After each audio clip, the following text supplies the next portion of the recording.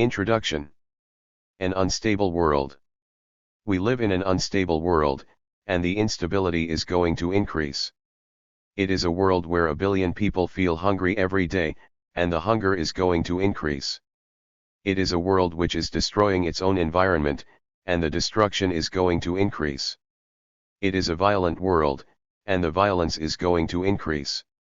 It is a world where people are less happy, even in the industrially advanced countries, than they used to be, and the unhappiness is going to increase. Even the most craven apologists for capitalism find it hard to deny this reality any longer, as the worst economic crisis since the Second World War continues to deepen as one right. The world's best-known banks have only been saved from going bust by vast government bailouts. Thousands of factories, stores, and offices are closing across Europe and North America. Unemployment is shooting upwards. 20 million Chinese workers have been told they have to return to the villages because there are no jobs for them in the cities. An Indian employers think tank warns that 10 million of their employees face the sack. 100 million of the world's people in the global south are still threatened with hunger because of last year's doubling of grain prices, while in the richest country in the world, the United States, 3 million families have been dispossessed from their homes in 18 months.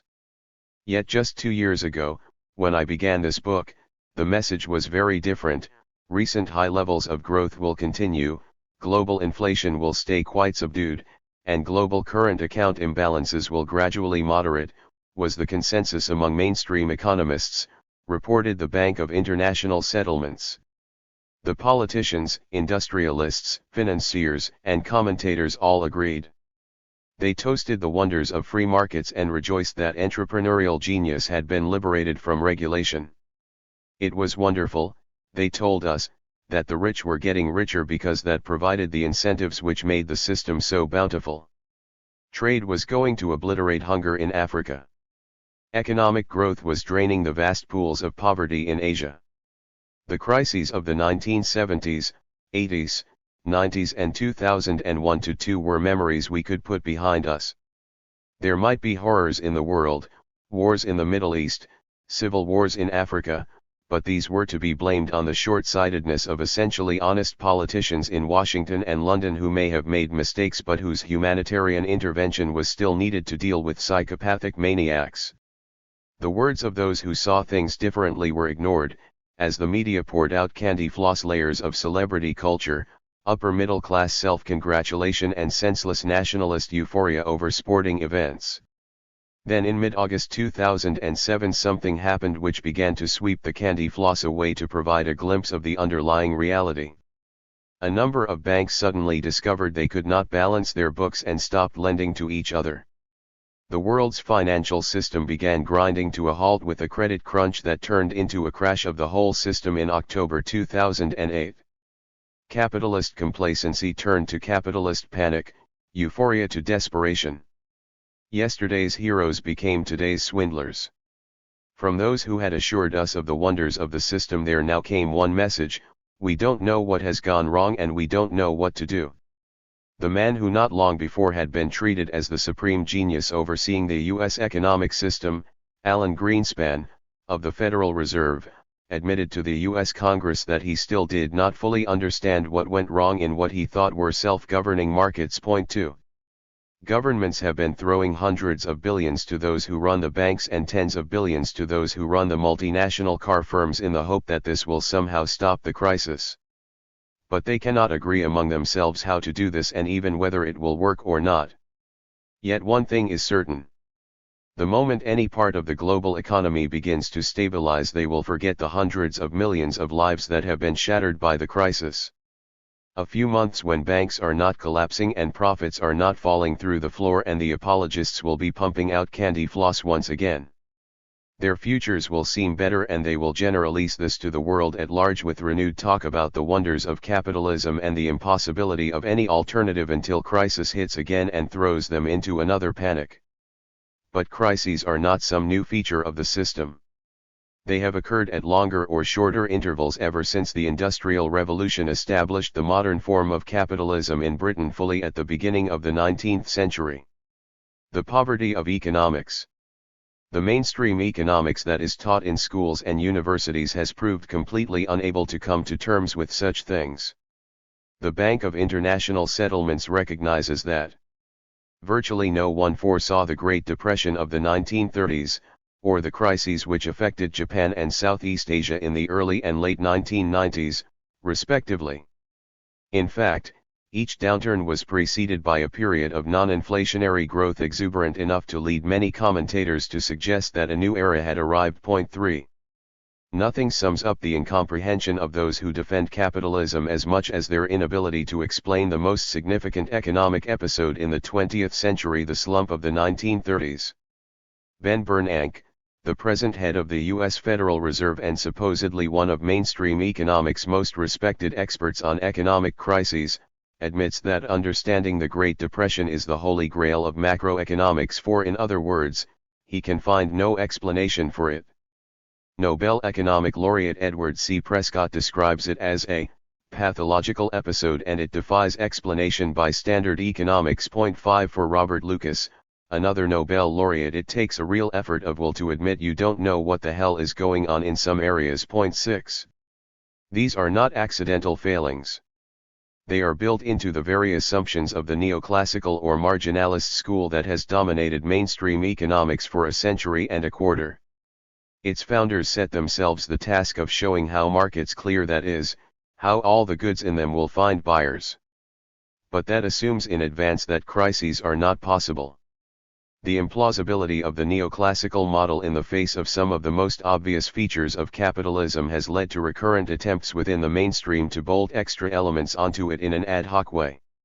None of these additions, however, alter the basic belief that the system will return to equilibrium providing prices, and especially wages, adjust to market pressures without hindrance. Even John Maynard Keynes, who went further than anyone else in the mainstream in questioning the equilibrium model, still assumed it could be made to work with a degree of government intervention. There were always challenges to such complacency. The Austrian economist Joseph Schumpeter derided any idea of equilibrium as incompatible with what he saw as the great positive virtue of capitalism, its dynamism. Some of Keynes's disciples went much further than he did in breaking with neoclassical orthodoxy. Cambridge economists tore apart the theoretical basis of the neoclassical school. Yet the orthodoxy is as strongly entrenched in the universities and schools as ever, pumping into the heads of each new generation a picture of the economic system that bears little relationship to reality. The pressure on students to study the books putting forward such views as if they were scientific texts has led to Paul Samuelson's Economics and Lipsy's An Introduction to Positive Economics selling millions of copies. It is hardly surprising that the economics profession has difficulty coming to terms with those aspects of the capitalist system that have the greatest impact on the mass of people who live within it. The obtuse theorems that fill economic textbooks and academic journals, with their successive algebraic calculations and geometric figures, assume stability and equilibrium, and so have little to say to people worried by the system's propensity to crisis.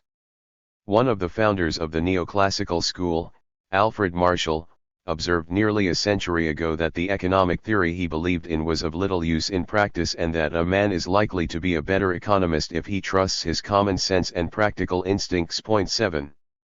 Yet what is involved is not just abstract academic scholasticism. The orthodoxy is an ideological product in the sense that it operates from the standpoint of those who profit from the market system. It presents their profiteering as the supreme way of contributing to the common good, while absolving them of anything that goes wrong. And it rules out any fundamental critique of the present system, in a way that suits those with commanding positions in educational structures, connected as they are to all the other structures of capitalism. The radical Keynesian Joan Robinson summed up the situation. The radicals have the easier case to make.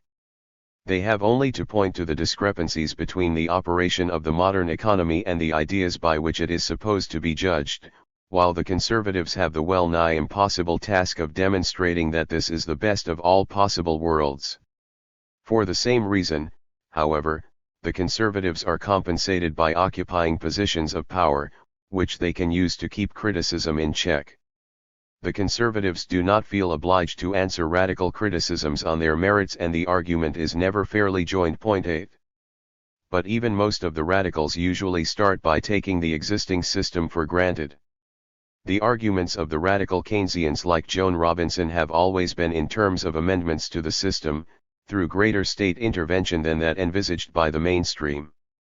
They have not seen the system itself as driven by an inner dynamic whose destructive effects are not restricted to purely economic phenomena.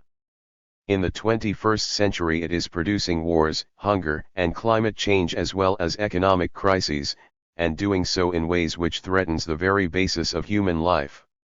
Capitalism transforms society in its entirety as it sucks people by the billions into laboring for it. It changes the whole pattern by which humanity lives, remolding human nature itself. It gives a new character to old oppressions and throws up completely new ones. It creates drives to war and ecological destruction. It seems to act like a force of nature, creating chaos and devastation on a scale much greater than any earthquake, hurricane or tsunami. Yet the system is not a product of nature, but of human activity that has somehow escaped from human control and taken on a life of its own. Economists write that the market does this or the market demands that. But the market is only the coming together of the products of many disparate acts of human creative activity, labor. What the economists' talk disguises is that somehow these have turned into a machine that dominates the humans that undertake such activity, hurling the world in a direction that few people in their right mind would want. Faced with the financial crisis that began in 2007, some economic commentators did begin to talk of zombie banks, financial institutions that were in the undead state and incapable of fulfilling any positive function, but representing a threat to everything else. Point 9. What they do not recognize is that 21st century capitalism as a whole is a zombie system, seemingly dead when it comes to achieving human goals and responding to human feelings, but capable of sudden spurts of activity that cause chaos all around. A world turned against ourselves. There has only been one serious tradition of analysis to attempt to provide an account of the system in these terms. It is that which originated in the writings of Karl Marx and his longtime colleague Friedrich Engels. Marx came to adulthood in the early 1840s, just as industrial capitalism began to make its first, limited, impact on southern Germany where he was born. Engels was sent by his father to help manage a factory in Manchester, where the new system was already flourishing. They shared with almost the whole of their generation of German intellectual youth a desire to overthrow the oppressive Prussian feudal system of class rule presided over by a monarch with despotic powers. But they soon began to grasp that the industrial capitalism that was supplementing feudalism contained oppressive features of its own. Above all, it was characterized by an inhuman subordination of the mass of people to the work they did. What Marx was beginning to discover about the functioning of this then new system led him to undertake a critical reading of its most eminent proponents, political economists like Adam Smith and David Ricardo. His conclusion was that, although the system vastly increased the amount of wealth humans could produce, it also denied the majority of them the benefits of this wealth. The more the worker produces, the less he has to consume. The more values he creates, the more valueless, the more unworthy he becomes, replaces labor by machines, but it throws one section of workers back to a barbarous type of labor, and it turns the other section into a machine. It produces intelligence but for the worker, stupidity. It is true that labor produces wonderful things for the rich, but for the worker it produces privation. It produces palaces but for the worker, hovels. It produces beauty but for the worker, deformity. The worker only feels himself outside his work, and in his work feels outside himself. He feels at home when he is not working, when he is working he does not feel at home. In his early writings Marx called what was happening alienation, taking up a philosophical term developed by the philosopher George Wilhelm Friedrich Hegel. Marx's contemporary Ludwig Feuerbach had used the term to describe religion. It was, he argued, a human creation that people had allowed to dominate their lives. Marx now saw capitalism in the same way. It was human labor that produced new wealth. But under capitalism that wealth was turned into a monster dominating them, demanding to be fed by ever more labor. The object that labor produces, its product, stands opposed to it as something alien, as a power independent of the producer. The more the worker exerts himself in his work, the more powerful the alien, objective world becomes which he brings into being over against himself, the poorer he and his inner world become, and the less they belong to him.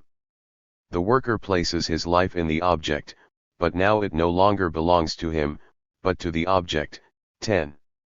As Marx put it in his notebooks for Capital in the early 1860s. The rule of the capitalist over the worker is the rule of the object over the human, of dead labor over living, of the product over the producer, since in fact the commodities which become the means of domination over the worker are, the products of the production process. It is the alienation process of his own social labor. 11. But Marx did not simply record the state of affairs. Others had done so before him, and many were to continue to do so long after he was dead. He also set out, through a quarter of a century of grinding intellectual labor, to try to understand how the system had come into being and how it created forces opposed to itself. His works were not just works of economics, but a critique of political economy, of the system which other schools of economics took for granted. His starting point was that capitalism is a historical product, arriving where he found it as a result of a dynamic which drove it ever onwards in a process of endless change with constant revolutionizing of production, uninterrupted disturbance of all social conditions, everlasting uncertainty and agitation. 12. The economic studies of the mature Marx aimed to grasp the nature of this dynamic, and with it the trends in the development of the system. They are the indispensable starting point for anyone who wants to try to grasp where the world is going today. His method was to analyze the system at different levels of abstraction. In the first volume of Capital he set out to delineate the most general underlying features of capitalist production. The second volume 13 deals with the way in which capital, commodities, and money circulate within the system, and the third volume 14 integrates the process of production and circulation to provide more concrete accounts of things like profit rates, the crisis, the credit system and rent. Marx's original intention had been to produce further volumes, dealing among other things with the state, foreign trade, and world markets. He was unable to complete these, although some of his work towards them is contained in various notebooks by him. 15 Capital was, then, an unfinished work in some respects.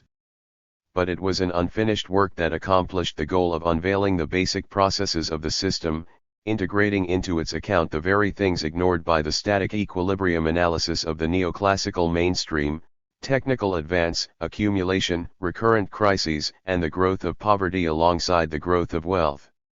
Using Marx today. For these reasons, any account of the world system today has to begin with basic concepts developed by Marx. I try to outline these in the first 3 chapters of this book.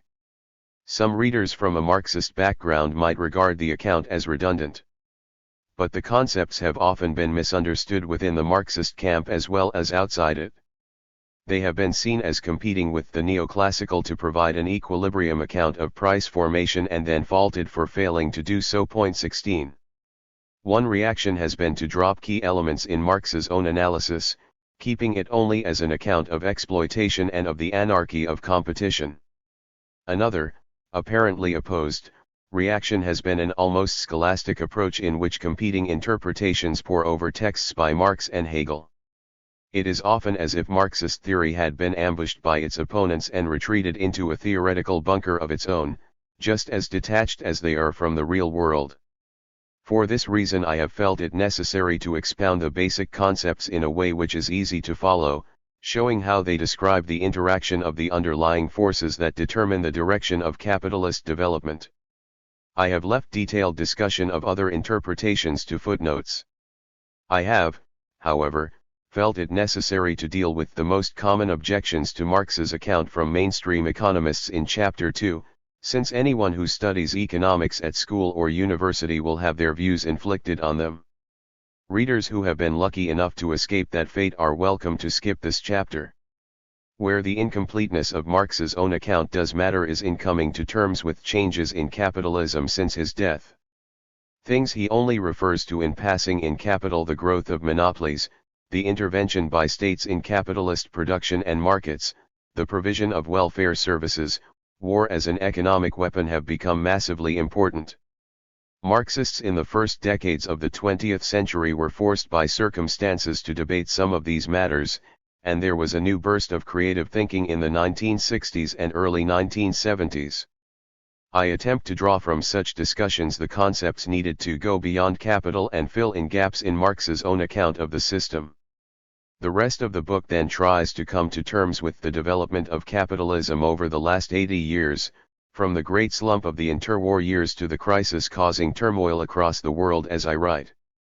The account must be not simply one of economic processes, but at every stage of how the interaction of capitals and states on a world scale gives rise to wars and civil wars, hunger and environmental disaster, as well as booms and slumps. Nuclear weapons and greenhouse gases are as much a product of alienated labor as car factories and coal mines.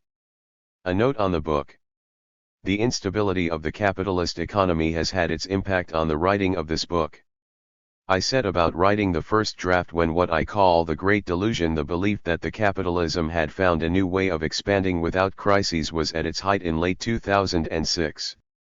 I viewed another economic crisis as inevitable, in much the same way that someone living in a city built on a seismic fault line knows it is at some point going to suffer an earthquake. But I did not pretend to be able to predict when this would happen, or how destructive it would be.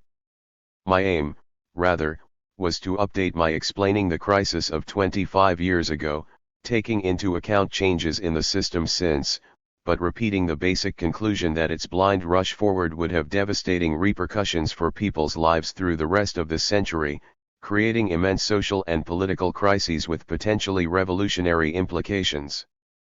But one of these blind rushes had its effect as I was finishing a 150,000-word draft. The credit crunch of August 2007 turned into the great crash of September-October 2008, leading one apologist for the system, Willem Bueter, to write of the end of capitalism as we knew it. 17 Many details about the system which I treated as part of the present were suddenly in the past, and everywhere there was an urgent demand for an explanation as to what brought this crisis about. I had no choice but to update and restructure what I had written, shifting the emphasis in some of the chapters towards the end of the book from what was going to happen over the decades to come, to what was happening in the here and now. In the process I cut about a third of the words out of the draft, removing a good deal of empirical detail in an effort to make the whole book more accessible. Anyone interested in greater detail can find some in the 15 articles on economics I have written for the journal International Socialism over the last 2 decades, while some of the theoretical arguments are articulated more fully in Explaining the Crisis. Acknowledgements.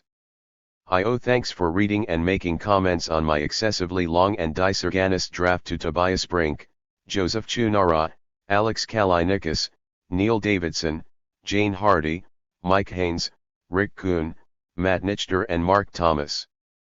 Thanks are also due for comments on some of the preparatory material that appeared in International Socialism to Tom Bramble, Sam Friedman, Mehmet Yafuk Tutin, Thomas Weiss and others, and for information on profit rates to Robert Brenner and Andrew Kliman. I also have a huge intellectual debt to many other people. Pride of place goes to what I learned in my youth from Mike Kidron and Tony Cliff. Along with that there has been the stimulus over the years from the works of dozens of others who have maintained the tradition of Marxist economic analysis from the late 1960s to the present: Riccardo Bellofiore, Henry Bernstein, Dick Bryan, Terry Byers, Guglielmo Carchedi, François Ches, Gerard Dumenil, Alfredo Sodfio, Ben Fine, John Bellamy Foster, Alan Freeman, David Harvey, Peter Gowan, Claudio Katz, Jim Kincaid, Kostas Lipovitsas, Istvan Mazaros, Fred Mosley, Geert Rutten, Anwar Sheikh, and many others. Some I have been able to listen to and converse with, most I have never met, and a few I disagree with strongly. But all in one way or another have helped shape my conclusions. A note on figures and terms. Anyone attempting to explain economic changes has little choice but to use the statistical information provided by governments, business organizations, and international institutions like the Organization of Economic Cooperation and Development, the United Nations Conference on Trade and Development, the World Trade Organization, the World Bank, and the International Monetary Fund. This book is no exception. But readers should be warned that some of the most commonly used figures can be misleading in important respects. Figures for economic growth, in particular, are not as clear-cut as they sometimes seem. The growth they usually measure is of marketed output. But a lot of the human labor that adds to people's well-being is not marketed. This is true of the domestic labor of women and, to a considerably lesser extent, men. It has also been true historically of much of the family labor on peasant land. The result is that there is a false impression of increasing wealth as households begin to pay for things they used to produce outside the market when a housewife gets a job and buys ready-to-cook meals, or when a peasant family pays someone else to build a shed on their land where previously they would have done the job themselves. Such changes lead the usually provided figures to give an increasingly distorted picture with growing marketization and the feminization of paid labor in recent decades. The officially provided figures also exaggerate the real rate of growth of the things that satisfy human need by counting in output things like financial services which merely move wealth from one pocket to another. Again, a particularly marked phenomenon in recent decades. Point 18 Finally, measurements of output per head cannot be equated, as they are all too frequently, with human welfare, since the output is always unevenly distributed between classes. Nevertheless, for want of anything better, I have had to use such figures. A brief explanation of some of the terms I use. Generally, West and East are used in the way they were in the Cold War decades of the last century, with the West including Japan. Third World and Global South refer to the poorer parts of the world which were relatively unindustrialist for most of the 20th century, as do the phrases developing or underdeveloped countries used with some of the statistics. The communist countries are those with systems similar to that of the USSR before 1991. Productive capital is that employed in industry or agriculture, as opposed to that in finance and commerce. Finally, capitalists are assumed to be male, since 99.99% of them were until only a couple of decades ago, while the workers they exploit have always been of both genders. I provide a glossary in an attempt to make the material more accessible both to those fortunate enough not to have studied mainstream economics and to those who are not yet familiar with Marxist writings. Part 1. Understanding the System, Marx and Beyond. Chapter 1. Marx's Concepts. A World of Commodities. The most obvious feature of the economic system in which we live is that it is centered around the buying and selling of goods of all sorts. We have to pay for food, shelter, clothing, energy to light and heat our homes, transport to move around, everything we need to keep ourselves and our families alive. And in order to buy we have to sell, even if all we have to sell is our capacity to work for others. Our very lives depend on the movements of commodities. Hence Marx's starting point in Capital. The wealth of those societies in which the capitalist mode of production prevails, presents itself as an immense accumulation of commodities. Marx was writing at a time when market relations had still not penetrated large parts of the world. There were still societies in which all production was for people's immediate needs, whether in primitive communist societies based on hunter-gathering or light agriculture, one where people agreed freely among themselves how and what to produce, or in peasant societies where a local lord or ruler dictated to them from above. Even in most of the societies where the market already existed, the majority of the population were still subsistence farmers, producing most of the things they needed to keep their families alive, with only a small proportion bought or sold. Today we can extend Marx's words to say that the wealth of the whole world, with a few exceptions, presents itself as a mass of commodities. And the exceptions the provision, for instance, of free health and education in a number of advanced countries are increasingly subject to forces seeking to commodify them. This near universality of commodity production marks society today off from anything that has ever happened before. To understand what is happening to the world, we have to begin by understanding the workings of commodity production. Marx was not the first to try to understand such workings. He was preceded by the classical political economists, early supporters of capitalism, who tried to understand its basic dynamics as it struggled to break through, in a Europe still dominated by landowning classes. Two were of special importance: Adam Smith, who wrote in the 1770s, at the time when the first modern factory, a spinning mill, was opening at Cromford in Derbyshire, and David Ricardo, who defended the interests of the early industrialists against the big landowners 40 years later in the aftermath of the Napoleonic Wars. Use value and exchange value. Smith is often treated as the patron saint of present-day capitalism and of its neoclassical economic theorists.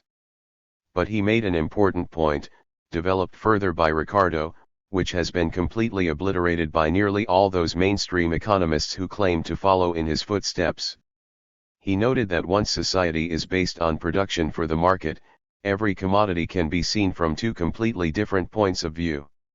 The word value has two different meanings, and sometimes expresses the utility of some particular object, and sometimes the power of purchasing other goods which the possession of that object conveys.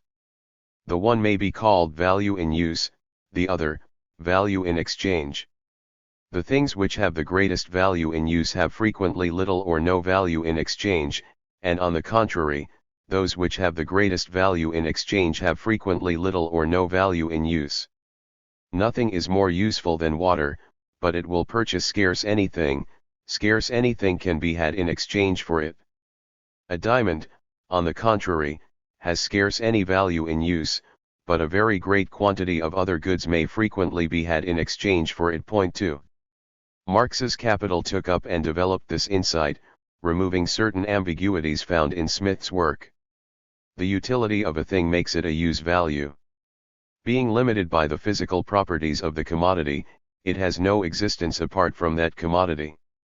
A commodity, such as iron, corn, or a diamond, is therefore, so far as it is a material thing, a use value, something useful. This property of a commodity is independent of the amount of labor required to appropriate its useful qualities. But commodities are also. The material depositories of exchange value presents itself as a quantitative relation, as the proportion in which values in use of one sort are exchanged for those of another sort, a relation constantly changing with time and place. Point 3. This distinction is not made by today's mainstream neoclassical economists. Point 4. The only sort of value they see is marginal utility, based on people's subjective appreciation of use values. Nor is it made by some of those dissident economists who claim to be in the tradition of Ricardo. Point 5. Their model is based on the inputs and outputs of physical objects, in other words, again on use values. Finally, there are some present-day Marxists who argue the distinction is not relevant, since the important point Marx was making was about exploitation, not value. Point 6. In erasing the distinction made by Smith, Ricardo, and Marx, all such theories miss something essential to a system based on commodity production. Everything that happens in it is subject to two different sets of scientific laws. On the one side there are the laws of the physical world of physics, chemistry, biology, geology, and so on. It is these which determine the ways in which different things have to be combined to produce goods, and also the usefulness of those goods to those who finally consume them. On the other side, there is the way things relate to each other as exchange values. These often behave in a very different way to use values. The exchange value of something can fall while its use value remains unaltered. This has happened to the price of computers in recent years. The computer I used to write my last book was twice the price of the much more powerful one I am using now. What is more, exchange values are infinitely divisible while use values are usually not. You might say that a bicycle is worth 1/20th of a car, but if you cut a car up into 20 parts it is of nil use to anyone. This matters immensely when it comes to things which are important for modern capitalism, like factories, oil wells, airliners, schools, and hospitals. The market treats these as exchange values that can be infinitely divided into parts, but they have a physical existence that cannot usually be divided in that way.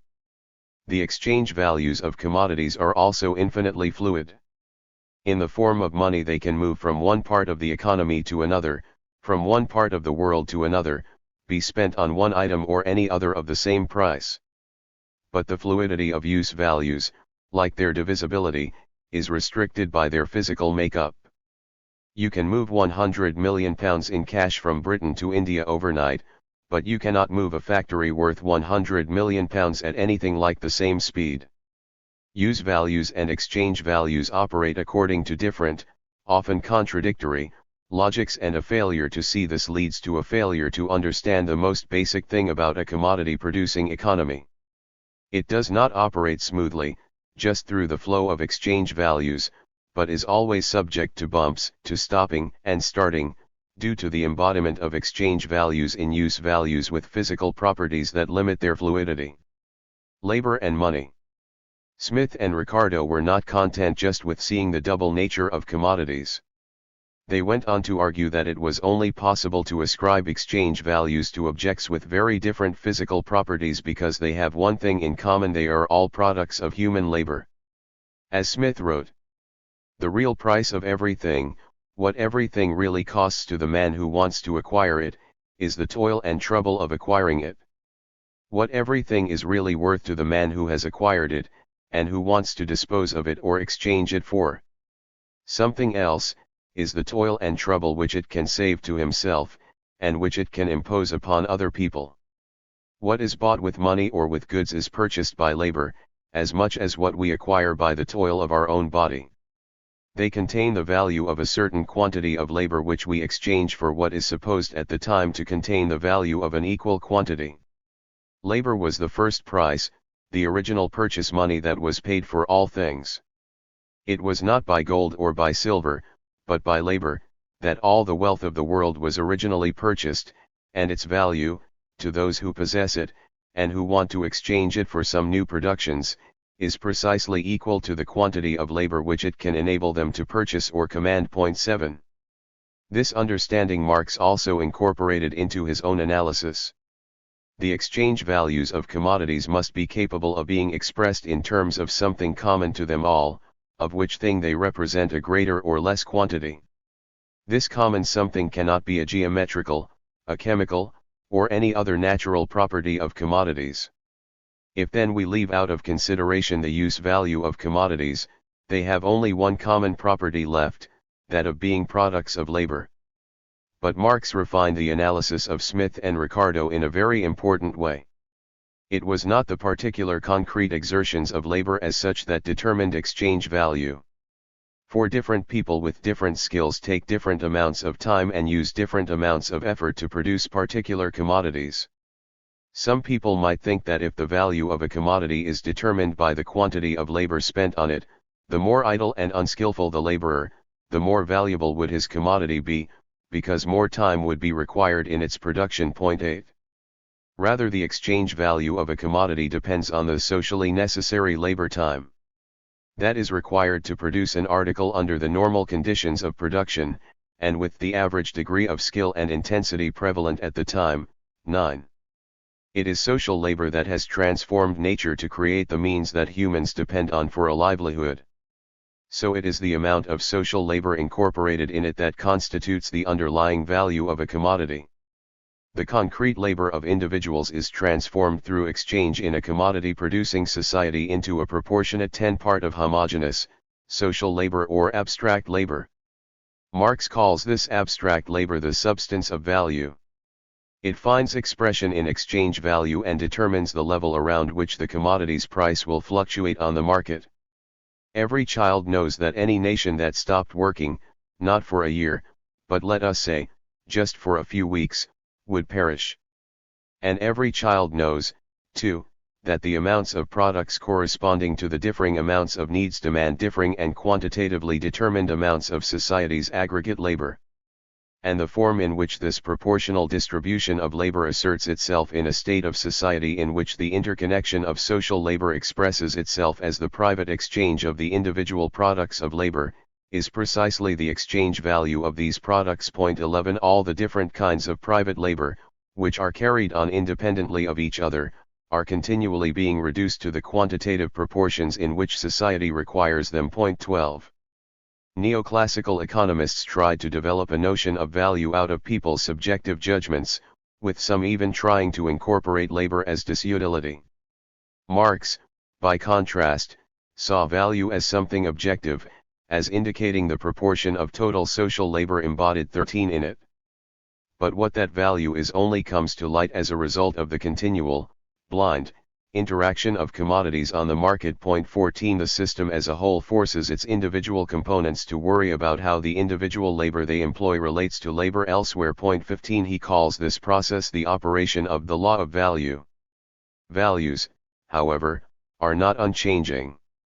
All the time there is the introduction of new techniques or new methods somewhere in the system. This results in a change in the amount of socially necessary labor needed to produce certain commodities, and that changes their exchange value. The use values of objects remain fixed until natural processes of wear, tear, and decay damage them. But the exchange value of things, the value that matters for the system as a whole, declines every time the technical advance somewhere in the system decreases the amount of labor required to make them. This leads Marx to a counterintuitive conclusion which distinguishes his account of the system, and it is one which even some Marxists have difficulties coming to terms with. A rise in productivity reduces the value at which things exchange. It seems absurd on the face of it. Yet there are numerous examples of increased productivity causing some goods to fall in price compared to others. Marx provided one from his own time. The introduction of power looms into England probably reduced by 1/2 the labor required to weave a given quantity of yarn into cloth. The handloom weavers, as a matter of fact, continued to require the same time as before, but for all that, the product of 1 hour of their labor represented after the change only half an hour's social labor, and consequently fell to 1/2 its former value. Point 16. Thousands more examples could be given today. For we are living in a period in which technical advance is much faster in some industries than others, and so the prices of things like DVDs, televisions, and computers produced by industries using the most technologically advanced equipment are tending to fall, while those in other industries using older techniques remain fixed or tend to rise. This is something of central importance, as we shall see later when we discuss the dynamics of 21st century capitalism. Once commodity production is generalized across a society, one particular good comes to be used to represent the value of all others' money. In Marx's day it was usually in the form of gold, and a certain quantity of gold, produced by a certain amount of average labor time, could act as a measure of the value for all the other goods that were bought and sold. As capitalism developed as a system, banks and then governments found that they could use paper notes to stand in for gold in many transactions, and eventually to dispense with reliance on it at all, so long as people believed others would accept those notes for goods. Credit from banks could also function in the same way, so long as people continued to trust the banks. The development of commodity production had one important effect.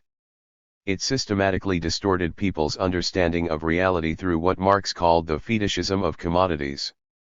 The relation of the producers to the sum total of their own labor is presented to them as a social relation, existing not between themselves, but between the products of their labor. A definite social relation between men assumes, in their eyes, the fantastic form of a relation between things. In order to find an analogy, we must have recourse to the mist-enveloped regions of the religious world. In that world the productions of the human brain appear as independent beings endowed with life, and entering into relation both with one another and the human race. So it is in the world of commodities with the products of men's hands. Point 17. People speak of the power of money, as if its power did not come from the human labor for which it is a token, or of the needs of the market, as if the market was anything more than an arrangement for linking together the concrete acts of labor of different human beings. Such mystical attitudes lead people to ascribe social ills to things beyond human control, the process which the young Marx had called alienation, and which some Marxists since Marx have called reification. Simply seeing through such mysticism does not in itself deal with the social ills. As Marx noted, simply arriving at a scientific understanding of the character of existing society leaves it intact, just as after the discovery of the component gases of air, the atmosphere itself remained unaltered. 18 But without seeing through the fetishism, conscious action to transform society cannot take place. Hence the importance of grasping the distinction between use value and exchange value, and of grounding value in socially necessary labor, exploitation and surplus value.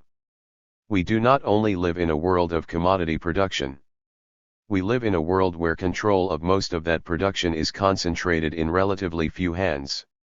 In 2008, the sales of the world's biggest 2,000 companies equaled about half of total world output. 19 If we assume that around 10 directors sit on the board of each of the multinationals, then the out of a world population of over 6 billion, a mere 20,000 people exercise decisive control over the creation of wealth. In fact, the figure will be considerably lower than that, because most of the directors will sit on the boards of more than one firm. Production, of course, is not carried out simply by the multinationals. Alongside them are a mass of nationally based medium-sized firms that have not achieved multinational status, and alongside them exist an even larger number of small firms, some little more than family operations employing perhaps a couple of people. But, even taking all these into consideration, only a small percentage of the world's population control the means of production responsible for producing the major portion of its wealth. Those who do not own and control such means of production have no choice, if they are to make a livelihood, beyond the minimum provided by welfare programs, other than to try to sell their ability to work to those that do. They get paid a wage, while their labor produces goods that are the property of those who control the means of production. Some of the value of these goods is used to cover the wages of the workers, some to pay for the materials used in production, some to cover the wear and tear of means of production. But some forms an excess which is the basis of the profits of the owners, what Marx called surplus value, and some non-Marxist economists simply call the surplus. Adam Smith had already suggested where this surplus came from. In the original state of things, which precedes both the appropriation of land and the accumulation of stock, the whole product of labor belonged to the laborer. But as soon as the land becomes private property, the landowner demands a share of the produce. The produce of almost all other labor is liable to the like deduction of profit. In all arts and manufactures, the greater part of the workmen stand in need of a master to advance them the materials of their work, and their wages and maintenance till it be completed. He shares in the produce of their labor, or in the value which it adds to the materials upon which it is bestowed, and in this share consists his profit. 20. Profit, then, arises when the land, tools, and materials required for production become the private property of one section of society. This section is then able to get control of the labor of others. Ricardo took up and developed Smith's ideas. In doing so, he pointed to a central ambiguity in Smith's own writings. Smith mixes with the view that labor alone creates value another approach, in which profits and rent as well as labor contribute to the final value of goods. Ricardo rejected this latter view. But soon after his death in the 1820s it became the orthodoxy among pro-capitalist economists. It was much more palatable to defenders of the existing system than implying that profits were parasitic on labor. Marx, however, saw that the development of Smith's views by Ricardo could alone provide the basis for a scientific account of how capitalism functioned. Like Ricardo, he recognized it was absurd to say that profits somehow created value when they were part of value that had already been created. But he went much further than Ricardo had in clarifying the issues and working out the implications of the theory. The first important advance he made was to differentiate clearly two different meanings given to the value of labor by Smith. On the one hand, it meant the amount of labor required to keep the laborer for the time during which he or she worked. Adam Smith had argued, there is a certain rate below which it seems impossible to reduce for any considerable time the ordinary wages of even the lower species of labor. A man must always live by his work, and his wages must at least be sufficient to maintain him. They must even upon most occasions be somewhat more, otherwise it would be impossible for him to bring up a family, and the race of such workmen would not last beyond the first generation. 21. From this point of view, the value of labor was the value of the wage of the laborer.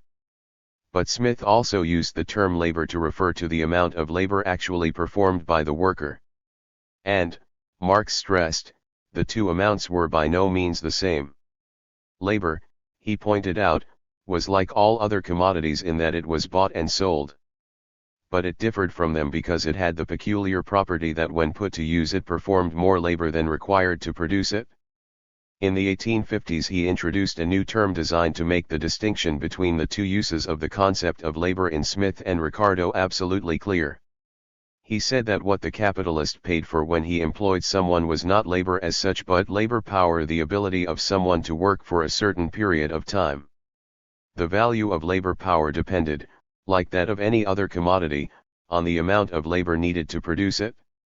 Workers could not provide labor power unless they had adequate food, clothing, housing, a certain amount of relaxation, etc.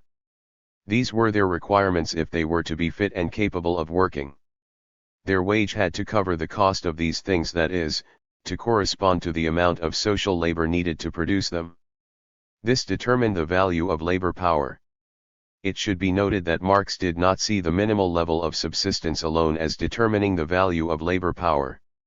There was also the need to make minimal provision for the upbringing of the workers' children, since they would constitute the next generation of labor power. And there was a historical and moral element which depended on the habits and degree of comfort which the workers were accustomed to.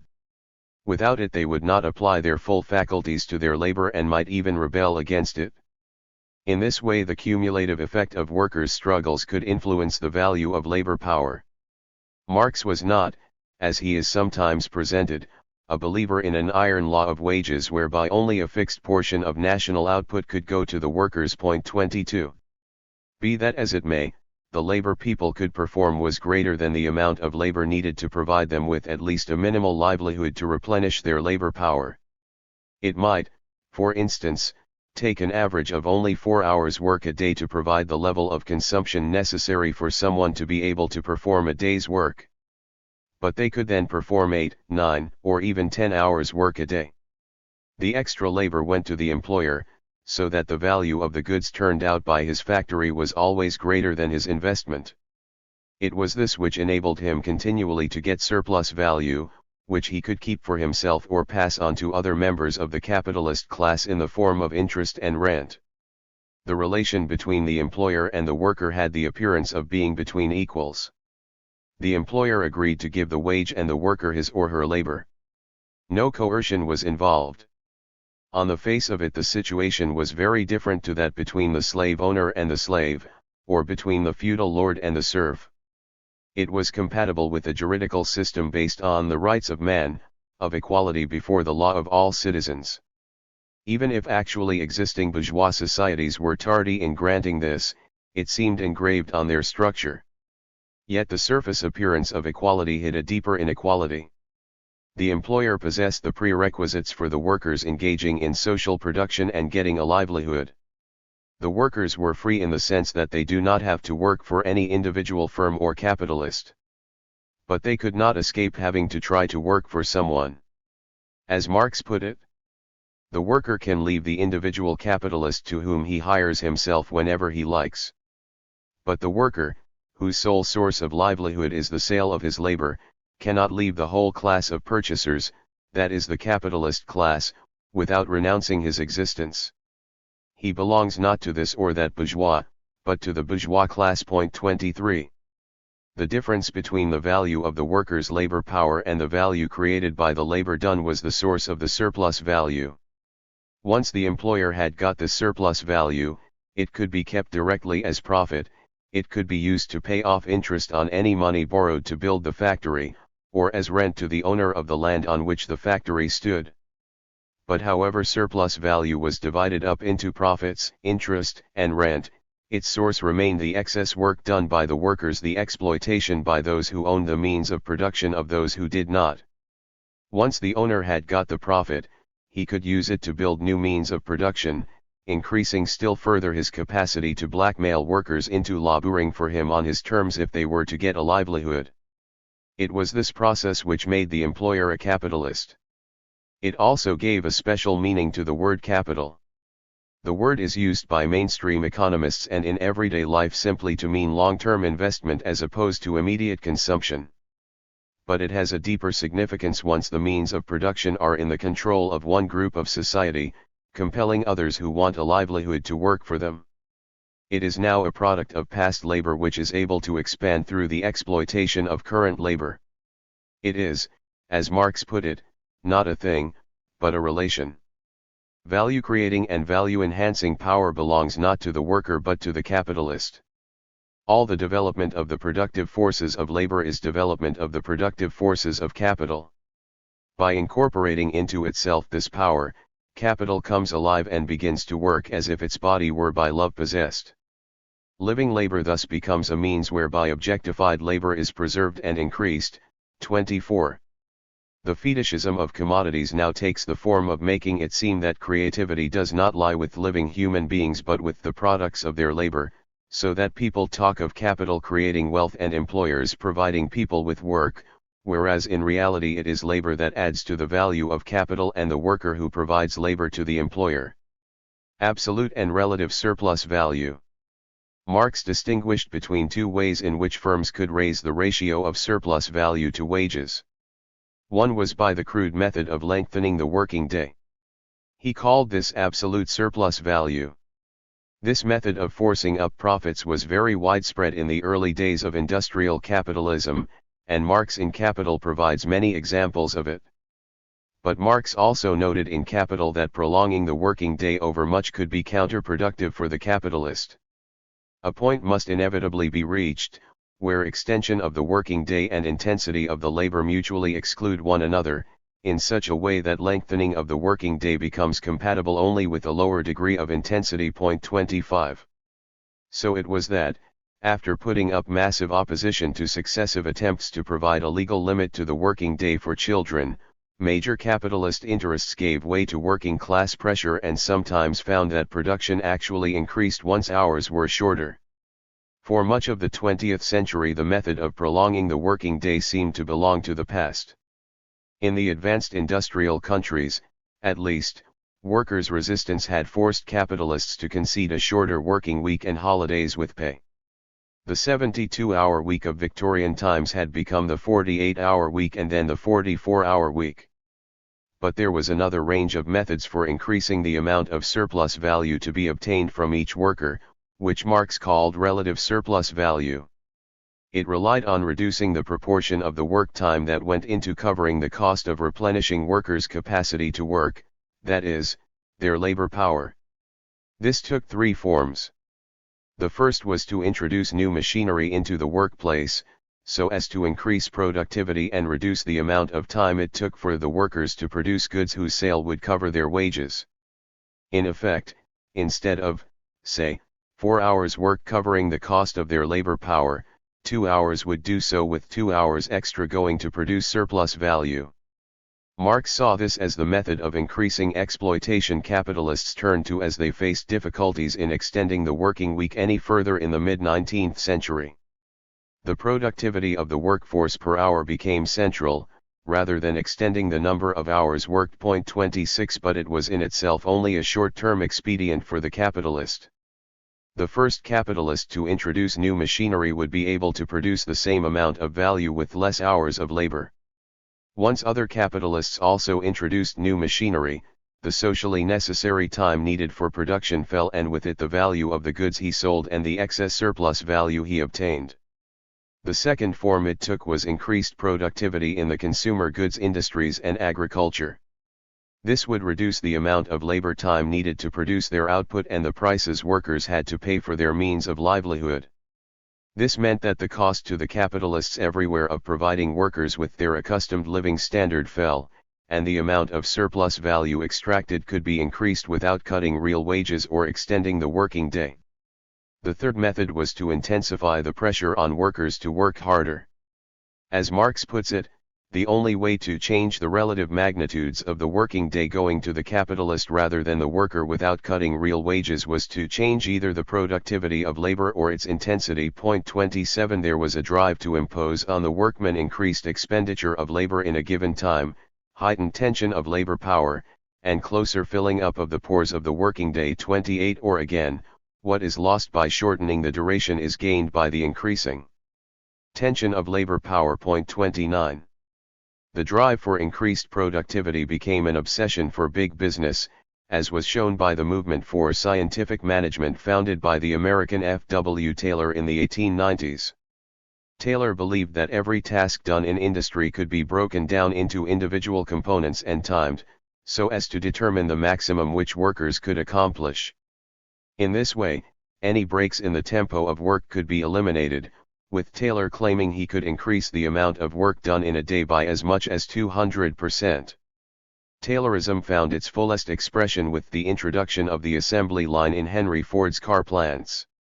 The speed at which people worked now depended on the speed at which the line moved, rather than their individual motivation. In other industries, the same pressure on people to work flat out was achieved by increasing surveillance by supervisors, with, for instance, mechanical counters on machines indicating the level of work achieved. And today a similar approach is being attempted in a variety of white-collar occupations with increased use of assessment, attempts at payment by results, the use of keystroke counters on computers, and so on. Accumulation and competition. A world of commodity production is a world of competition between producers.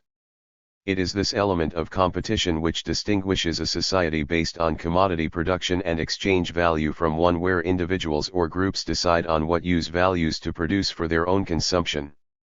Through exchange, the effort put in by those working in one unit of production is linked to those of millions of other individuals in other units, but the link only takes place through competition between those taking the decisions about production in the individual units. In Engels' phrase, there is social production but capitalist appropriation. Point 30. The capitalist firm which exploits the worker is therefore, necessarily, in competition with other capitalist firms. If it cannot outcompete them, eventually it will be forced out of business. To outcompete means keeping ahead in developing new, more productive techniques. Only in that way can it ensure that it is not going to be driven out of business by rivals producing and selling goods more cheaply than it can. It cannot guarantee being able to afford new equipment using such techniques unless its profits are as high as possible. But if it raises its profits in order to be able to reinvest, so must its rivals. The fact that each firm is involved in exploiting wage labor means that none of them dare rest on its laurels. However successful a firm may have been in the past, it lives in fear of a rival firm investing profits in newer and more modern plant and machinery. No capitalist dare stand still for any length of time, for that would mean falling behind the competitors. And to fall behind is eventually to go bust. It is this which explains the dynamism of capitalism. The pressure on each capitalist to keep ahead of every other leads to the continual upgrading of plant and machinery. So it is that capitalism becomes not merely a system of exploiting free wage workers, but also a system of compulsive accumulation. The Communist Manifesto, which Marx wrote with Engels early in 1848, insisted. The bourgeoisie, during its rule of scarce 100 years, has created more massive and more colossal productive forces than all the preceding generations put together. It emphasized the continual transformation of industry under capitalism. The bourgeoisie cannot exist without constantly revolutionizing the means of production. Constant revolutionizing of production distinguishes the bourgeois epoch from all earlier ones. In Capital, Marx sees the continual drive to build up ever bigger industry as the characteristic feature of capitalism. Fanatically bent on making value expand itself, he ruthlessly forces the human race to produce for production's sake. Accumulation for the sake of accumulation, production for production's sake. 31. The work's first volume begins with analyzing production for the market, then looks at what happens when wage labor arises and labor power becomes a commodity, and finally culminates in showing how production using wage labor brings about a process of compulsive accumulation that ignores human need and individual desires. Capital is not then defined just by exploitation, but by its necessary drive to self-expansion. The motivation for production and exchange is increasing the amount of value in the hands of the capitalist firm, a process for which some Marxist writers use the neologism valorization. 32. So the system is not just a system of commodity production, it is also a system of competitive accumulation. This creates limits to the action possible not only for workers, but also for capitalists. For if they do not continually seek to exploit their workers as much as is practically possible, they will not dispose of the surplus value necessary to accumulate as quickly as their rivals. They can choose to exploit their workers in one way rather than another. But they cannot choose not to exploit their workers at all, or even to exploit them less than other capitalists do unless they want to go bust. They themselves are subject to a system which pursues its relentless course whatever the feelings of individual human beings. Surplus value, accumulation, and the rate of profit. Machines and raw materials do not themselves create value. Only the exercise of human labor has added to the natural wealth that existed in a state of nature, and only continued human labor can increase it still further. Machines and raw materials exist because human labor has been applied in the past and they cannot substitute for it in the creation of new value. But they are necessary if labor is to achieve the average level of productivity prevailing in a particular society at a particular time. The final value of goods produced has to include an element covering the cost of the machines and materials used. When a company produces cloth by employing workers to work on power looms that weave wool, the price of the final product has to cover not only the cost of providing the labor power of the workers and the profit of the company, but also the cost of the wool and the wear and tear to the power looms.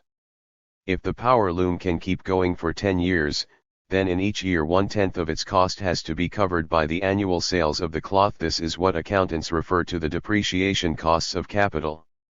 Or, to put it another way, the labor incorporated in the value of the cloth includes not only the new socially necessary labor expended by the workers, but also the dead labor used to produce the wool and 1/10 of the power loom. For these reasons, Marx argued that the investment made by the capitalist could be divided into two parts. One was the expenditure on paying wages to hire the workers. This he called variable capital because it was capital that by putting labor power to work expanded value to create surplus value in the course of production. The other part was expenditure on the means of production. He called this constant capital because its existing value passed into the value of the goods produced without growing any bigger. Its value was simply transferred to the final product. In the case of fixed constant capital, this took place over several production cycles. In the case of circulating constant capital, in a single production cycle. Marxists usually use the letter V to stand for variable capital, C to stand for constant capital, S to stand for surplus value. The ratio of surplus value to variable capital is the ratio of the length of the working day the worker gives to capital compared to that which provides for themselves, sometimes called the rate of exploitation. It can be represented by S/V. But for the capitalist, the ratio of surplus value to wages is not the only thing that matters, since his investment is bigger than simply what he has spent on wages. He is interested in making his total capital expand, not just that which goes into wages. What matters, therefore, is the ratio of surplus value to total investment, that is, expenditure on instruments and materials of production as well as on wages. This is the rate of profit, which Marx depicted as S/. It is affected not only by the ratio of surplus value to wages, but also by the ratio of expenditure on instruments and materials of production to wages. Marx called this last ratio the organic composition of capital. This varies from industry to industry and over time. Different production processes can use the same amount of labor but different amounts of plant and equipment. The cost of equipment in a factory employing 1,000 people to sew cloth into clothes is less than that to employ the same number to smelt iron or into steel. This has important implications for the dynamic of capitalism. It is driven forward not only by concern with the ratio of surplus value to wages, but by the drive to maintain and increase the ratio of surplus value to different levels of total investment. It is a point we will have to return to repeatedly. Primitive accumulation. Today we take the buying and selling of labor power for granted. It seems as natural as the rising and setting of the sun. Yet nowhere was it more than a minor feature of any society until a few hundred years ago. So in Europe in the late Middle Ages, or in Africa and Asia at the time of European colonization in the 18th and 19th centuries, most people had at least some direct access to the means of getting a livelihood even if they had to hand over a slice of what they produced to a parasitic landlord. Peasants could grow food on their own land and craftsmen make goods in their own little workshops. What changed this, according to Marx, was a primeval act of robbery, the use of force to remove masses of people from any control over the means of production. This was often carried through by the state at the behest of some of the most privileged groups in society. In England and Wales, for example, the rise of capitalism was accompanied by enclosures, the forcible driving of peasants from common land they had cultivated for centuries. Laws against vagrancy then compelled the dispossessed peasants to seek work at whatever wage they could get. In Scotland the clearances had the same effect, as the lairds drove the crofters from the land so as to replace them first by sheep and then by deer. As Britain's rulers carved out an empire for themselves throughout the rest of the world, they took measures to bring about the same separation of the mass of people from control over the means of gaining a livelihood. In India, for example, they granted complete ownership of the land to the already highly privileged zamindar class. In East and South Africa they usually forced each household to pay a fixed sum of money, a poll tax, which it could only raise by sending some of its members to seek employment with European ranchers or businessmen. Marx called this process of creating the conditions for the growth of capitalist production the primitive accumulation of capital. Marx tells how the discovery of gold and silver in America, the extirpation, enslavement, and entombment in mines of the aboriginal population, the beginning of the conquest and looting of the East Indies, the turning of Africa into a warren for the commercial hunting of black skins, sign at least the rosy dawn of the era of capitalist production. 33. But by itself this could not lead to capitalist production. There had, after all, been pillage of one sort or another throughout the history of class society, going back to Babylonian times, without it leading to the rapid accumulation that characterizes capitalism. The forcible separation of masses of people from any control over the means of production and so from any possibility of making a livelihood without selling their labor power was indispensable. The expropriation of the agricultural producer, of the peasant, from the soil, is the basis of the whole process. 34 For this reason, it can be misleading to refer to any forcible seizure of wealth by capitalists as primitive accumulation. 35. In Marx's writings it has two aspects: on the one hand the freeing of the mass of population from any direct access to the means of making a livelihood, on the other the accumulation of wealth by a class that can use economic necessity to make such free labor toil for it. Once capitalism had established itself, its own economic mechanisms pushed the process of separating people from control over the means of production even further, without necessarily needing intervention by the state or the use of force to bring it about. Thus in Britain in the late 18th century there were still hundreds of thousands of handloom weavers, who worked for themselves weaving cloth to sell. Within 50 years they had all been driven out of business by capitalist firms using power looms. In Ireland in the 1840s a terrible famine caused by the requirement that hungry peasants pay rent to landlords led 1 million to die of hunger and another 1 million to abandon their holdings and seek work in Britain and the US. The market could achieve such horrors without the direct help of the state. Capitalism had become a self-sustaining and self-expanding system destined to absorb the whole world into its workings. Chapter 2. Marx and his critics. The neoclassical critique of his theory of value. Marx's theory of value has been under attack ever since Capital was first published. The most common form this attack takes is to claim that capital as well as labor creates value. After all, it is said, A worker using a machine produces much more than a worker without one, and all the time workers are being replaced by machines that do the same job. It is even possible to conceive of an economy in which all work is done by machines. So neoclassical economists argue that not only labor but also capital is involved in producing things which satisfy human need. And just as labor gets paid according to what it contributes to wealth creation, so does capital. Each factor of production gets a reward equal to its marginal output. There is a central fallacy in this argument against Marx. It rests of a static picture of the economy, in which capital and labor simply exist alongside each other. It ignores the palpable reality that the means and materials of production themselves have been produced. Machines and factory buildings are not things that exist in their own right. They are the product of previous human labor. The wheelbarrow which aids the toil of the laborer is itself the product of the toil of the metal worker. That was why Marx called the means of production dead labor. They are the products of labor that has taken place previously and can, if necessary, be replicated by the application of labor today. The amount of socially necessary labor needed to reproduce them determines their current worth. The failure of neoclassical theory to take into account the creation of the means of production by labor is no accidental failing. Its founders in the late 19th century, the Austrians Karl Menger and Eugen von Bohm-Bawerk, the Englishmen W. Stanley Jevons and Alfred Marshall, the Frenchman Léon Walras, the Italian Vilfredo Pareto, and the American John Bates Clark built the assumption of a static system into their theory.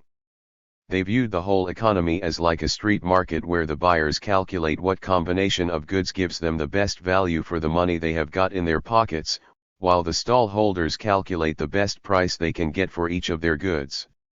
The mutual adjustment of the price each seller is willing to accept and each buyer is willing to pay leads to all the goods being sold. And, since each seller is in turn the buyer from someone who has bought from someone else, a whole network of prices is set up which ensures that what is produced is exactly what people want. Walras claimed to show how this works for a national economy with hundreds of pages of equations and graphs. Inbuilt into the whole approach was a very unreal view of capitalism. For, whatever else capitalism is, it is not static. In a real street market, people do not agree instantaneously on the prices for buying and selling. But neoclassical theory assumed that through the mediation of a central auctioneer they could arrive at agreed prices instantaneously. Real-life haggling often takes quite a long time, with prices across the market as a whole being arrived at through a process of successive adjustments. Once that is taken into account, divergences open up between the actual prices of goods and those presupposed in the theory. The actual production of goods that are to be sold is always a process taking place in time. Price signals do not tell you what will be wanted when production is finished, but what was wanted before it began. The simultaneity of the theory is a myth, and the simultaneous equations developed on the basis of its assumptions bear little relation to really existing capitalism. Faced with the reality that production occurs over time, how did the founders of neoclassical economics react? They did not allow it to affect their theory one iota. Walras, for instance, recognized that production requires a certain lapse of time. But he then wrote he would deal with the difficulty purely and simply by ignoring the time element at this point, and when he returned to the issue it was to assume that data remained constant for a given period of time too, as if the transformation of the whole productive apparatus with economic growth would not mean continual transformation of the structure of supply and demand. Marshall went as far as to admit that time is the source of many of the greatest difficulties in economics since changes in the volume of production, in its methods, and its costs are ever mutually modifying one another. This did not, however, stop him teaching the theory and a whole generation of mainstream economists taking it as proof of the efficacy of market capitalism. An updated version of Walras's mathematical model was produced in the early 1950s by Kenneth Arrow and Gerard Debreu, which attempted to take time into account. But Arrow himself recognized that the model only works if you assume no technological progress, no growth in population and lots of other things. Point 4. The refusal of the neoclassical school to grasp the basic point that capitalism is a system undergoing continual transformation that disrupts the old price structure and prevents any settled equilibrium means that it provides at best an apologetic description of things as they exist at any moment in time, not an account of economic developments and dynamics. The neoclassical school's own theory of value, which it counterposes to the theories of Smith, Ricardo, and Marx, is in terms of the utility which a commodity gives, that is, how individuals evaluate the commodity compared to other commodities. But this leaves completely unresolved the basis for measuring the utility for one person compared to another. How do you measure the utility of a glass of water to someone in the desert with the utility of a diamond tiara to a princess? The most you can do is list the preferences of individuals.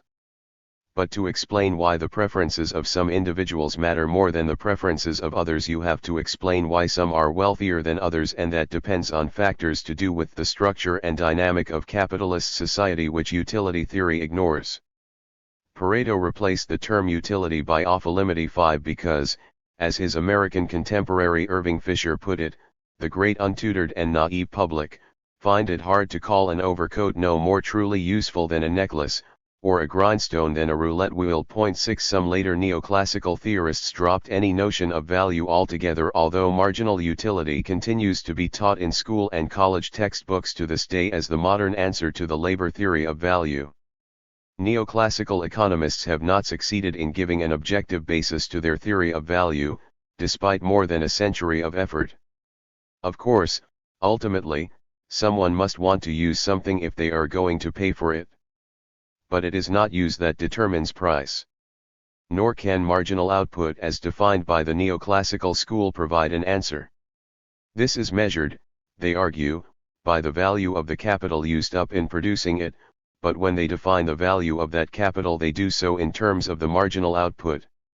They end up saying, in effect, that the marginal value of capital equals the marginal value of capital, or profit equals profit. Statements of this sort cannot explain anything. All they do is to state that if something exists, it exists. Orthodox economics in fact does no more than state that certain things are bought and certain things are sold at present, without explaining why these things are produced and not others, why some people are rich and some poor, and why some goods pile up unsold while people who desperately need them go without, or why sometimes there are booms and at other times slumps. These points were made against marginal economics more than 80 years ago by the Austrian Marxist Rudolf Hilferding and the Russian revolutionary Nikolai Bukharin. They have been put across more recently in a rigorously logical form by dissident academic economists known as the Cambridge School. 7 But the capacity of dissident economists to point out the absurdities in neoclassical theory has not weakened its hold on academic economics. It has simply led to ever more obtuse mathematical models being used to provide an appearance of scientific rigor. As Joan Robinson pointed out half a century ago, quantitative utility has long since evaporated, but it is still common to set up a model in which quantities of capital appear, without any indication of what it is supposed to be a quantity of. Just as the problem of giving an operational meaning to utility used to be avoided by putting it into a diagram, so the problem of giving a meaning to the quantity of capital is evaded by putting it into algebra. 8. Recognition of the difficulties with their own theory has, on occasions, forced those who otherwise accept the neoclassical system to try to reinforce it with elements from the labor theory of value. So Marshall suggested there might occasionally be merit in using a labor theory of value. The real value of money is better measured for some purposes in labor rather than in commodities, although he hastened to add, this difficulty will not affect our work in the present volume. 9 John Maynard Keynes also half-grasped the limitations of the very neoclassical system whose postulates he took for granted. At one point in his most famous work, The General Theory of Employment, Money, and Interest, he recognized that you cannot simply add together different sets of physical commodities at one point in time and compare them with a different set at a later point. 10 To make such comparisons involves covertly introducing changes in value. 11 To deal with this problem, he dropped the usual assumptions of neoclassical theory and made half a turn to a labor theory of value. 12 Suggesting that output could be measured by the amount of employment associated with a given capital equipment. Point 13 He explained later. I sympathize with the pre-classical doctrine that everything is produced by labor, aided by what used to be called art and is now called technique, by natural resources, and by the results of past labor, embodied in assets. 14. Neither Marshall nor Keynes was prepared to go further and jettison the neoclassical system as a whole. But if they had taken their own observations of these points seriously, they would have been compelled to do so.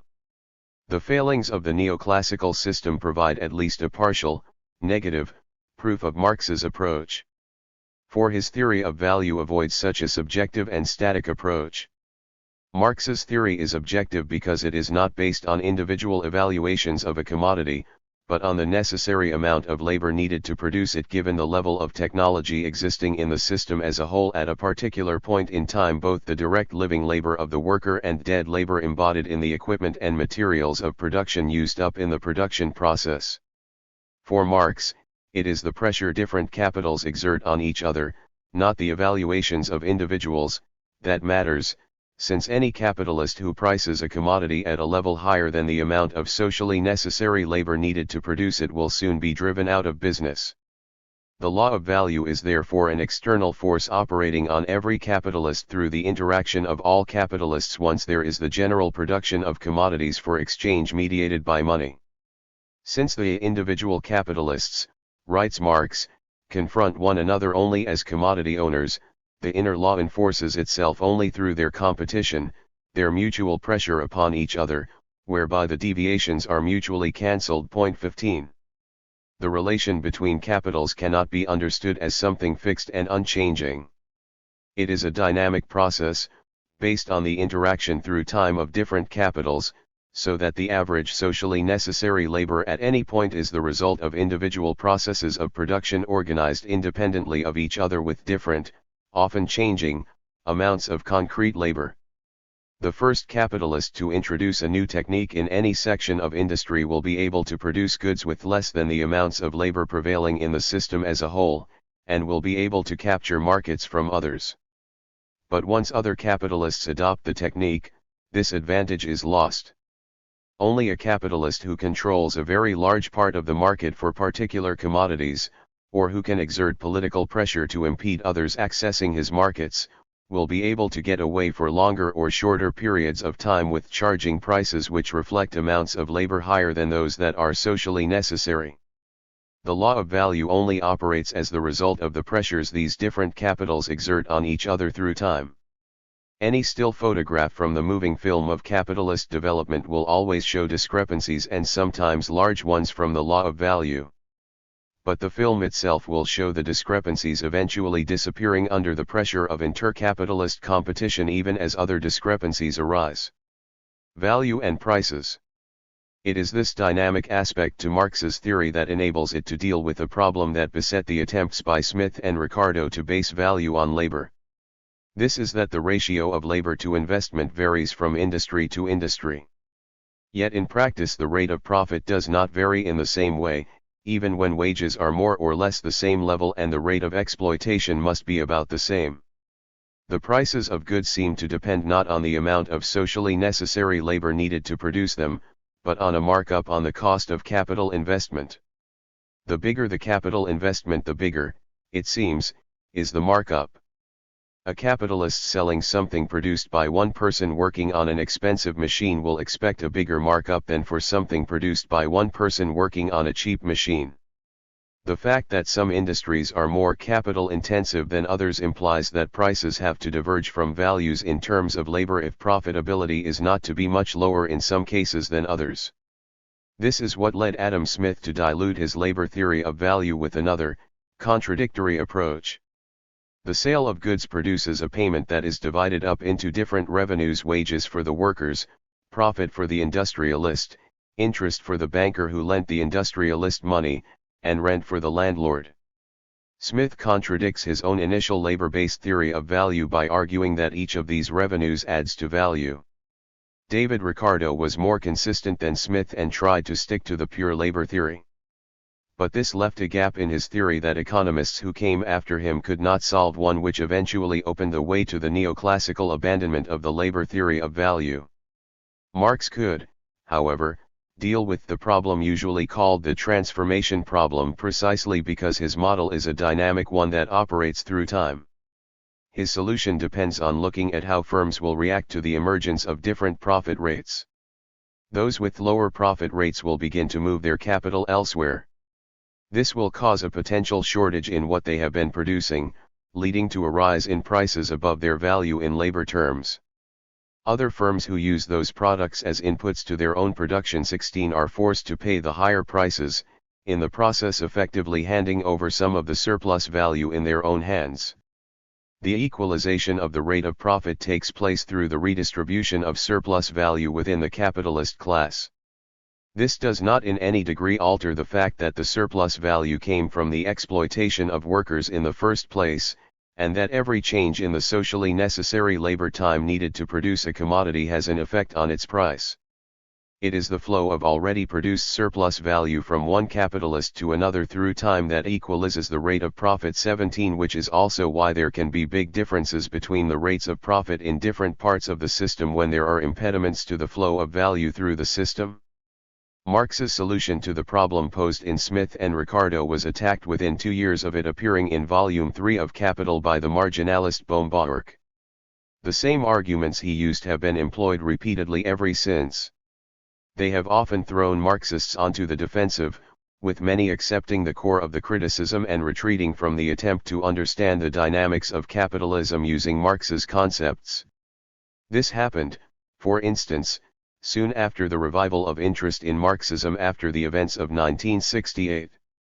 Figures on the left such as Ian Steedman and Jeff Hodgson took up arguments essentially the same as those used against Marx by Baumgartner and his successors like Samuelson. 18 Marxist scholarship, already on the defensive for political reasons inside university economics faculties, often retreated into scholastic debates over texts or into obtuse mathematical calculations as remote from the real world as those of their mainstream colleagues.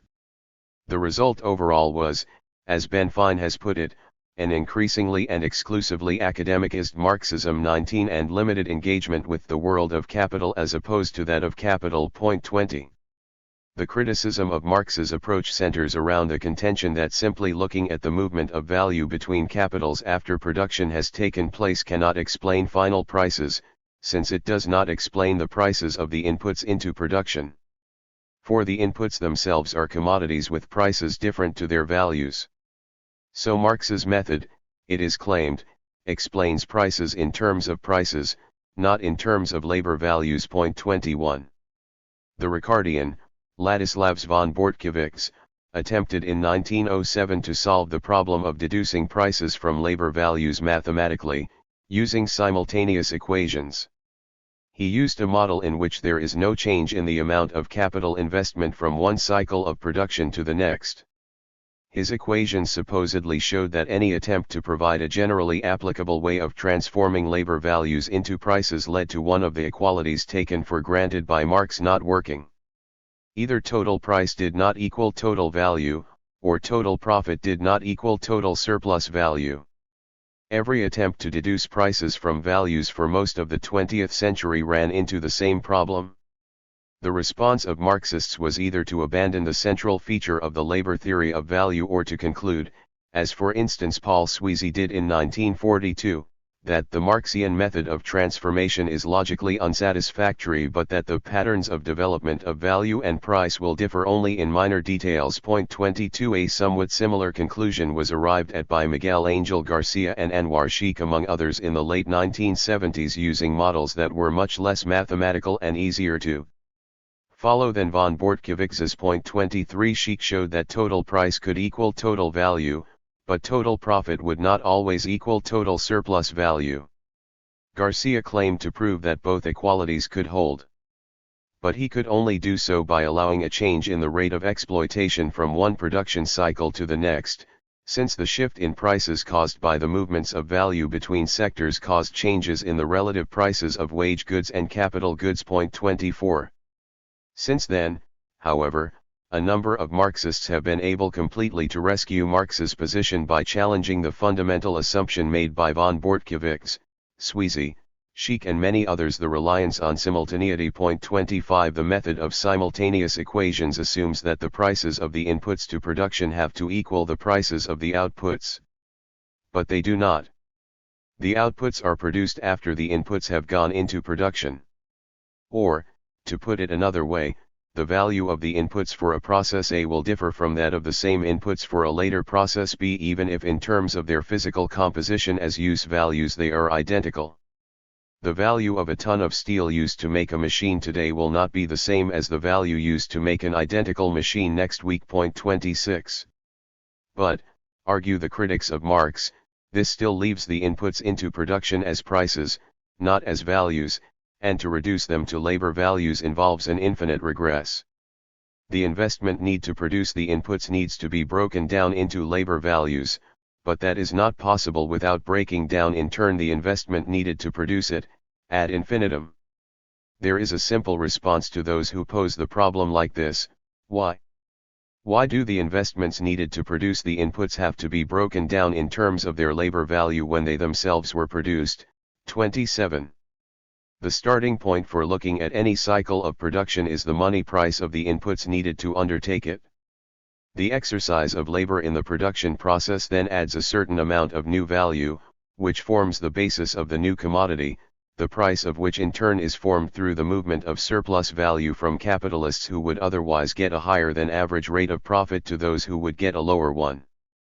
There is no need to go back in history to decompose into labor values the prices of things which were paid for at the beginning of the production round, in order to understand the impact of creating new value and surplus value on the dynamics of the system.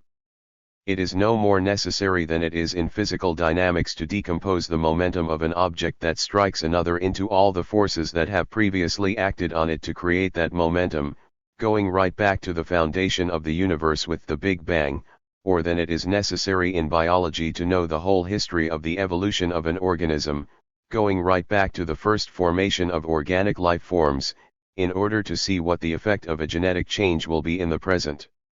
As Guglielmo Carchedi has pointed out, if this critique were sound, it would mean the bankruptcy not only of Marx's transformation procedure but also of social science in all its versions, including those that criticize Marx.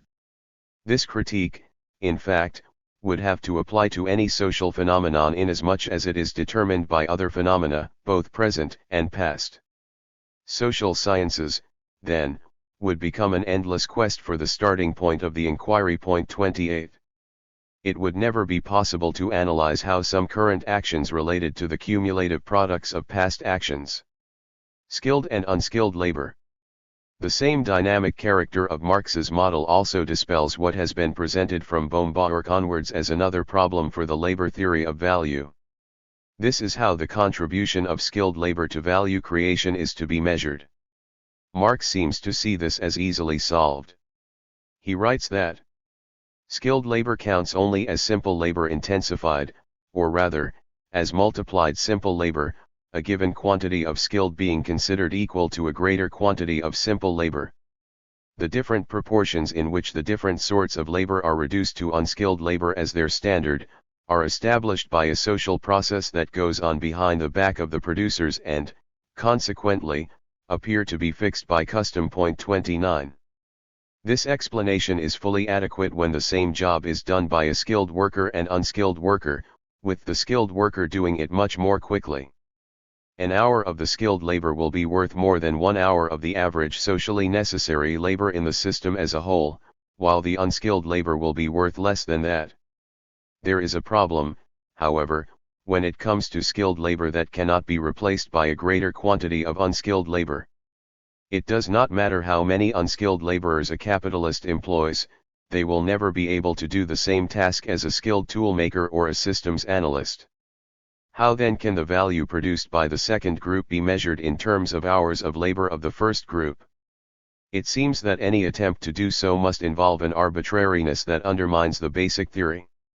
Bohm-Bawerk argued that when Marx writes that a social process explains the measurement, he is taking for granted that which he is trying to explain. For MARX, this proved that it is not the amount of labor in goods which determines their prices, but the way people evaluate them in relation to other goods, and that this deals a death blow to the labor theory of value. However, the problem for the theory evaporates once the law of value is seen as something working through time. The development of technology again and again leads to jobs emerging that can only be carried out by those with particular skills. At first there is no objective measure of the amount of socially necessary labor time needed to produce them, and those in possession of such skills or the goods produced by them can receive payments which bear no obvious relation to labor time. In effect, value flows to those controlling a monopoly of these skills from the rest of the system. But this is only a transitory phase, even if sometimes a long one, as capitalists elsewhere in the system will do their utmost to try to gain control of some of the benefits of the new skills for themselves. There are two ways they can do this. They can train new groups of workers to acquire the skills. This effectively amounts to using one sort of labor to create new labor power capable of doing the skilled work, so that the final labor is in fact composite labor, made up of the living labor of the immediate workers and a form of dead labor embodied in their labor power as skills. The capitalists can get this extra element in labor power directly by on-the-job training for workers. They can leave its provision to the workers themselves, or they can rely in part on the state providing it through its training courses. But in each case, dead labor is embodied in the enhanced labor power and then transferred into the products of the labor process, as with the dead labor embodied in means and materials of production. Point 30. But this still leaves a question unresolved. Who trains the trainers? Skilled trainers cannot themselves get their skills from unskilled workers. If their skills are monopoly skills and they produce goods that cannot be produced by unskilled workers, however many work together at the job, then those who own those goods will be able to charge monopoly prices that do not reflect labor values, but simply how much people are prepared to pay. This will be true of certain skills and certain goods at any particular point in time. But over time this labor too will be reduced to some objective ratio of other labor. Capitalists elsewhere in the system will actively seek out new technologies that undermine such skill monopolies by enabling the tasks to be done by much less skilled labor. In this way, the reduction of skilled labor to unskilled labor over time is a never-ending feature of capitalist accumulation. If enough unskilled labor is trained up to the level of skilled labor needed to produce particular commodities, those commodities will cease to be scarce and their value will fall to the level that reflects the combination of the labor needed to reproduce average labor power and the extra cost of the training. As Carchedi puts it, due to the introduction of new techniques in the labor process, the level of skills required of an agent is lowered. The value of his or her labor power is then devalued. We can refer to this process as devaluation through dequalification. It is this process which reduces skilled to unskilled labor and thus alters the exchange relations between the commodities of which those different types of labor power are an input. It is this real process which justifies the theoretical reduction of skilled to unskilled labor, or the expression of the former as a multiple of the latter. The process of devaluation through dequalification is a constant tendency in capitalist production, due to the constant need capitalists have to reduce the level of wages. On the other hand, the same techniques create new and qualified positions which, in their turn, are soon subjected to dequalification. At any moment in time we can observe both the tendency and the counter-tendency. 31. Labor may not be reducible to socially necessary labor time instantaneously. But it is so reduced over time through the blind interaction of different capitals with each other. Again, the law of value has to be understood as pressurizing the individual components to operate in a certain way, not as a formula establishing fixed, fast-frozen relations between them. Marx's basic concepts survive all the criticisms once they are not interpreted through the static framework, ignoring the process of change through time that characterizes the neoclassical system. Chapter 3. The Dynamics of the System. Illusions and Reality. The history of capitalism in Marx's time and that of his immediate successors was punctuated by economic crises that occurred about once every 10 years. There were 15 in the US in the 110 years between 1810 and 1920. For a few years firms would invest on a large scale, taking on new workers, building new factories and buying new machines would create a demand for the products of industries like construction, steel, and coal, which in turn would take on new workers. The new workers would receive wages which in turn enabled them to buy goods. Very fast rates of economic growth led firms to do everything they could to lure people from the countryside and increasingly from other, poorer countries into selling their labor power in the towns. Unemployment would fall to around 2%. Then something always seemed to go wrong. Giant firms would suddenly go bust, canceling the demand for the products of other industries, where firms would also go bust. Right across the economy, workers many only recently drawn into industry would be sacked. Their loss of buying power then ensured that the crisis ricocheted from industry to industry. Panic would sweep through the capitalist class, while unemployment shot up virtually overnight to 10% or higher, where it would stay for months or even years until a new period of rapid growth took off. The mainstream economics of the time denied that such crises of overproduction were endemic to the system, basing their arguments on a popularizer and vulgarizer of Adam Smith's ideas, John Baptiste Say.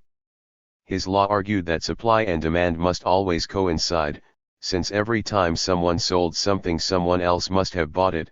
Supply, it was claimed, created its own demand.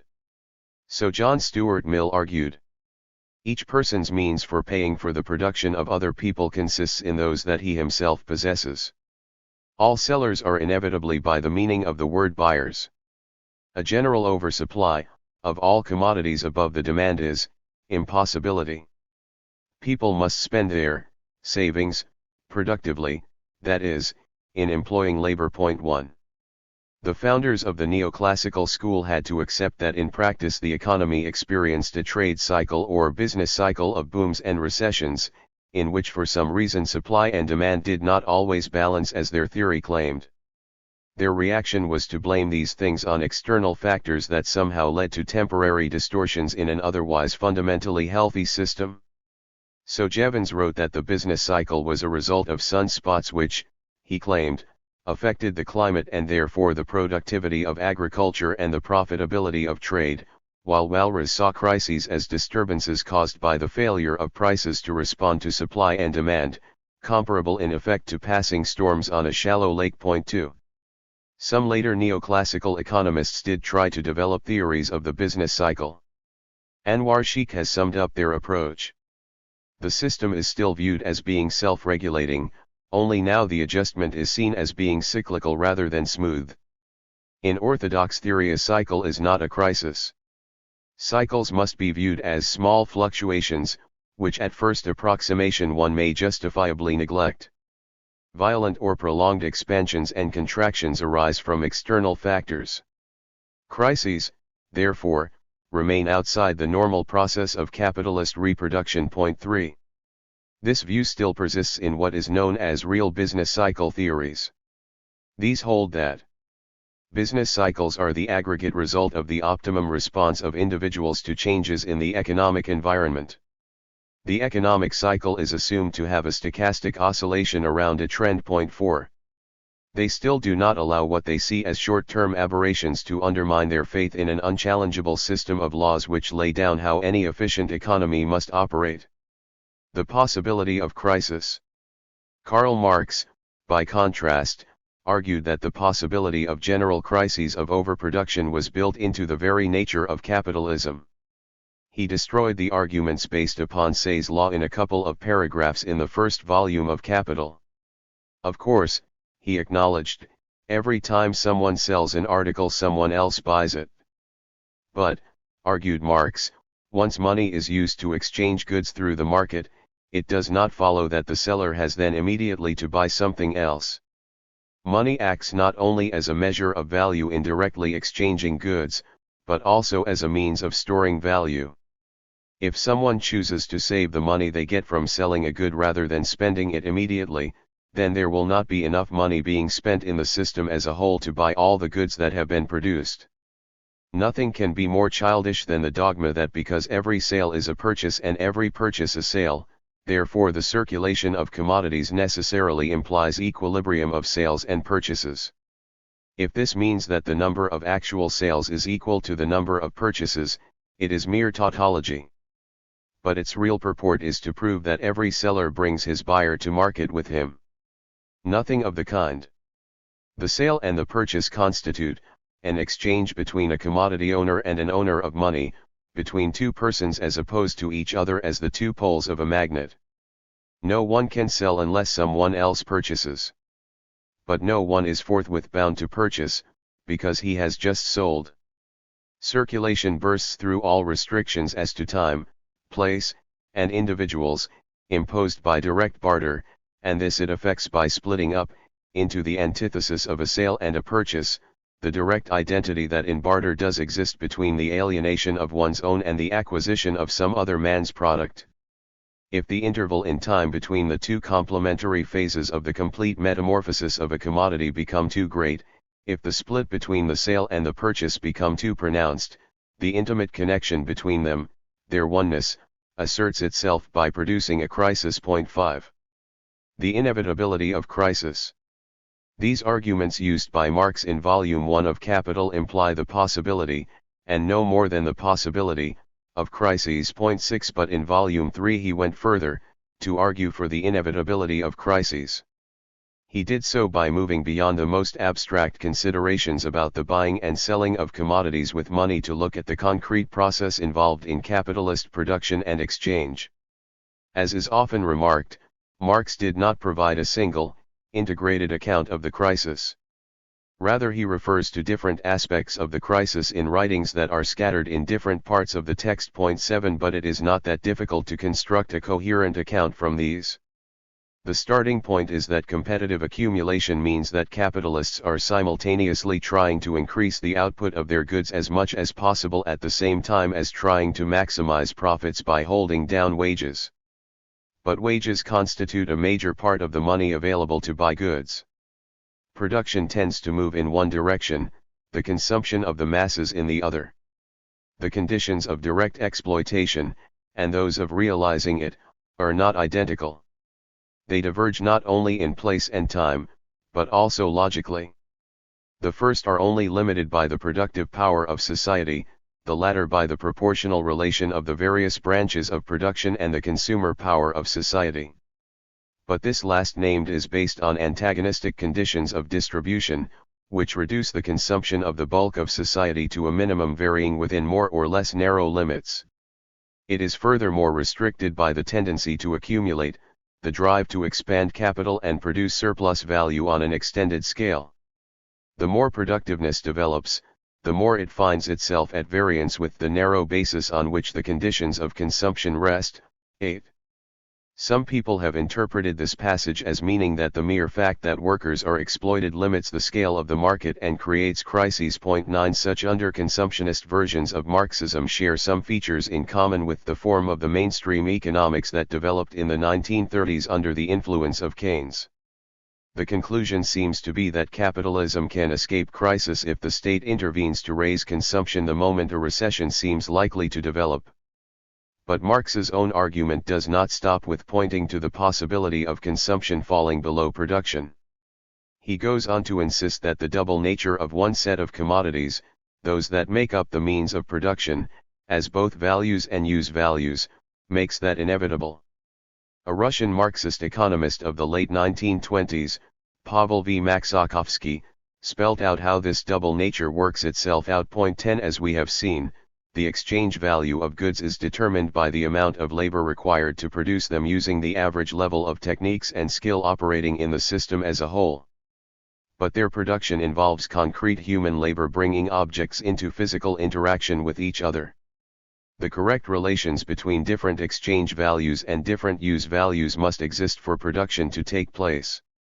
The more industry develops, the more complicated these relations become. Textile machines cannot be produced without steel, steel without iron ore and coal, coal without cutting machinery, winding gear, and so on.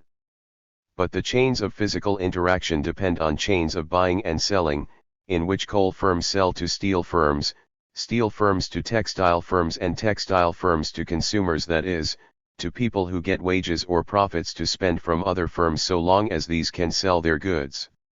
Such long, intertwined chains linking production to final consumption only function if two completely different conditions are fulfilled. The correct physical relations between things that go to produce other things has to exist determined by the law of physics, chemistry, and biology. But, at the same time, each act of production has to expand the amount of value in the hands of the owners of each particular firm. The physical organization of the production of use values has somehow to correspond with the capitalist determination of prices by values.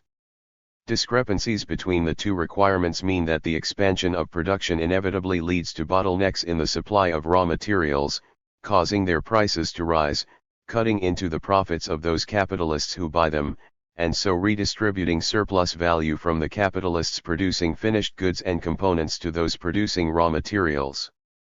It also means that the demand for one vital commodity, labor power, can begin to exceed the supply, leading to upward pressure on wages.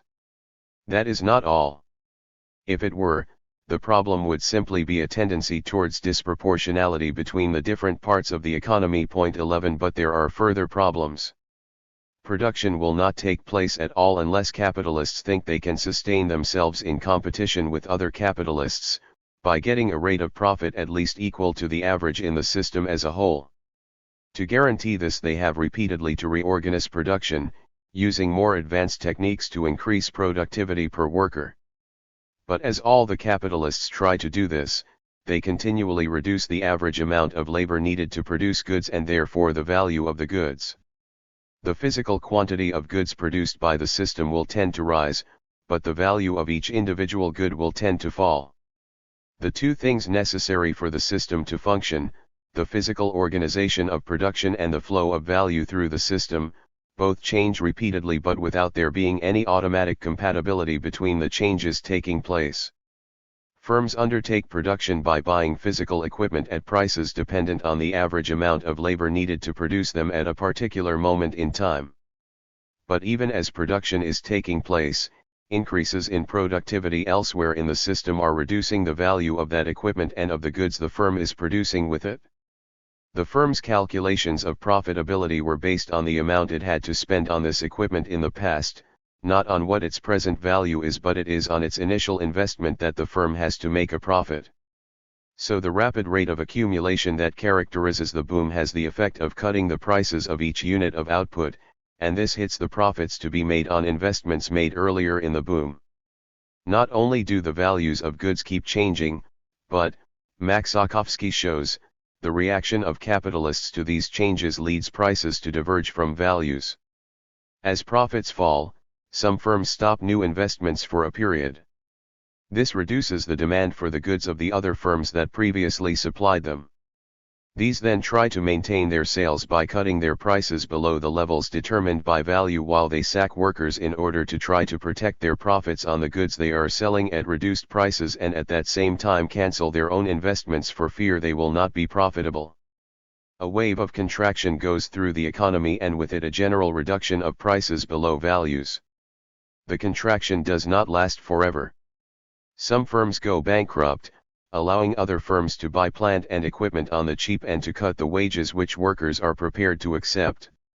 Eventually, a point is reached where they can expect to get higher than average profits if they embark on a new round of investment and a new wave of expansion takes off as capitalists rush to take advantage of the better business conditions. Competition leads firms to undertake a level of investment which temporarily exceeds the existing output of new machinery, components, and raw materials. The overproduction of the downturn is replaced by underproduction in the upturn, and just as prices before were below values in the slump, now they rise above values in the boom. But this only lasts until all the new plant and machinery pass into production, increasing output at the same time as reducing the value of individual goods, making some investment unprofitable and giving rise in time to yet another downturn. The central point is that the cycle is not a result of mistaken decisions by individual capitalists or their governments, but of the very way value expresses itself in prices.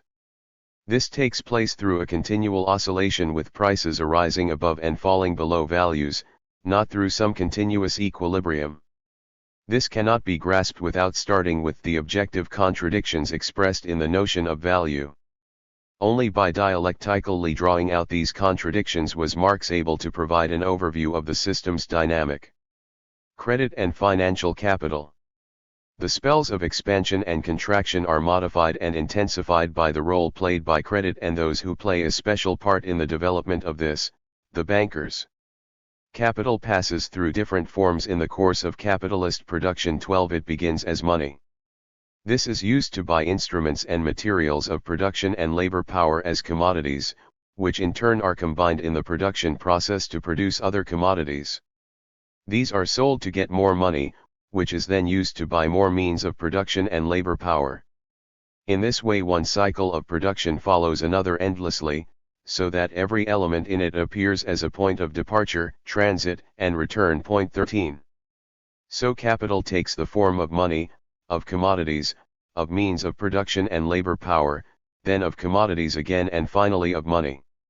For the system to operate, all these forms have to exist simultaneously. If production is to keep going without a stop, there has to be a supply of money to buy commodities, a supply of commodities to be bought as productive capital, and a supply of labor power. The cycle of capitalist production, then, is made up of three interconnected circuits of money, of productive capital and of commodities. Each circuit fulfills a function for capital accumulation and does so to some extent according to a dynamic of its own. In the early stages of capitalism, when the units of production were small, the productive capitalist could operate to some degree independently. He had the possibility of financing the buying of plant and machinery and paying his workers from his own pocket. He also had the possibility of selling his output directly to those who consumed it. But as the individual enterprises grew bigger, the capitalist often found his own resources were not enough to pay in advance for all the plant, machinery, and materials he needed. He had to borrow from others. He came to rely on credit, and on special institutions, banks, ready to lend to people in return for interest on these loans. At the same time, as the scale of the market grew, he could only sell his goods by relying upon specialists in the wholesale and retail trades, who would not be able to pay him for all those goods until they had, in turn, sold them to the final consumers. The productive capitalist borrowed on the one hand and lent on the other. Credit became an indispensable part of capitalist production. And the greater the extent of capitalist production within a particular economy, the longer and more complex became the chains of credit, of borrowing and lending. The productive capitalist could also become a large-scale lender. His fixed capital, his factory building and machinery, was only renewed every few years. But production provided a more or less constant flow of profits. He could lend these profits to others in the interim before renewing his own fixed capital, and would do so in return for the payment of interest. Once capitalism is fully developed as the dominant way of producing in a particular economy, the lending of past profits by those productive capitalists who do not wish to immediately reinvest becomes the chief source of the funds for those capitalists who do wish to invest but lack sufficient past profits to do so. The financial system emerges as a network of institutions that mediate between different productive capitalists. Those who run the financial institutions are out to make profits just as much as the productive capitalists are. They have funds of their own which pay for the expense of their operations and bridge any gap that might open up between their lending and borrowing, and they expect to earn a profit on them, just as the productive capitalists do on their capitals. There is a difference, however. The financial capitalists' profits do not come directly from production, but from a share they get of the productive capitalists' profits in return for lending to them, that is, interest payments. The rate of interest has often been confused in mainstream economic writings with the rate of profit. But in fact the level and direction of movement of the two are quite different. The rate of profit, as we have seen, is determined by the ratio of surplus value to investment in the production process. By contrast, the rate of interest depends solely upon the supply and demand for loanable funds. If there is more money available for lending in an economy, then the rate of interest will tend to fall. If there is an increased demand for borrowing, it will tend to rise. Since the profits of productive capitalists are the major source of the funds for lending, a high rate of profit will encourage a lower rate of interest. On the other hand, if profits are low, more productive capitalists will themselves want to borrow, and this will exert a pressure for interest rates to rise. How these contradictory pressures on interest rates work themselves out depends on other factors, particularly borrowing and lending by the state and the movement of funds in and out of a national economy. But these other factors cannot do away with the pressures of real production on the financial sector. Other complications arise out of this state of affairs. The lending that financial institutions make is not necessarily restricted to the amount they actually have at their disposal as a result of their own investment and borrowing. The financial institutions can assume that what they have borrowed will not have to be paid back immediately. Therefore, they can extend their lending beyond their immediate means, trusting that enough of it will be paid back for them to meet their own debts as they become due. This makes sense so long as the productive sector of the system is expanding its output. Increased lending today can be paid back out of increased output and surplus value in the not-too-distant future. Such prophecies about increased lending being recoverable are self-fulfilling up to a degree, since the increased lending to productive capital encourages it in turn to increase its own levels of investment, and to produce more profits from which to repay the bankers. But invariably a point is eventually reached when the drive for financial profits leads to levels of lending above what can be paid back out of the expansion of real output, producing financial crises on the one hand and attempts to escape their impact through fraud on the other. As Marx puts it, the credit system accelerates the material development of the productive forces and the world market, but does this through developing the incentive to capitalist production, enrichment through exploitation of the labor of others, to the most pure form of gambling and swindling. 14 Finance drives the process beyond its capitalist limits, resulting in overtrade, overproduction and excessive credit. 15 In ways that rebound on production itself.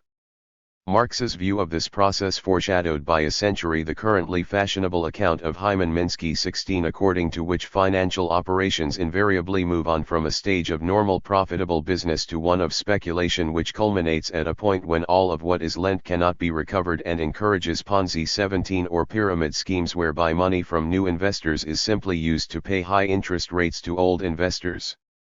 The final complication is that financial institutions do not only use their funds to lend to productive capital. They also lend to individuals for their own requirements, or to buy shares in already existing companies through the stock exchange. Such use of funds is expected to earn the going rate of interest, just as lending to productive concerns does, and for this reason is regarded by the financial institutions as an investment of capital. Yet it in no way contributes to the process of capital accumulation, and the interest earned is parasitic on what is taking place in the productive sector of the economy. For this reason Marx calls it fictitious capital, describing it as the most fetish-like form of the relations of capital. 18 Since capital appears as a mysterious and self-creating source of interest, and it becomes the property of money to generate value and yield interest, much as it is an attribute of pear trees to bear pears. 19. Finance, speculation, and the crisis. We have seen that the profits of productive capital are the main source of the funds that the banks have at their disposal for lending, and that the productive capitalists' need for funds for accumulation is a major source of borrowing from the banks. This means that the cycle of expansion and contraction of new investment is accompanied by a cycle of expansion and contraction of lending. But the two cycles are not fully in phase with each other.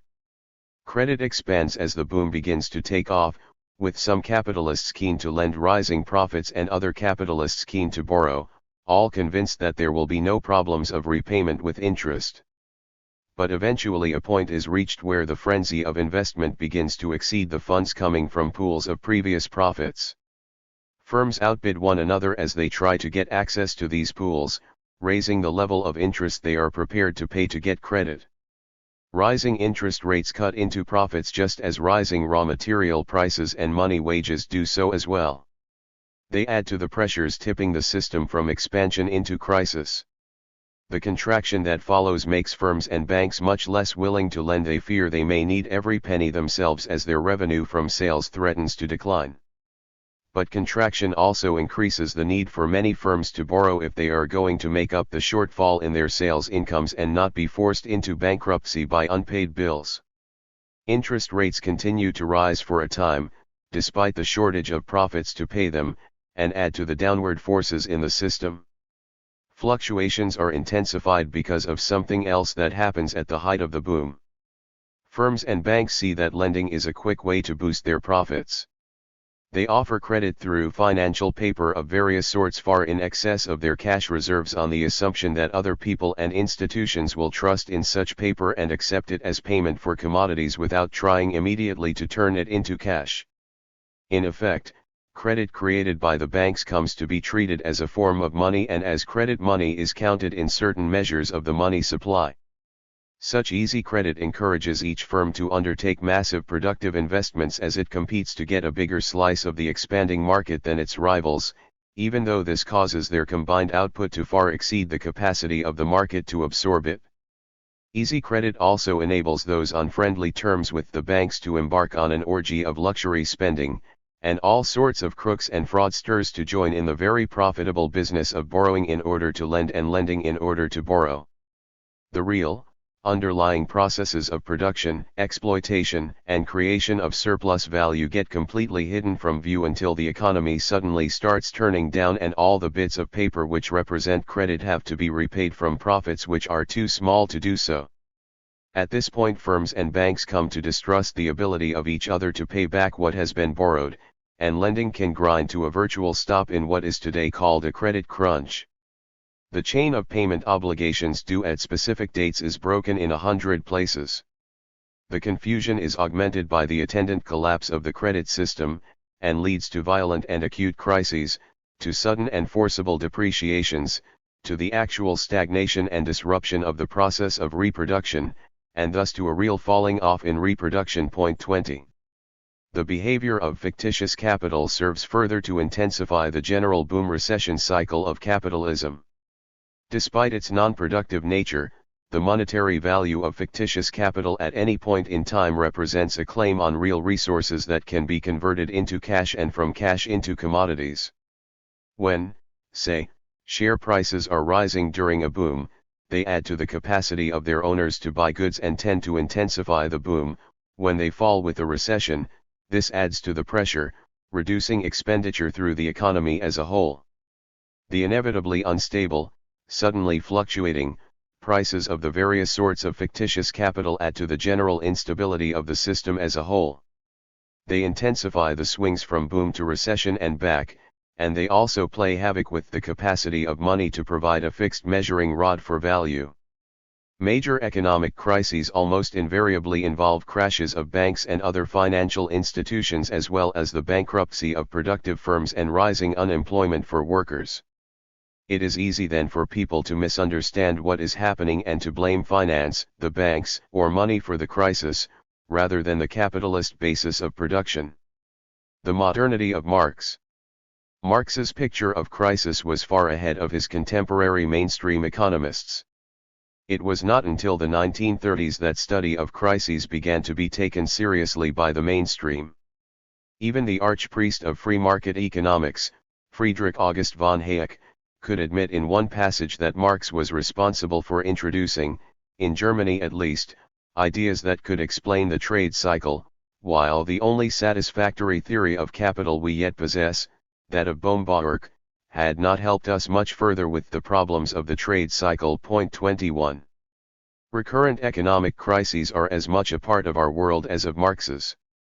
Some at least of the ideological heirs of John Stuart Mill, Jevons, and Baumgartner do not try to conceal the fact, at least when they are writing for an elite upper-class audience in the Financial Times or The Economist, rather than propagandizing to the masses. So the long-time Conservative Chancellor of the Exchequer in Britain, Nigel Lawson, who once embraced the monetarist doctrine that crises were an accidental result of central bankers allowing the money supply to go wrong, 22, was eventually arguing that he was not responsible for the slump which followed the implementation of his policies because the business cycle is inevitable. They see the crisis as creative destruction without making clear that the creative element consists of wealth for one class, while the destruction is of the livelihoods of others. I will return to the question of crises in the 21st century later in this book. All that needs to be said for the moment is that there is no problem accounting for them by starting with Marx. Indeed, the only serious question confronting Marx's crisis theory does not arise from the occurrence of crises today, but rather from the fact that for 3.5 decades, from 1939 to 1974, a major capitalist country like Britain did not experience a recession in which economic output fell, while the biggest economy, the US, only experienced one very brief such recession. The absence of such crises became a major element in economic discussion in the decades of the 1950s, 1960s, and early 1970s. And without coming to terms with it, one cannot grasp the intractability of the boom-recession cycle today. However, if crises were an inevitable feature of capitalism for Marx, they were not in themselves the central point in his analysis of its long-term dynamic. They were a cyclical feature of the system which it had managed to cope with several times by the time Capital was published, however great the hardship they had caused to the mass of the population, the distress to those capitalists who went bust, or the occasional outburst of popular discontent. They were not in themselves going to bring the system to an end. As the Russian revolutionary Leon Trotsky put it nearly 40 years after Marx's death, capitalism does live by crises and booms, just as a human being lives by inhaling and exhaling. 23 The long-term dynamic came from elsewhere than the crisis, from two long-term processes at work in the system, processes that were a product of its aging as it went through each repetition of the cycle of expansion and contraction. The tendency of the rate of profit to fall. The theory. The first of these processes is what Marx called the law of the tendency of the rate of profit to fall. This is one of the most difficult parts of Marx's theory for newcomers to his ideas to understand, and also one of the most contentious. Non-Marxist economists reject it. So the often perceptive Observer economic columnist William Keegan has denounced Marx's account as an obsolete economic textbook which was itself written during the early, faltering phase of unreformed capitalism, quoting the French economist Marjolin to the effect that, a modicum of experience and some knowledge of history was enough to cast doubt on the theory of an inevitable decline of capitalism owing to a falling rate of profit. 24 Many Marxists who accept the theory of value and the main contours of Marx's account of the crisis are just as dismissive of it. 25 Others hedge round their support for it with so many provisos as to effectively cut it out of any account of the system's long-term development. Yet Marx himself regarded it as absolutely central. It enabled him to assert that capitalism is doomed by the very forces of production which it itself unleashes. The rate of self-expansion of capitalism, or the rate of profit, being the goal of capitalist production, its fall, appears as a threat to the capitalist production process. 26. This testifies to the merely historical, transitory character of the capitalist mode of production and to the way that at a certain stage it conflicts with its own further development. 27 It showed that the real barrier of capitalist production was capital itself. 28 Marx did not pick the idea that profit rates fall out of thin air. It was common among economists who preceded him. 29 As Eric Hobsbawm has said, two things worried the early 19th century businessmen and economists: the rate of their profits and the rate of expansion of their industries. Adam Smith had believed profit rates must fall as a result of increased competition, and Ricardo because of supposed diminishing returns in agriculture. 30 Marx provided an explanation which did not depend on such questionable assumptions. 31 But upon grasping that the dynamic of capitalist accumulation contains within it an irresolvable contradiction. Each individual capitalist can increase his own competitiveness through increasing the productivity of his workers.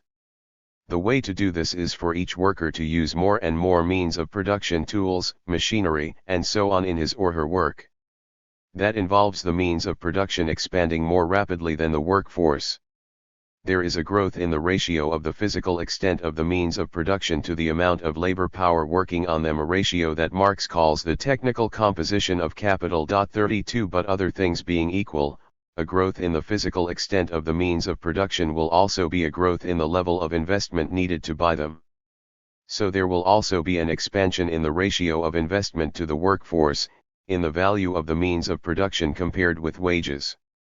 This ratio is Marx's organic composition of capital. 33 Its growth, for Marx, is a logical corollary of capital accumulation. Yet the only source of value and surplus value for the system as a whole is labor. So if investment grows more rapidly than the labor force, it must also grow more rapidly than the creation of new value, and profit comes from this. In short, capital investment grows more rapidly than the source of profit. As a consequence, there will be a downward pressure for the ratio of profit to investment on the rate of profit. The reason for the growth of investment is competition, the need of each capitalist to push for greater productivity in order to stay ahead of competitors. But however much competition may compel the individual capitalist to take part in this process, from the point of view of the capitalist class as a whole it is disastrous.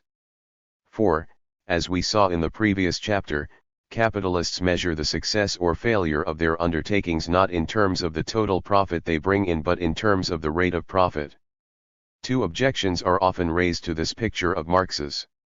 The first is that technological advance does not always involve increasing the ratio of means of production to workers, that it can be capital saving rather than capital intensive. If scientific knowledge is progressing and being applied as new technologies, then some of these technologies may employ less machinery and raw materials per worker than old technologies. At any one time there will be some new technologies that are capital saving. This is true. But it does not refute Marx. For there are likely to be a greater number of capital-intensive rather than capital-saving innovations. At any given level of scientific and technical knowledge some innovations may indeed be capital-saving. But when all these have been employed, there will still be other innovations to be obtained only by increasing the level of investment in means of production. The fact that some technical progress can take place without any rise in the ratio of capital to labor does not mean that all the advantages of technical progress can be gained without such a rise. If an individual capitalist can increase the ratio of capital to workers, he will be able to invest in and take advantage of innovations that need more capital as well as those that do not. If he cannot increase this ratio, then he will benefit only from those innovations that do not, and he will lose out in competition with those who can. Since, in theory at least, there is no limit to the possible increase in the ratio of means of production to workers, there is no theoretical limit to possible innovation based on this method of competition. In the real world, every operating capitalist takes it for granted that the way to gain access to the most advanced technical change is to increase the level of investment in means of production or dead labor. It is only in the pages of the most esoteric journals of political economy that anyone imagines that the way for the Ford Motor Company to meet competition from General Motors or Toyota is to cut the level of physical investment per worker. The capitalist usually recognizes that you cannot get the benefits of innovation without paying for it. For these reasons, the average amount of means of production per worker, Marx's technical composition of capital, will rise, and with it the organic composition of capital. Only one thing could stop the pressure for this rise, if for some reason there was a shortage of profit-seeking investment. In such a case the capitalists would be forced to forego hopes of achieving the innovations possible through greater investment and settle for those they might stumble upon by accident. The second argument against Marx's account claims that changes in technique alone cannot produce a fall in the rate of profit. For, it is said, capitalists will only introduce a new technique if it raises their profits. But if it raises the profit of one capitalist, then it must raise the average profit of the whole capitalist class. So, for instance, Ian Steedman states, the forces of competition will lead to that selection of production methods industry by industry which generates the highest possible uniform rate of profit through the economy. 34 The same point has been accepted by various Marxist economists over the last 40 years, for instance by Andrew Glenn 35, Susan Himmelwaite 36, Robert Brenner 37 and Gerard Dumenil and Dominique Levy 38, and has been elaborated mathematically by Nobuo Okishio. 39 They conclude that capitalists will only adopt capital-intensive techniques that seem to reduce their rate of profit if that rate is already being squeezed either by a rise in real wages or by external competition. These things, not the organic composition of capital, hit the rate of profit. Marx's own writings provide a simple answer to any such argument, that the first capitalist to invest in a new technology gets a competitive advantage over his fellow capitalists which enables him to gain a surplus profit, but that this surplus will not last once the new techniques are generalized. What the capitalist gets in money terms when he sells his goods depends upon the average amount of socially necessary labor contained in them. If he introduces a new, more productive, technique, but no other capitalists do so, he is producing goods worth the same amount of socially necessary labor as before, but with less expenditure on real concrete labor power.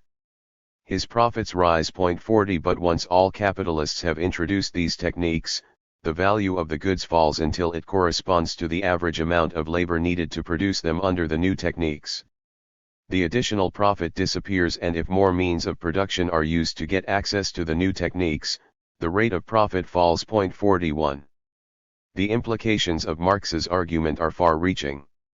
The very success of capitalism at accumulating leads to problems for further accumulation. Eventually, the competitive drive of capitalists to keep ahead of other capitalists results in a massive scale of new investment which cannot be sustained by the rate of profit. If some capitalists are to make an adequate profit, it can only be at the expense of other capitalists who are driven out of business. The drive to accumulate leads inevitably to crises. And the greater the scale of past accumulation, the deeper the crises will be. The countervailing tendencies. Marx's theory, it should be stressed, is an abstract account of the most general trends in the capitalist system. You cannot draw from it immediate conclusions about the concrete behavior of the economy at any individual point in space and time. You have first to look at how the general trends interact with a range of other factors. Marx himself was fully aware of this, and built into his account what he called countervailing tendencies. Two are of central importance. First, there is increasing the rate of exploitation. If each worker contributes more surplus value, this will counteract the fact that there are fewer workers per unit of investment. The increased exploitation could result from increasing the length of the working day, cutting real wages, increasing the physical intensity of labor, or a fall in the cost of providing workers with a livelihood as a result of increased productivity. In this case, the capitalist could increase the proportion of each individual worker's labor that went into surplus value, even if the worker's living standard was not reduced. Such an increase in the rate of exploitation could counteract some of the downward pressures on the rate of profit. The total number of workers might not grow as fast as total investment, but each worker would produce more surplus value even if he or she did not suffer a wage cut or have to work any harder. There is, however, a limit to the capacity of this method to counter the downward pressure on profit rates. The number of hours in the working day. The number of hours per day that go into providing for the upkeep of the worker can fall from 4 to 3, or from 3 to 2, but it cannot fall below 0. By contrast, investment in means of production can increase without limit. 42. Take the example of a firm which employs a static workforce of 30,000. Even if it worked them as long as was physically possible each day and paid them no wages, its daily profit could not exceed the value embodied in 30,000 x 16 hours labor. This is a limit beyond which profit cannot grow. But there is no such limit on the degree to which investment can grow.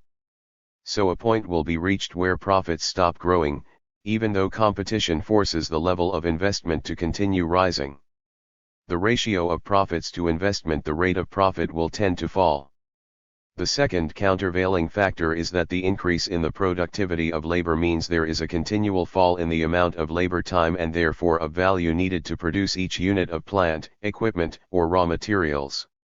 The technical composition of capital, the physical ratio of factories, machines, etc. to workers grows. But the factories, machines, and so on get cheaper to buy. And so the expansion of investment in value terms would be rather slower than the expansion in material terms. This would counteract to some extent the tendency for the value of investment to outstrip the growth in surplus value. There have been claims that this is more than just a countervailing tendency to Marx's law and in fact completely destroys it. Critics argue, using mathematical equations provided by Ocasio, that technical progress means that goods are always being produced more cheaply than in the past. 43 If a rise in the ratio of dead to living labor in a certain industry increases productivity, the price of its output will fall compared to the output of other industries. But that in turn will reduce the costs of investment in these industries and its ratio to labor. Lower investment costs will lower the organic composition of capital and raise the rate of profit. At first glance the argument looks convincing. It is, however, false. It rests upon a sequence of logical steps which you cannot take in the real world. Investment is a process of production that takes place at one point in time. The cheapening of further investment as a result of improved production techniques occurs at a later point in time. The two things are not simultaneous. 44. There is an old saying, you cannot build the house of today with the bricks of tomorrow.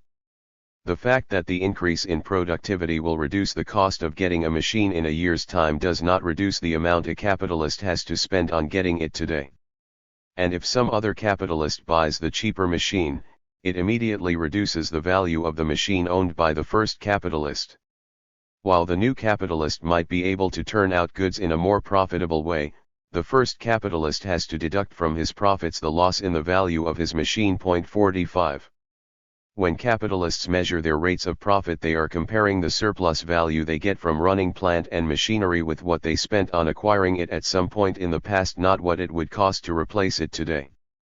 The point has added importance when it is remembered that the real process of capitalist investment takes place in such a way that the same fixed constant capital is used for several cycles of production.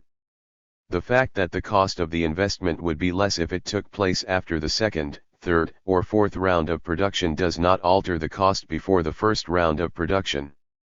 The alleged disproof of Marx arises, as does the so-called transformation problem, from applying simultaneous equations to processes taking place through time. Simultaneous equations, by definition, assume simultaneity, with no passage of time. The decline in the value of their invested capital certainly does not make life any easier for the capitalists. To survive in business they have to recoup, with a profit, the full cost of their past investments, and if technological advance means these investments are now worth, say, half what they were previously, they have to pay out of their gross profits for writing off that sum. What they have gained on the swings they have lost on the roundabouts, with depreciation of capital causing them as big a headache as a straightforward fall in the rate of profit. 46. Capitalism is based not just on value but upon the self-expansion of the values embodied in capital. This necessarily implies a comparison of current surplus value with the prior capitalist investment from which it flows. The very notion of self-expanding values is incoherent without it. And the loss of value of the equipment and materials of production that have already been paid for is detrimental to the self-expansion of value. The fall in the cost of investment might help the new capitalist. But he in turn is under pressure from still other capitalists who invest after him in still cheaper equipment. And all the time the existence of surplus value made in previous rounds of production and available for investment in still newer techniques serves to push up the ratio of investment to the labor force. There is continual growth in the mass of surplus value seeking an outlet for investment. The more of this surplus value an individual capitalist can get hold of, the bigger the investments he can make and the more productivity increasing innovations he will be able to introduce compared to his competitors. A capitalist may be able to buy today a machine which is twice as productive as one he paid the same price for a year ago. But that is no help to him if a rival is using greater accumulated surplus value to buy a machine 4 times as productive. The individual capitalist can stay in business only if he spends as much surplus value as possible on new means of production. If the means of production become cheaper, that only results in his having to buy more of them in order to achieve competitive success. So long as there is more surplus value available for investment than there was previously, the organic composition of capital will tend to rise. Other things being equal. 47 It makes no difference if the physical means and materials of production are cheaper, that just causes more of them to be employed. Crisis and the falling rate. But if the depreciation of capital through increased productivity cannot by itself save the rate of profit, it can if it is combined with something else, the crisis. For the crisis involves some capitals being made bankrupt. They are then forced to dispose of their capital not just at its depreciated value, but for anything they can get, however little. The beneficiaries are those capitalists who survive the crisis.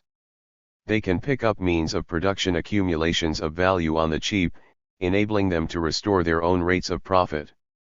In this way, depreciation can ease the pressure on the capitalist system as a whole, with the burden of paying for it falling on those capitalists who were driven out of business, but not on those who remained.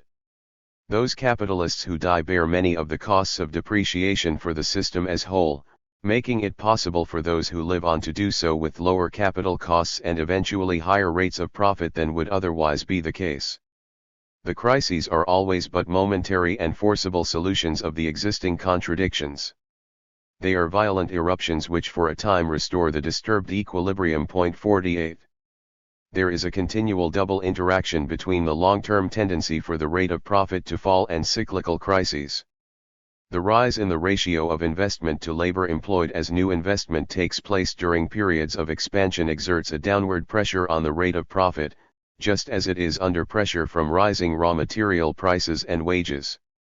This can have a direct effect, with the fall in the rate of profit causing firms to stop investing, so causing recession in the capital goods industries, which then spreads elsewhere.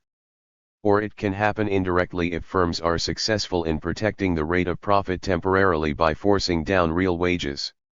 In that case, firms in the consumer goods industries cannot sell all their goods, or, as Marx puts it, they cannot realize the surplus value that they have exploited, and their profits fall, again producing recession. 49.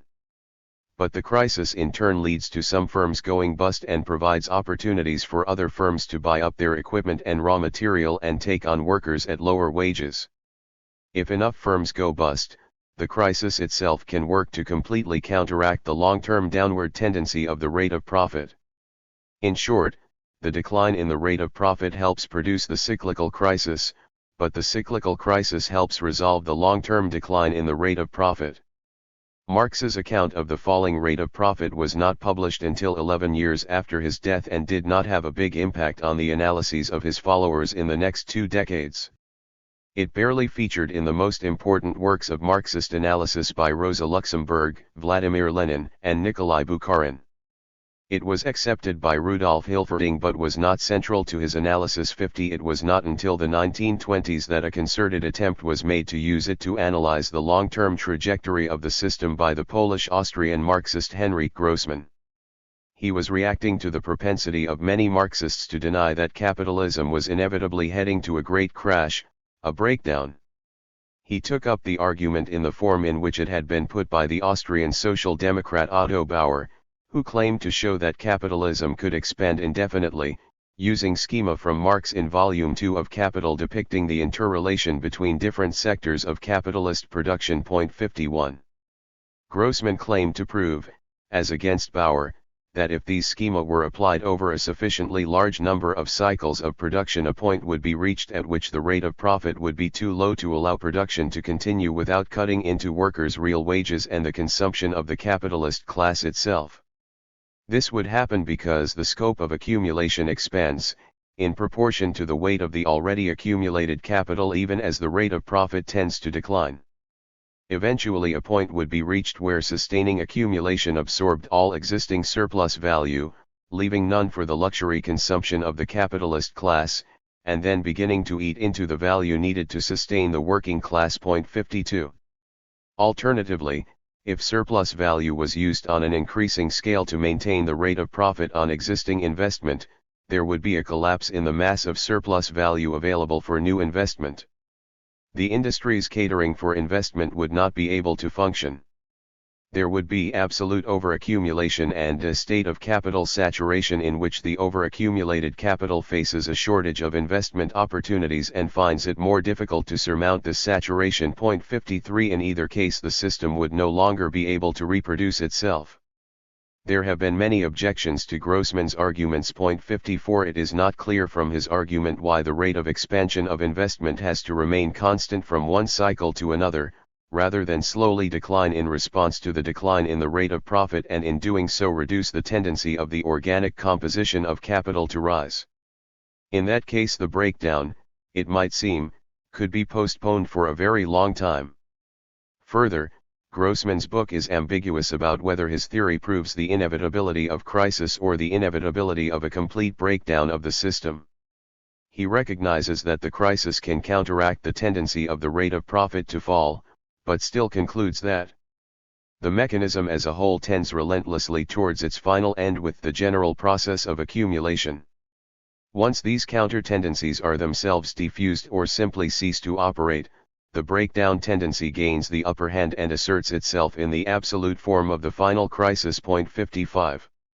Yet it is possible to see hypothetical circumstances in which Grossman's arguments would apply. Intense competition between capitals itself intensified by falling profit rates could compel each to invest in ever more expensive means of production so as to obtain the advanced technology that is a precondition for survival. In this way the technical prerequisites of successful competition would contradict the possibility of maintaining profitability, the embodiment of capital in certain use values would contradict the possibility of expanding its value. Resistance from the working class could prevent restoration of profit rates through the method of paying for labor power at below its reproduction costs. And something might prevent the usual boom recession cycles from driving some firms out of business and easing the long-term problems of others. Grossman's theory can then show how the falling rate of profit can produce deep problems for the system, without being treated as definitive proof that capitalism has to collapse of its own accord. The concentration and centralization of capital. The second long-term process recognized by Marx was what he called the concentration and centralization of capital. Point 56. It is not difficult to grasp what is involved. Concentration refers to the way in which exploitation enables individual capitals to accumulate and so grow larger. The small firm becomes a big firm and the big firm becomes a giant, providing it can survive each cyclical crisis. Centralization refers to the way in which each crisis weeds out some capitals, leaving those that remain controlling a bigger part of the whole system. This process has important implications, not all of which were fully drawn out by Marx himself. The bigger the individual units of capital and larger the proportion of the system as a whole they constitute, the greater will be the impact on the rest of the system every time one of them goes bust. If a small firm stops making profits and goes bust, this will destroy only a small part of the market for other, previously profitable, small firms that supply it. There will be a very limited domino effect.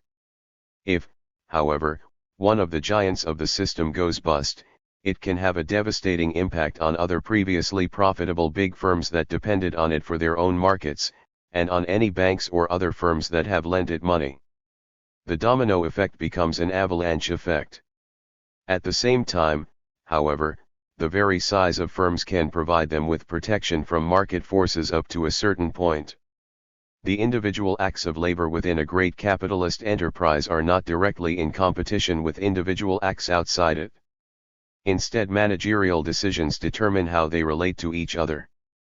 As Marx puts it, in manufacture, the collective working organism is a form of existence of capital. The mechanism that is made up of numerous individual detail laborers belongs to the capitalist. Manufacture proper not only subjects the previously independent workmen to the discipline and command of capital, but, in addition, creates a hierarchic gradation of the workmen themselves. Not only is the detail work distributed to the different individuals, but the individual himself is made the automatic motor of a fractional operation. 57. The great enterprises are like islands within the system where the relation between the work done by individuals is organized by a plan, not by the interrelation of their products through the market. What characterizes division of labor in manufactures? The fact that the detail laborer produces no commodities. It is only the common product of all the detail laborers that becomes a commodity. Division of labor in society is brought about by the purchase and sale of the products of different branches of industry, while the connection between the detail operations in a workshop is due to the sale of the labor power of several workmen to one capitalist, who applies it as combined labor power. While within the workshop, the iron law of proportionality subjects definite numbers of workmen to definite functions. In the society outside the workshop, chance and caprice have full play in distributing the producers and their means of production among the various branches of industry. 58. The islands of planning within the enterprises do not exist apart from the sea of commodity production around them. The internal regime is a response to the external pressure to extract and accumulate surplus value in order to compete. Anarchy in the social division of labor and despotism in that of the workshop are mutual conditions the one of the other. 59. The despotism arises from the pressure on the capitalist to relate the productivity of labor within the enterprise to the ever-changing productivity of labor in the system as a whole. But this cannot be done without using compulsion, pressing down on each worker, to achieve what is brought about in the wider society by the blind interplay of commodities. The law of value operates between enterprises through the market. Within the enterprise it has to be imposed by conscious regulation on the part of the capitalist. Planning within capitalism is not the opposite of the market, it is the way in which the capitalist tries to impose the demands of the market on the workforce. 60. The capitalist can often still have a certain leeway within which to operate. The enterprise can make profits if the market for its output is growing rapidly despite costs of production internally departing markedly from those currently prevailing in the system as a whole. Things are similar when it has gained a major share of the market in a sector of production that requires very large amounts of fixed capital. The production methods associated with the physical structure of its fixed capital can be much more costly than those available in the system as whole, but the enterprise is protected from serious competition for a long period of time by the sheer cost to new firms of entering the industry to compete with it. The existence of a certain capital as a fixed, physically constituted use value as well as a potentially fluid exchange value means that the law of value does not apply to it directly and instantaneously. This is not a state of affairs that can last indefinitely. Eventually the development of new, more advanced production methods in the wider system will lead to it facing sudden serious competition. It is then, through the impact of crisis on it, that the enterprise is forced to restructure so as to produce according to the law of value or to go under.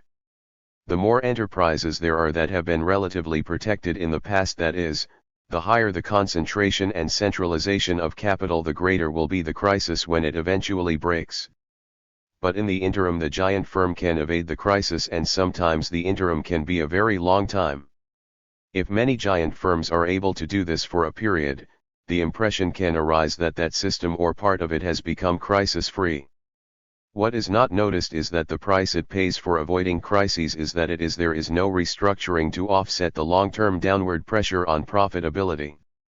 Capitals avoid small crises, only to be hit, eventually, by a much greater one. The other limit of capitalism.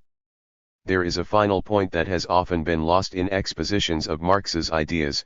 His stress on the expansion of the forces of production has been interpreted as identification with economic growth at all costs.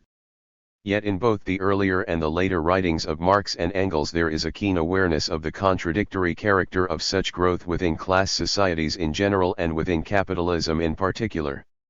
They wrote in 1845-6. In the development of the productive forces there comes a stage when productive forces and means of intercourse are brought into being which, under existing relations, can only cause mischief, and are no longer productive but destructive. 61. Marx and Engels did not just view capitalism as generally destructive. They also provided the outlines of a critique of the particular ecological damage wrought by it, as writers like John Bellamy Foster have emphasized in recent years. 62. Marx saw human beings as an integral part of the natural world.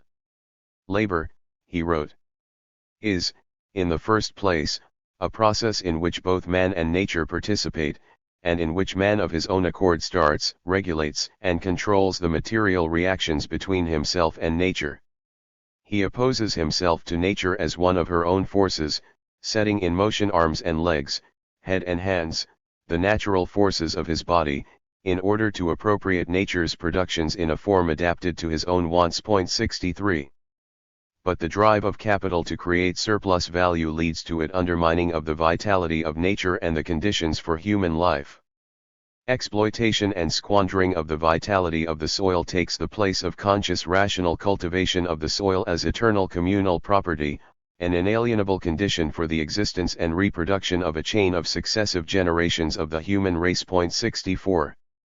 There arises an irreparable break in the coherence of social interchange prescribed by the natural laws of life. 65. Capitalist production develops technology, and the combining together of various processes into a social whole, only by sapping the original sources of all wealth, the soil and the laborer. 66. Just as large-scale industry lays waste and destroys labor power, large-scale mechanized agriculture directly exhausts the natural vitality of the soil. 67. Capitalist production, Marx recognized, was slowly destroying the very basis on which it, like all human production, rested, the metabolic interaction between humanity and the rest of the natural world. Marx's remarks were mainly concerned with the immediate effects of capitalist agriculture on soil fertility, which in his time could only be overcome by the use of guano-nitrous mineral deposits resulting from thousands of years of bird droppings to be found mainly on the coast of northern Chile. Marx's insights were taken up and developed in this sense by Karl Koski in the 1890s as implying a crisis of food production in the short term. But they seemed to lose their relevance with the discovery of how nitrous fertilizers could be made artificially during World War I, and world food production was able to expand without difficulty throughout the 20th century. But analyses of the relation between humanity and nature had wider implications than a simple concern with food output, as was spelt out by Engels in his manuscript The Dialectics of Nature, which was not published until 30 years after his death, in the mid-1920s. Here Engels noted that, although humans differ from other animals in being able to master nature, this historically has often had unforeseen negative consequences which cancelled out initial gains. He took as an example the way in which deforestation had wreaked havoc on Greece, Mesopotamia, and Asia Minor. Thus with every step we are reminded that we by no means rule over nature as over a foreign people, like someone standing outside nature, but that we, with flesh and blood and brain, belong to nature and exist in its midst. 68. Scientific progress was slowly providing the means to avoid causing ecological calamities by controlling and regulating production activity. But this regulation required something more than mere knowledge. It required a complete revolution in our hitherto existing mode of production, and simultaneously a revolution in our whole contemporary social order. 69. This was necessary because the individual capitalists, who dominate production and exchange, are able to concern themselves only with the most immediate useful effect of their actions. In relation to nature, as to society, the present mode of production is predominantly concerned only about the immediate, the most tangible result, and then surprise is expressed that the more remote effects of actions directed to this end turn out to be quite different, are mostly quite the opposite in character. 70. The implication is that capitalism contained another inbuilt limit besides that of its inbuilt tendency to economic crises. It is that left to itself it could eventually destroy the very environmental conditions for any form of human existence, including its own. Neither Marx nor Engels developed this implication. But it would become very important a century later. A dynamic and contradictory system. The recognition that capitalism is an ever-expanding system of alienated labor runs through the pages of Marx's economic writings. It is a system in which people's living force is taken from them and turned into a system of things that dominate them. Capital is labor that is transformed into a monstrous product whose only aim is to expand itself. Capital is dead labor, that, vampire-like, only lives by sucking living labor, and lives the more labor it sucks. 71. It is this which gives capitalism a dynamic of growth unparalleled in previous societies. The endless drive to pump out surplus value in order to further pump out yet more surplus value, of accumulation in order to further accumulate, knows no bounds. As capitalism emerged in parts of Northwest Europe, it was compelled to stretch out its tentacles to encompass the whole earth, subjecting ever more living labor to it. The need of a constantly expanding market for its products chases the bourgeoisie over the entire surface of the globe. It must nestle everywhere, settle everywhere, establish connections everywhere.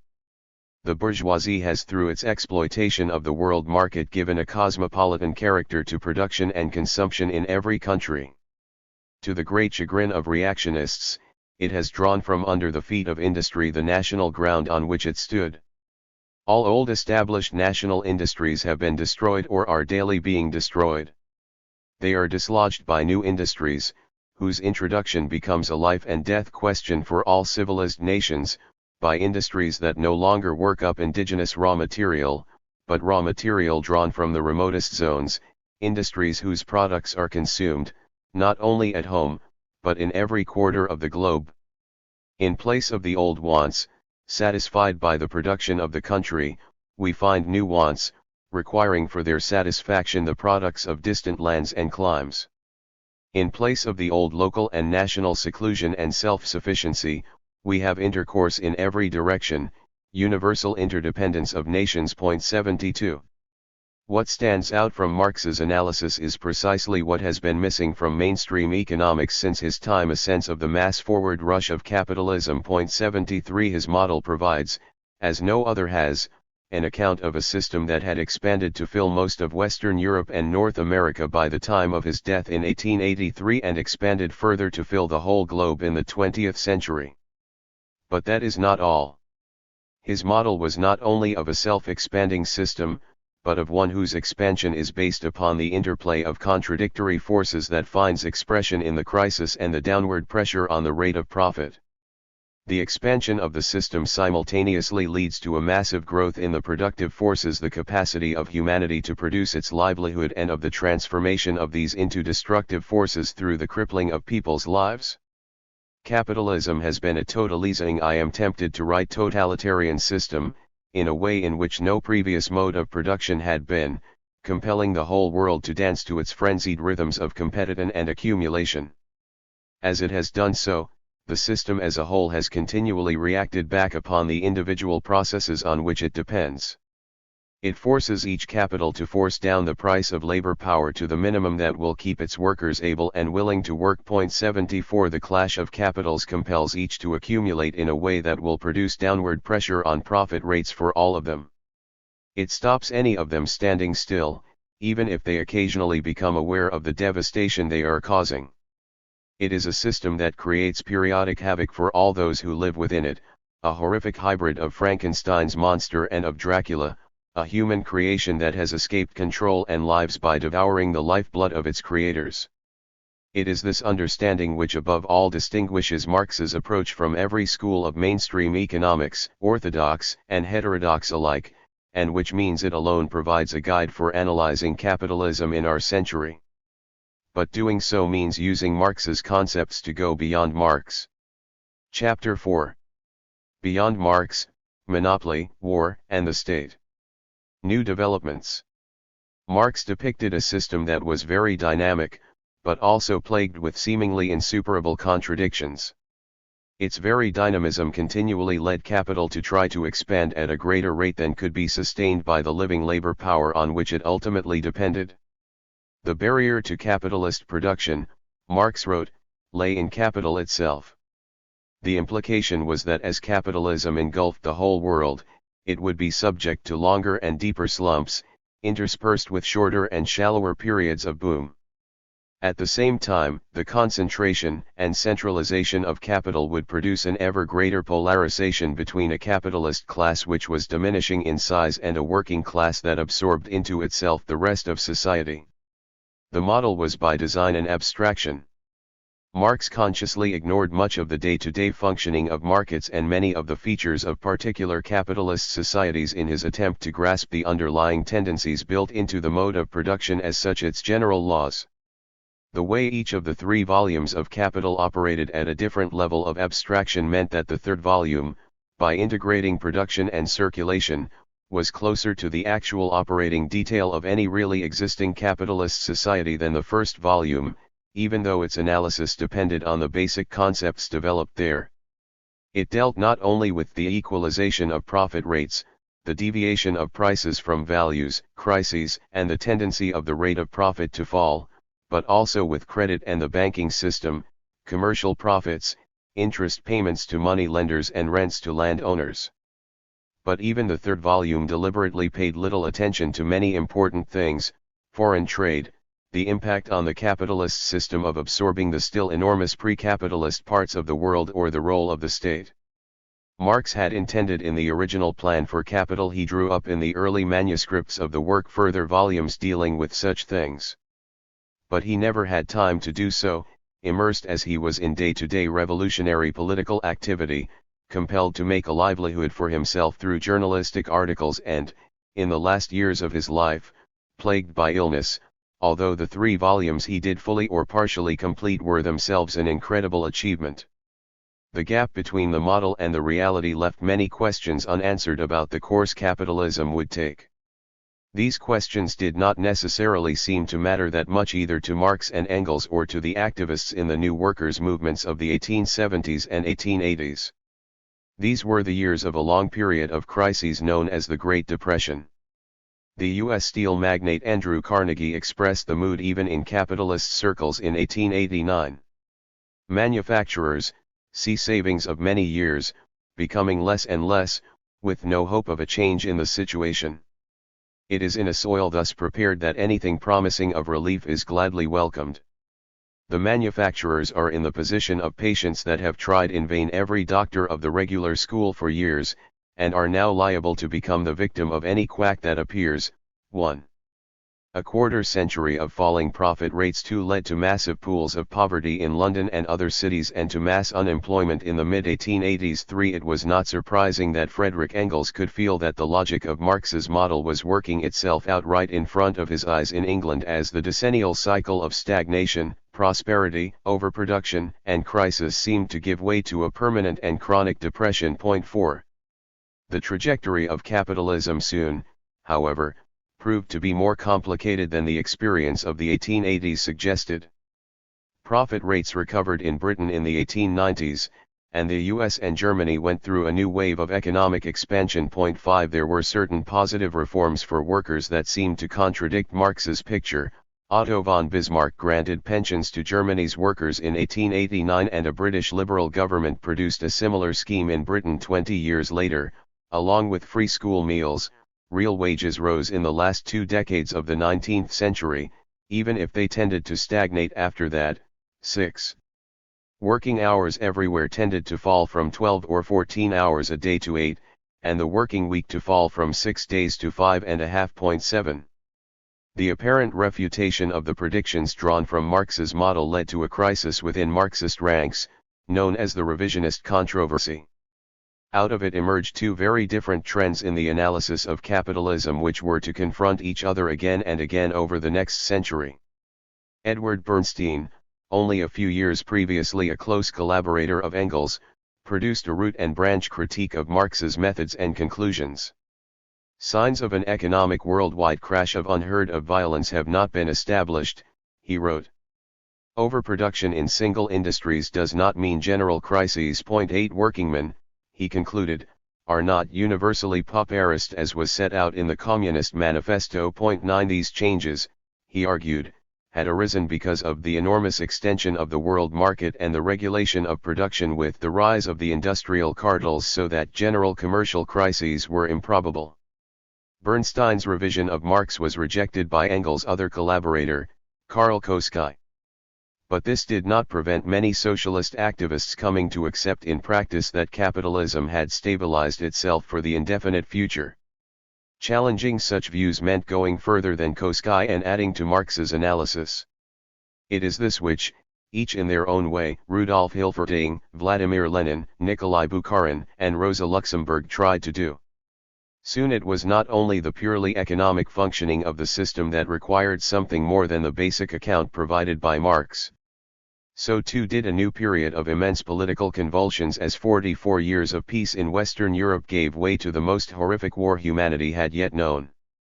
Hilferding, Finance, Capitalism and Imperialism. The first Marxist economist to publish a detailed analysis of the changes was the Austrian Rudolf Hilferding in his work Finance Capital, in 1910.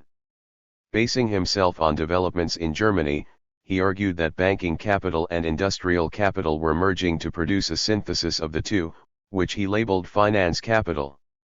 On this basis, giant trusts and cartels were emerging that could dominate whole sectors of industry. There is a continual tendency for cartelization to be extended. The individual industries become increasingly dependent upon the cartelist industries until they are finally annexed by them. The ultimate outcome of this process would be the formation of a general cartel.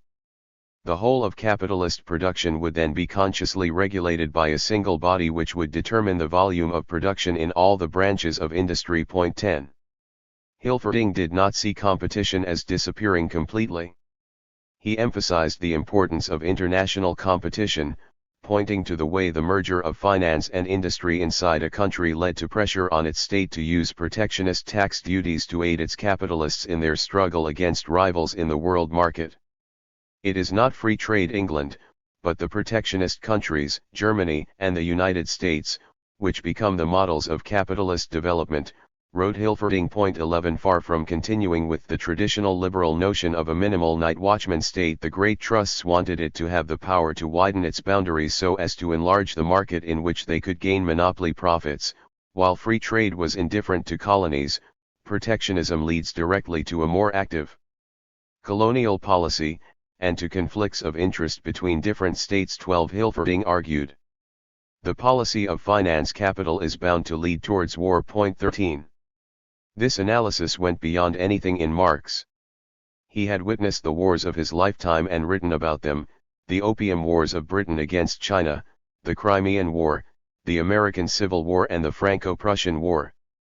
But these were wars, as he saw it, resulting from the drive of capitalism to impose itself on the remnants of the pre-capitalist world around it.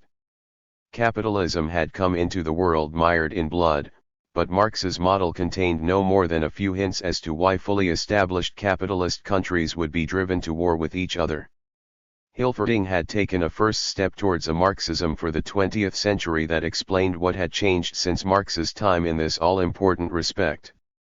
There were, however, ambiguities in Hilferding's approach.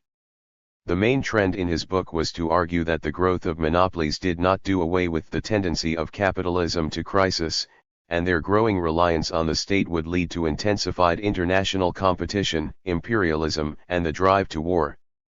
But at points there were suggestions that pointed to a very different conclusion, that the monopolies and the state could work together to dampen the tendency towards crisis. The specific character of capital is obliterated in Finance Capital, which was able to resolve more successfully the problems of the organization of the social economy, even though it was still a class society, with property concentrated in the hands of a few giant capitalist groups. 14 This meant the mitigation of the old-style economic crisis. As capitalist production develops, there is therefore an increase in the part of production that can be carried on under all circumstances. Hence the disruption of credit need not be as complete as in crises in the earlier period of capitalism. Furthermore, the development of the credit crisis into a banking crisis on the one side and a monetary crisis on the other is made more difficult. 15. The mass psychoses which speculation generated at the beginning of the capitalist era seem gone forever. 16. Hilferding did not carry his argument through to its logical conclusion in Finance Capital, and still wrote that the system could not do away with the cyclical alternation of prosperity and depression. 17 But by the 1920s, when he served as a minister in two Weimar Republic governments, he veered towards Bernstein's approach with a theory of organized capitalism in which the anarchy of the market and the trend towards crisis disappear. 18 One corollary was to deny that there was anything in capitalism inevitably leading to war, since the organized capitalisms in different countries would want to cooperate with each other. A similar conclusion had already been reached in 1914 by Karl Koski, leading him to a position that barely differed in practice from Bernstein's. But where Hilferding pointed to the merger of finance and productive capitalism, Koski's argument rested on seeing a fundamental distinction and antagonism of interests between them. The finance capitalists had a direct interest in transforming each national state into an apparatus of support for their own expansion. Imperialism was therefore directly linked to finance capitalism. But the interests of finance capital were not identical to those of industrial capital, which could expand only by broadening its markets through free trade. It was from the industrial sector that impulses towards international concord arose in the bourgeois camp. Imperialism, the expression of one phase of capitalist development and the cause of armed conflicts, was not the only possible form of development of capitalism. 19. Koski stressed the role of arms firms in particular as having an interest in imperialism and war.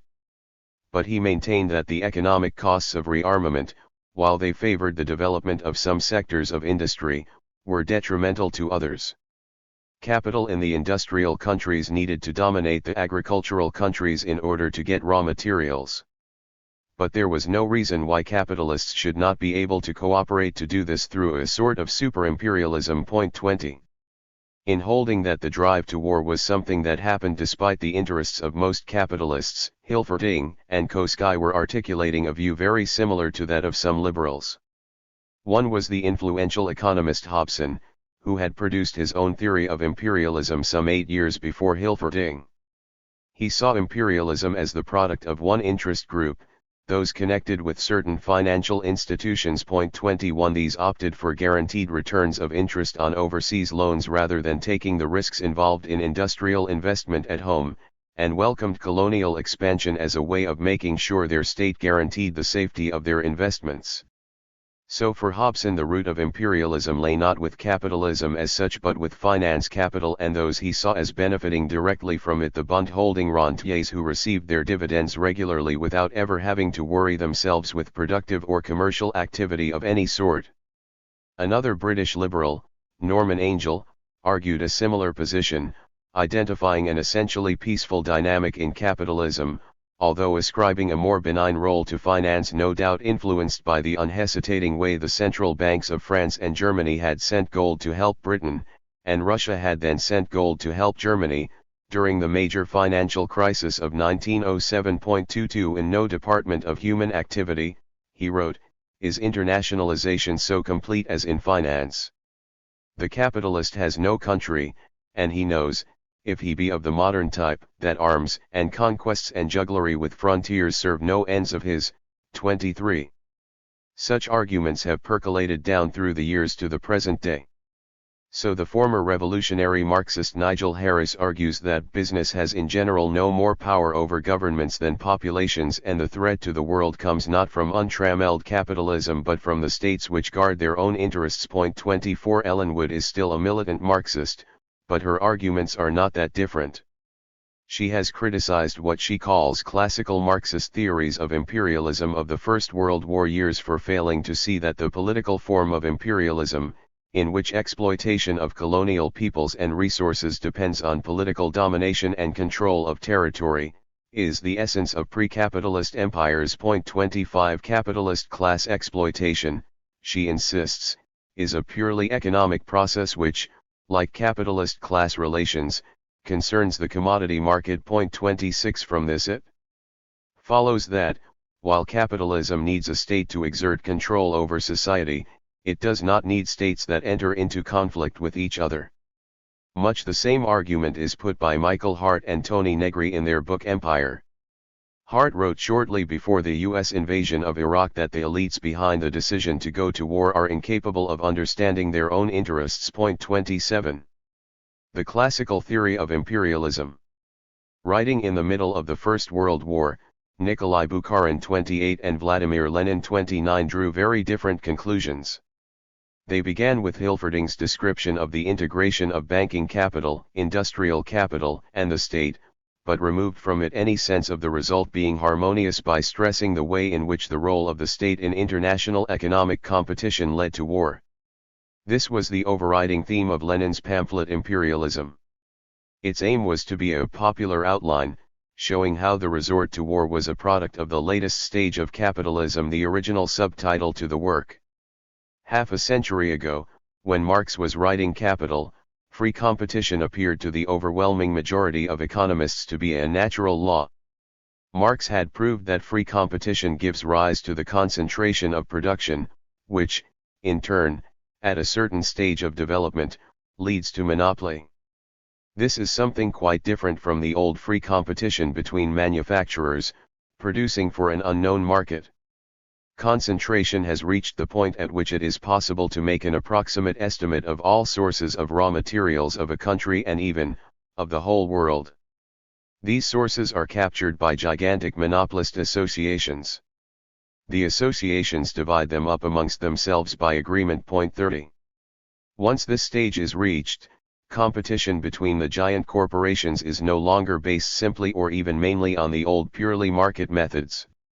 Taking control of raw materials so that rivals cannot get them, blocking rivals' access to transport facilities, selling goods at a loss so as to drive rivals out of business, denying them access to credit, are all methods used. Monopolies bring with them everywhere monopolist principles. The utilization of connections for profitable deals takes the place of competition in the open market. 31. The capitalist powers had partitioned the world between them, building rival colonial empires, on the basis of a calculation of the strength of the participants, their general economic, financial, military, and other strength. But the relative strength of these participants is not changing uniformly, for under capitalism there cannot be an equal development of different undertakings, trusts, branches of industry or countries.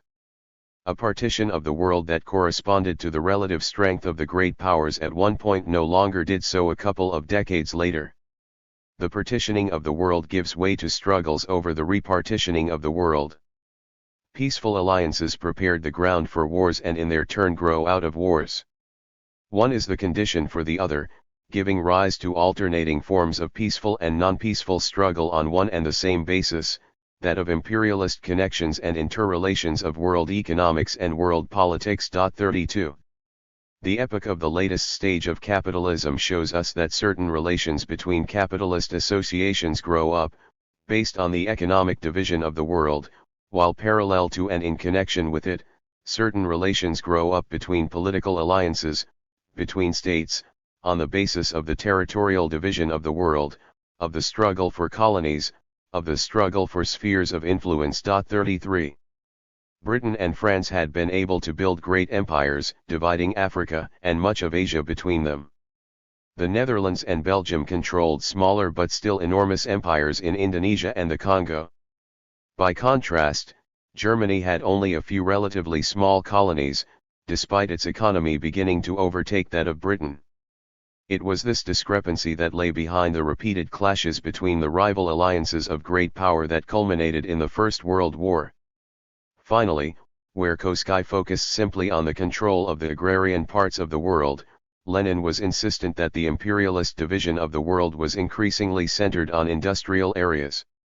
The characteristic feature of imperialism is precisely that it strives to annex not only agrarian territories, but even most highly industrialized regions. 34. Bukharin's Imperialism and World Economy, written shortly before Lenin's work, but appearing afterwards with an introduction by Lenin, made the argument just as forcefully as he draws of the consequences of the tendencies that Hilferding had described. Combines, in industry and banking, unite the entire national production, which assumes the form of a company of companies, thus becoming a state capitalist trust. Competition is now competition of the state capitalist trusts on the world market. Competition is reduced to a minimum within the boundaries of the national economies, only to flare up in colossal proportions, such as would not have been possible in any of the preceding historical epochs. The center of gravity is shifted in the competition of gigantic, consolidated and organized economic bodies possessed of a colossal fighting capacity in the World Tournament of Nations. 35. Writing 3 years after the end of the war, he drew out the implications even more sharply. The state organization of the bourgeoisie concentrates within itself the entire power of this class. Consequently, all remaining organizations must be subordinated to the state. All are militarist. Thus there arises a new model of state power, the classical model of the imperialist state, which relies on state-capitalist relations of production. Here economics is organizationally fused with politics. The economic power of the bourgeoisie unites itself directly with the political power. The state ceases to be a simple protector of the process of exploitation and becomes a direct, capitalist collective exploiter. 36. War now becomes central to the system, arising from the competition between the state capitalist trusts, and also feeding back into and determining their internal organization. With the formation of state capitalist trusts, competition is being almost entirely shifted to foreign countries. The organs of the struggle waged abroad, primarily state power, must therefore grow tremendously. In peaceful times the military state apparatus is hidden behind the scenes where it never stops functioning. In war times it appears on the scene most directly. The struggle between state capitalist trusts is decided in the first place by the relation between their military forces, for the military power of the country is the last resort of the struggling national groups of capitalists. Every improvement in military technique entails a reorganization and reconstruction of the military mechanism. Every innovation, every expansion of the military power of one state, stimulates all the others. 37. The logic of the argument presented by Lenin and Bukharin was that the period of peace that followed the First World War would, sooner rather than later, give way to a new world war unless capitalism was overthrown. The possibility of a second round of imperialist war is, quite obvious, wrote Bukharin. 38. As we shall see later, the reaction of the great capitalist powers to the economic crisis that began in 1929 confirmed this prediction. That has not, however, stilled the argument against the Lenin-Bukharin account. The economics of empire. This argument assumed and still assumes 39 that peaceful free trade rather than a militaristic struggle to control chunks of territory would have been the most profitable course for the majority of capitalists to pursue. This claim is easy to deal with. The great period of growth of the Western empires was the last quarter of the 19th century. In 1876 no more than 10% of Africa was under European rule. By 1900 more than 90% was colonist. In the same period Britain, France, Russia, and Germany each established colonial enclaves and wide spheres of influence in China. Japan took over Korea and Taiwan, France conquered all of Indochina, the US seized Puerto Rico and the Philippines from Spain, and Britain and Russia agreed to an informal partitioning of Iran. At the same time there was a massive growth in the export of capital from Britain, still the biggest capitalist economy and the center of the world financial system, even if the US and Germany were rapidly catching up in industrial output. Total British investment in foreign bonds rose from £95 million in 1883 to £393 million in 1889. It soon equaled 8% of Britain's gross national product and absorbed 50% of savings. 40 Not all exports of capital, let alone of goods, went to the colonies. Much went to the US and quite a lot went to Latin American countries like Argentina. But the colonies were important. Britain's biggest colony, India, alone accounted for 12% of exported goods and 11% of capital exports. It also provided a surplus to Britain's balance of payments that could help pay for investments elsewhere in the world, and it provided Britain, free of charge, with an army for conquering other places. 41 The raw materials required for the most technologically advanced industries of the time came from colonial areas. On top of this, there was the strategic importance of the colonies. What mattered for both politicians and industrial interests was that Britain ruled the waves and could use its bases in the colonies to punish states that threatened those interests. It hardly seemed a coincidence to the theorists of imperialism that the decades which witnessed this massive expansion of colonization, of exports of capital and of extraction of raw materials also saw the recovery of profitability and markets from the gloom of the Great Depression. They may not always have managed to theorize this clearly, but the coincidence of empire and capitalist boom was real enough. The Lenin-Bukharin theory therefore stands up as an account of the pre-World War I decades and of the drive to war. Nevertheless, there was a weakness in Lenin's version of the theory. It generalized from the experience of British imperialism at the end of the 19th century to the whole of imperialism, and tended to make the entire theory rest upon the key role of the banks in exporting financial capital. But this did not fit with the picture even when Lenin was writing, let alone in the decades afterwards. The export of finance had indeed been a central feature of British imperialism, but the situation was rather different with its new competitors. In the German case it was the industrial combines, especially those in heavy industry, rather than finance as such, that sought to expand beyond national frontiers by the establishment of colonies and spheres of influence. And the characteristic feature of the US and Russian economies in the pre-First World War decades was not the export of capital but the inflow of funds from other capitalist countries. The focus on finance became even more problematic in the quarter of a century after Lenin wrote. The quantity of capital invested abroad never rose above the level of 1914 and then declined. 42 Yet the great capitalist powers remained intent on imperialist expansion during the interwar years, with Britain and France grabbing most of the Middle East and the former German colonies, Japan expanding into China, and German heavy industry looking to carve out a new empire in Europe. The phraseology of certain parts of Lenin's pamphlet has led to some interpretations of it that see financial interests, rather as Hobson and Kosky did, as mainly responsible for imperialism. This was especially so when, basing himself on Hobson, Lenin insisted on the parasitic character of finance capital, writing of the extraordinary growth of a social stratum of rentiers, i.e. people who live by clipping coupons, who take no part in any enterprise whatever, whose profession is idleness. 43. This stress on the parasitism of finance capital has even led to some on the left embracing strategies based on anti-imperialist alliances with sections of industrial capital against finance capital, precisely the Kosky policy that Lenin attacked so bitterly. Bukharin's account of imperialism by and large avoids these faults. He uses the category of finance capital repeatedly. But he explicitly warns against seeing it as something distinct from industrial capital.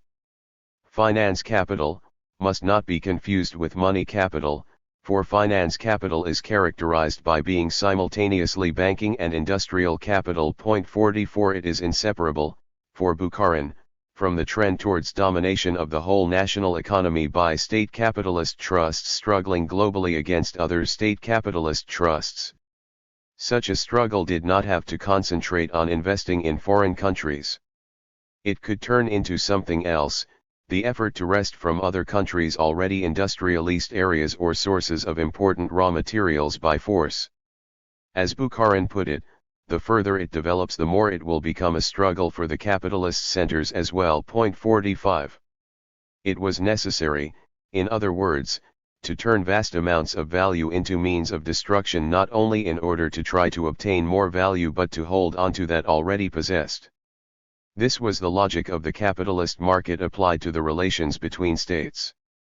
Each had to invest in preparations for war in order not to lose out as the other invested more, just as each capital had to invest in new means of production so as to hold its own in market competition. Imperialist policies were nothing but the reproduction of the competitive struggle on a worldwide scale, with state capitalist trusts, not individual firms, the subjects of competition. The explosions of war were a result of the contradiction between the productive forces of the world economy and the nationally limited methods of appropriation of the bourgeoisie separated by states. 46 In other words, just as competition between capitals was reduced within states, it operated on an ever more ferocious scale between them. Rosa Luxemburg, Imperialism and the Collapse of Capitalism. Lenin and Bukharin were not the only Marxist opponents of imperialism to attempt to prove that it was an essential stage of capitalism. Rosa Luxemburg also did so with a rather different theoretical analysis in her The Accumulation of Capital, published in 1913. It rested on what she believed to be a central contradiction within capitalism that had escaped Marx's notice. Marx had produced tables in Volume 2 of Capital showing the interrelation between accumulation and consumption. Each round of production involved using the products of the previous round, either as material inputs or as means of consumption for the workforce. This required that the material products in one round corresponded to what was needed for production to proceed at the next round. It was not merely a question of the right amounts of value passing from one round to the next, but also of the right sorts of use values, such and such quantities of raw materials, new machinery, factory building, etc., and such quantities of food, clothing, etc., for the workforce. Rosa Luxemburg, in examining Marx's tables, came to the conclusion that discrepancies were bound to arise between the distribution of value from one round to another and the distribution of the use values needed to expand production. More consumer goods would be produced than could be bought with the wages paid out to workers, or more investment goods than could be paid for out of profits. In other words, the system inevitably produced an excess of goods for which there was no market within it. Overproduction was not just a phase in the boom-slump cycle, but endemic. Conceived of as a closed system, in which all the outputs of one round of production had to be absorbed as inputs in later rounds, capitalism was doomed to tend towards a complete breakdown. In the early stages of capitalism, this was not a problem. It was not a closed system. Precisely because it grew up within a pre-capitalist world, it was surrounded by people who were not part of it: artisans, the remnants of feudal ruling classes, and vast numbers of subsistence peasants. They could absorb the surplus goods, providing raw materials in return. But the more capitalism came to dominate in a particular country, the more it would be faced with this contradiction unless it expanded outwards to seize control of other, pre-capitalist, societies. Colonization was in this way essential for the continued functioning of the system. Without it, capitalism would collapse. Luxemburg did not simply produce this argument in an analytical form. She supplemented it with chapter after chapter showing in horrifying detail how the historical development of capitalism in Europe and North America had been accompanied by the subjugation and exploitation of the rest of the world. Her conclusion, like Lenin and Bukharin's, was that socialist revolution was the only alternative to imperialism and war. Her analysis was, however, subject to trenchant and devastating critiques, most notably by the Austrian reformist Marxist Otto Bauer and by Bukharin. Bauer produced his own versions of the reproduction tables, claiming that there was no problem getting the inputs and outputs to balance properly over several rounds of production. Bukharin concentrated on refuting points Luxemburg made in her anti-critique reply to Bauer. She had argued that there had to be something outside capitalism to provide an incentive to the capitalists to keep investing. It was not good enough for ever-increasing amounts of investment to absorb the growing output of society, since, she argued, this would provide no gain to the capitalists to justify such investment. Production to an ever greater extent for production's sake is, from the capitalist point of view, absurd, because in this way it is impossible for the entire capitalist class to realize a profit and therefore to accumulate. 48. Bukharin's reply, in essence, amounted to pointing out that it was precisely such apparently absurd accumulation for the sake of accumulation that characterized capitalism for Marx. 49. Capitalism did not need a goal outside itself. It could be added that it is precisely this which epitomizes the extreme alienation of human activity in the system. It is driven forward not by the satisfaction of human need, not even by the human need of the capitalist, but by its own dynamic. Bukharin did not deny that discrepancies arise in the course of capitalist development between production and consumption. He insisted in his comments on Luxemburg that they are inevitable, but it is precisely the capitalist crisis that overcomes them. Overaccumulation and overproduction occur, but not all the time. They arise in the course of the crisis and are liquidated by its further development. And Bukharin quoted Marx, "There is no permanent crisis." 50. For him, imperialism was not to be explained by the problems of overproduction, but by the way in which it aids the capitalist pursuit of higher profits. Bukharin's argument against Luxemburg cannot be faulted. But he and Lenin do leave something unexplained: why the export of capital during the high tide of imperialist expansion was able to lead capitalism out of the Great Depression. For all its problems, Rosa Luxemburg's theory did attempt to find a link between imperialism and the temporary mitigation of crisis, which Lenin and Bukharin failed to. Writing in the 1920s, Henrik Grossman, critical both of Rosa Luxemburg and her detractors 51 did point to a way of making the link. The flow of capital from existing centers of accumulation to new ones overseas could ease the pressure leading to a rising organic composition of capital and a falling rate of profit, even if such a solution would only have a short time effect. 52. This insight can make sense of the actual pattern of economic development during the high tide of imperialism at the end of the 19th century. Had the half of British investment that went overseas been invested domestically, it would have raised the ratio of investment to labor and so lowered the rate of profit. As it was, estimates suggest that the capital output ratio actually fell from 2.16 in 1875 to 83 to 1.82 in 1891-1901, 53, and that the early 1890s were a period of rising profit rates. 54 And in these years what happened in Britain still had a major impact on the rest of the system. This points to a wider and very important insight into the dynamic of capitalism in the 20th and 21st centuries, to which we will return in later chapters. For the moment it is sufficient to recognize that imperialism arose out of the competitive drive of capitals to expand beyond national frontiers and led, as a temporary side effect, to a lessening of the pressures otherwise driving up the organic composition of capital and so lowering the rate of profit. But it could only be a temporary effect because eventually investments made in the new centers of accumulation would produce new surplus value seeking investment and exerting a downward pressure on profit rates. As that happened, the old contradictions in the system would return with a vengeance, opening up a new period of economic instability which would lead to intensified competition, not only of an economic but also of a military sort. This is effectively what happened in the first decades of the 20th century, with an international tendency towards falling profit rates and increased tensions between states. Amended in this way, the insistence by Lenin, Bukharin, and Luxemburg on the connection between capitalism and war could be made theoretically watertight. A problem Marx left behind. The classic theory of imperialism has one important implication. It raises the question of the relation between states and the capitals within them. Marx left the question unresolved. He took up some of its aspects in his non-economic writings 55 but did not get as far as integrating them into his analysis of the capitalist system as a whole. But the question is not one that any serious analysis of capitalism in the century after his death can avoid. A quick glance at the growth of state expenditure shows why. From its share of national output being more or less static through the 19th century, except at times of all-out war, it started growing in the second third of the 20th century and has never stopped doing so. The most common view of the state, among Marxists and non-Marxists alike, has been to see it as something external to the capitalist economic system.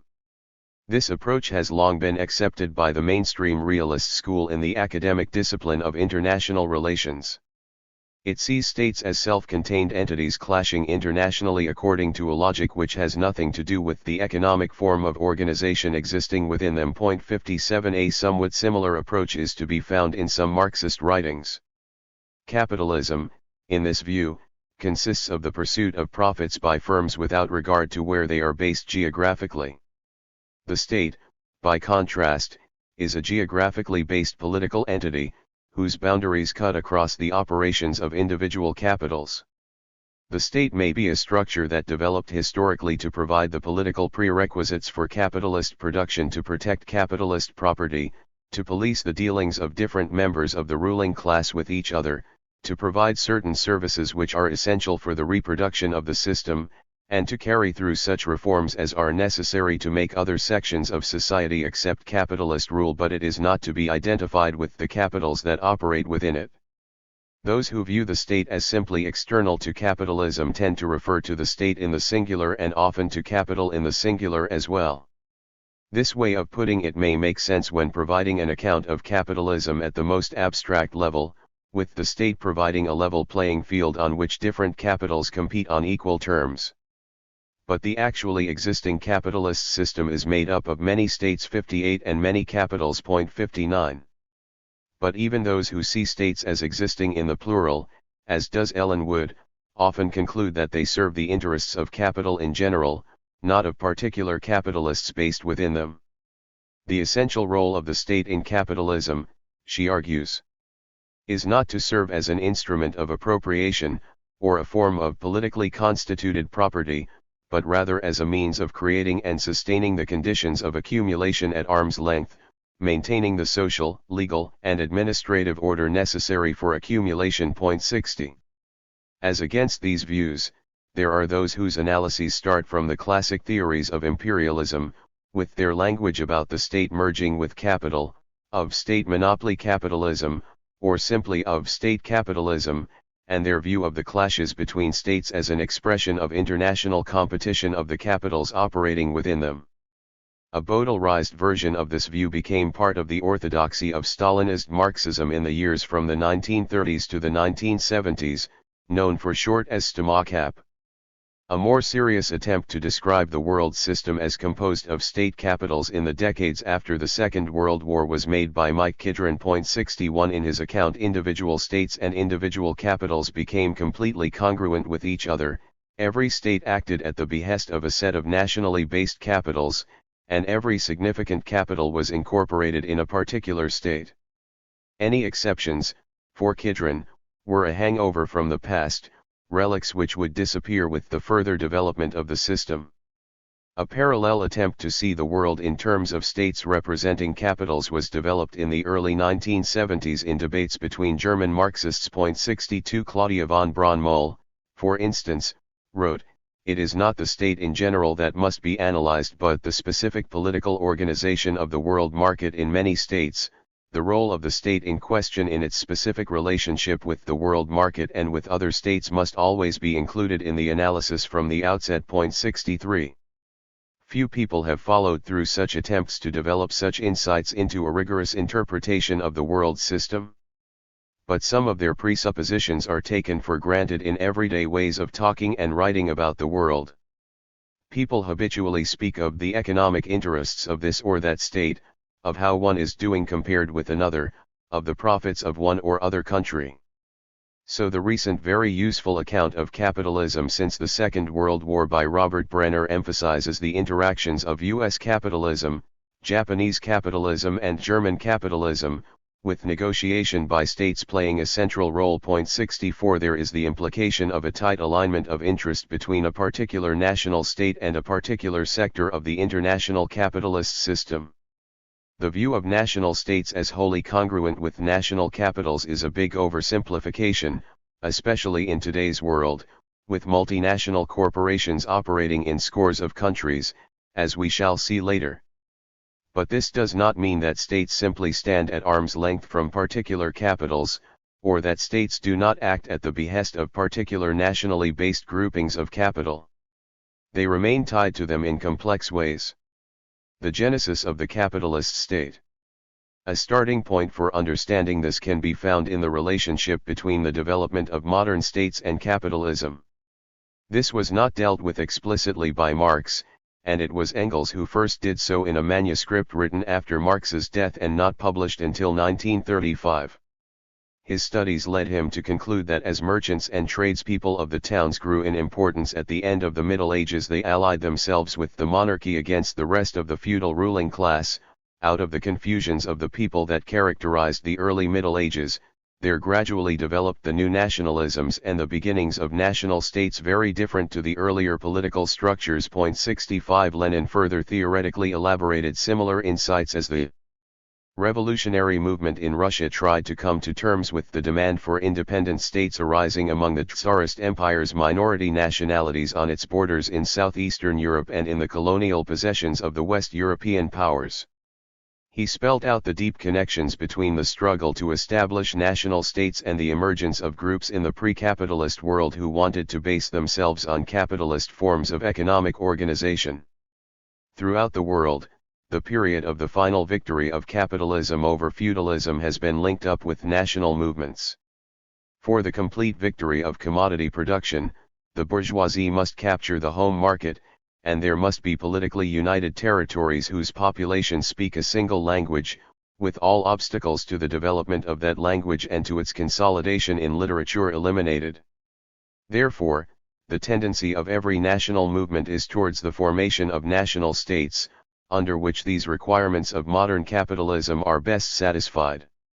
The national state is typical and normal for the capitalist period. 66. Modern states have not developed, according to this conception, as external to the capitals based within them. They have been shaped historically by the process by which capitalist methods of accumulating wealth began to take root, first in parts of Europe and then in the rest of the world. Those groups identifying with such methods needed to protect themselves against the various social forces associated with the pre-capitalist society in which they developed, and very soon against other capitalist groups located elsewhere. This meant seeking to shape political structures to defend their common interests, by force if necessary, in what could be a hostile world. Where old pre-capitalist state forms existed, they had to get control of them and reorganize them to fit their own interests or break apart from them to form new states. By the late 19th century it was not only existing capitalist interests which sought to build such states. So too did elements from old exploiting classes in places like Germany, Tsarist Russia, and Japan, who wanted to survive in a world increasingly dominated by capitalist powers on the one hand, and the middle-class intelligentsia who came to play a leading role in many of the national movements in the colonial world on the other. This picture has been rejected by some Marxists on the grounds that states existed before the rise of capitalism. The system of states is then seen as something completely distinct from the system of capitalism, and there is a logic of states that differs from the logic of capital. But the old states were not left as they were with the rise of capitalism. They were reshaped fundamentally, with the redrawing of old territorial boundaries and the establishment for the first time of centralist structures that reached down into the lives of every inhabitant. 67 The fact that the new structures functioned through the deployment of force, not the production of commodities for sale, did not stop them being shaped by the changing relations of production and exploitation created by the rise of capitalism. And they were from the beginning and remain today structures that feed back into the organization of production by capitals, influencing the tempo and direction of their accumulation. The logic of states was a product of the wider logic of capitalism, even if it frequently came into contradiction with other elements in the system. 68. Capital exists in three forms: as productive capital, as commodity capital, and as money capital. 69 Every process of capital accumulation under fully developed capitalism involves repeated changes from one form to another. Money capital is used to buy means of production, raw materials, and labor power. These are put together in the production process to turn out commodities. These commodities are then exchanged for money. This money is then used to buy more means of production, raw materials and labor power, and so on. The forms of capital are continually interacting as one changes into the other. But there can also be a partial separation of these three different forms. The organization of direct production, the selling of commodities, and the supply of finance can devolve upon different groups of capitalists. Money capital and commodity capital can be continually mobile, moving from place to place and across national boundaries, unless obstructed by the state or other bodies exercising force. Things are rather different with productive capitals. Regarded simply as accumulations of value, they differ from each other only in their size. But each individual capital, like each individual commodity, has a twofold character. As well as being measurable in terms of exchange value, it is also a concrete use value, a concrete set of relations between people and things in the process of production. Each particular capital has its concrete ways of bringing together labor power, raw materials, and means of production, of raising finance and getting credit, and of maintaining networks for distributing and selling its output. These all involve interaction with other people and with nature, interactions of a physical sort, which take place on a day-to-day basis in fixed geographical locations. No productive capital can function without, on the one hand, a guarantee of its control of its own means of production, and, on the other, a labor force that is doubly free from coercion by non-capitalist exploiters on the one hand and free from any way of making a livelihood than by selling its labor power on the other. The productive capitalists in any particular locality necessarily act together to try to shape its social and political conditions, that is to exercise influence over the state. As sociologist Neil Brenner puts it, in its drive to accumulate surplus value, capital strives to overcome all geographical barriers to its circulation process. Yet to pursue this continual dynamic, capital necessarily depends upon relatively fixed and immobile territorial infrastructures, such as urban regional agglomerations and territorial states.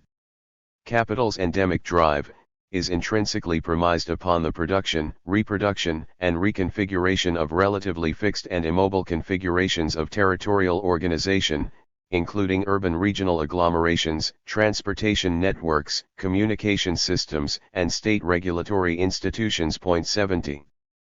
Most capitalist enterprises operate not simply on market calculations, but also on the long-term relations they establish with other enterprises that sell to them and buy from them. Otherwise they would live in continual fear that any change in market conditions would cause their suppliers to sell elsewhere and those who transport and retail their goods suddenly to lose interest in them. They seek to lock in these other firms by a combination of financial incentives, business favors, and personal contact. To this extent production does not take place in individual firms, but in industrial complexes, which have grown up over time. 71. The market models of classical and neoclassical economics portray capitals as isolated atoms which engage in blind competition with other capitals.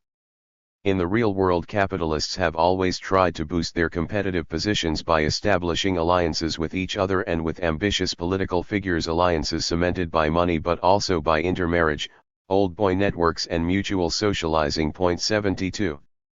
Even the fluidity of money capital does not diminish the importance of the particular national states for particular financial institutions.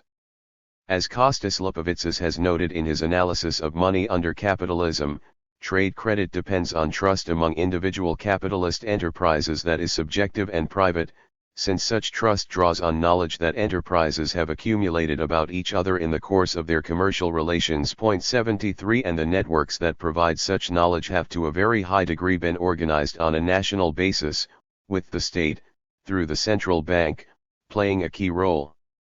The institutions and markets of the credit system, regulated and managed by the central bank, place social power and trust at the service of capitalist accumulation. 74.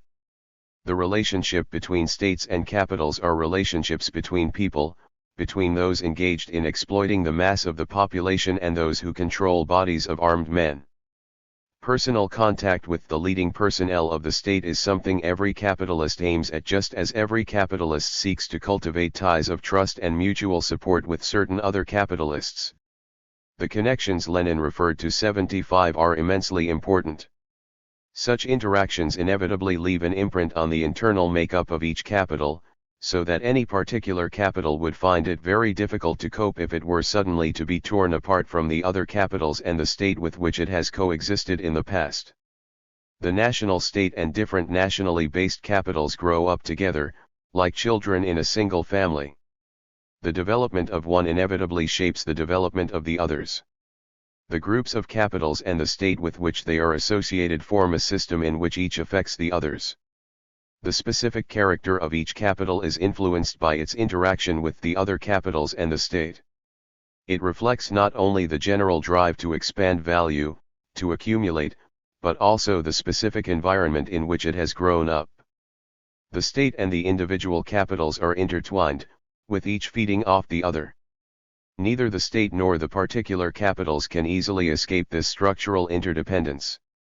The particular capitals find it easier to operate within one state rather than another, because they may have to profoundly restructure both their internal organization and their relations with other capitals if they move their operations. The state has to adjust to the needs of particular capitals because it depends on them for the resources, particularly the revenues from taxation it needs to keep going.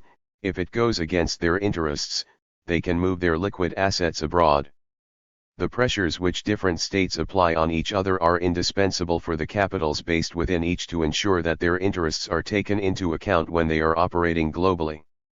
The existence of rival states is not something produced from outside capitalism, nor is it optional for capitalists. It is integral to the system and to its dynamic. Failure to grasp this, as, say, Nigel Harris does, leaves a great hole in any attempt to understand capitalism over the last century. The autonomy of the state and the class nature of its bureaucracy.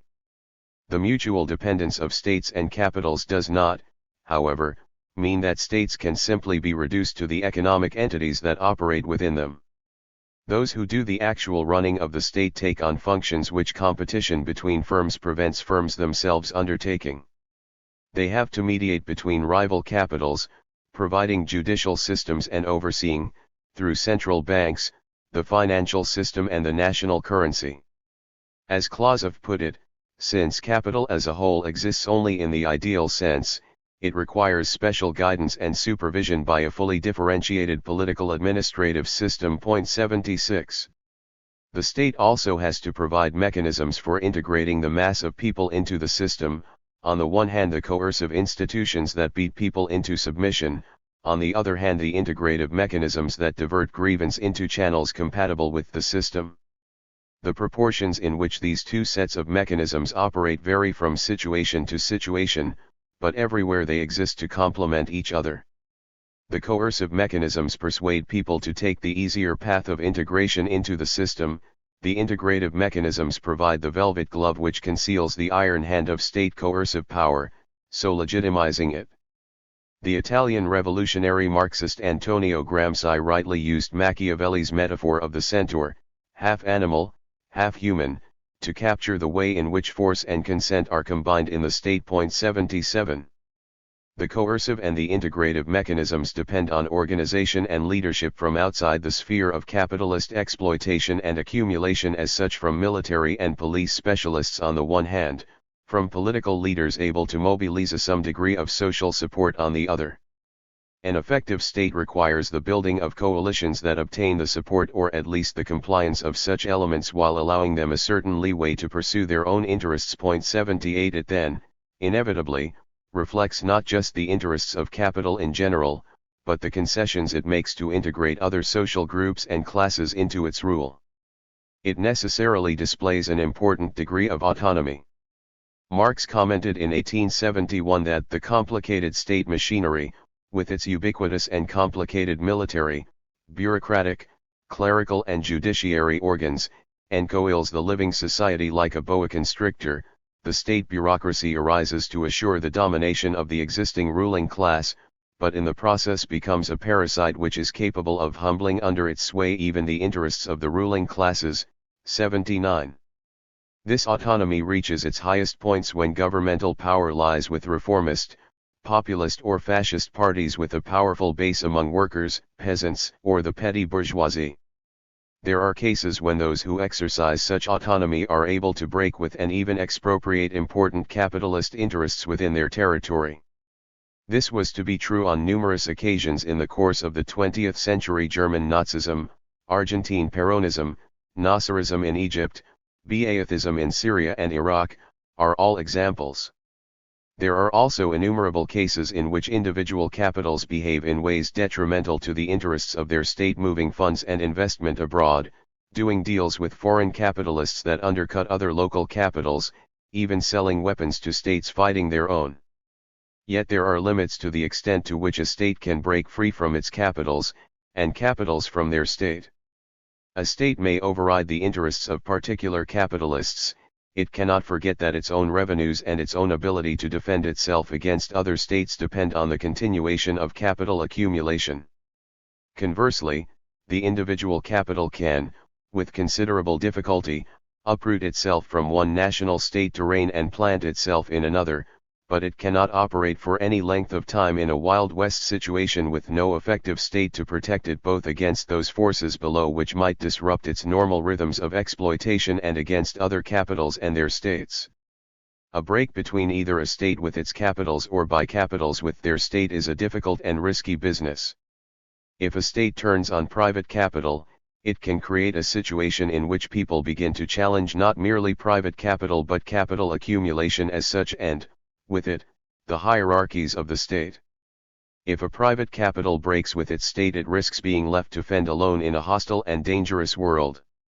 This mutual interdependence between states and capitals has implications for an issue which many analysts never even touch on: the class character of the state bureaucracy itself. The assumption is usually either that it is simply a passive creature of a private capitalist class, or that it is a separate political formation with interests quite different to those of any form of capital. Class is seen as depending on individual ownership of property, and the conclusion drawn is that the state bureaucracy cannot be an exploiting class or part of an exploiting class. This is implicit in the view of, say, Ellen Wood and David Harvey, who see state-run economic activities as lying outside the system of capitalist production. 80. Such an approach leaves a huge hole when it comes to analyzing capitalism in the century and a quarter since Marx's death. The total income of society passing through the hands of the state has reached levels much greater than income going directly to private capital as profits, interest, and rent. Investment directly undertaken by the state is often more than half of total investment. 81. And the state bureaucracy directly disposes of a very big portion of the fruits of exploitation. An analysis of class in such a situation cannot restrict itself to looking at things as they appear in the official common sense of a society as expressed in its juridical definitions of property.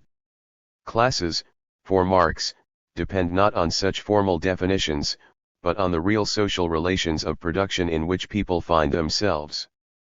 They are aggregates of people whose relationship to material production and exploitation forces them to act together collectively against other such aggregates. In an unfinished final chapter to Volume 3 of Capital, Marx insists that classes cannot be identified simply by the sources of revenues, since this would lead to an infinite division of classes, paralleling the infinite fragmentation of interests and rank into which the division of social labor splits laborers as well as capitalists and landlords. 82. What makes such diverse groups come together into the great classes of modern society, he argues elsewhere, is the way in which the revenues of one set of groups arise out of the exploitation of those who make up other groups. As he put it in his notebooks for capital, and wage labor only express two factors of the same relation. 83. The capitalist is only a capitalist insofar as he embodies the self-expansion of value, insofar as he is the personification of accumulation. Workers are workers only insofar as the objective conditions of labor confront them as capital. Since the directing layer in the state bureaucracy is compelled to act as an agent of capital accumulation, whether it likes it or not, it comes to identify its own interests as national capitalist interests in opposition to both foreign capital and the working class. Just as the individual capitalist can choose to enter one line of business rather than another, but cannot avoid the compulsion to exploit and accumulate in whatever line he goes into, so the state bureaucracy can move in one direction or another, but cannot ignore the needs of national capital accumulation without risking its own longer-term future. Its autonomy consists in a limited degree of freedom as to how it enforces the needs of national capital accumulation, not in any choice as to whether to enforce these or not.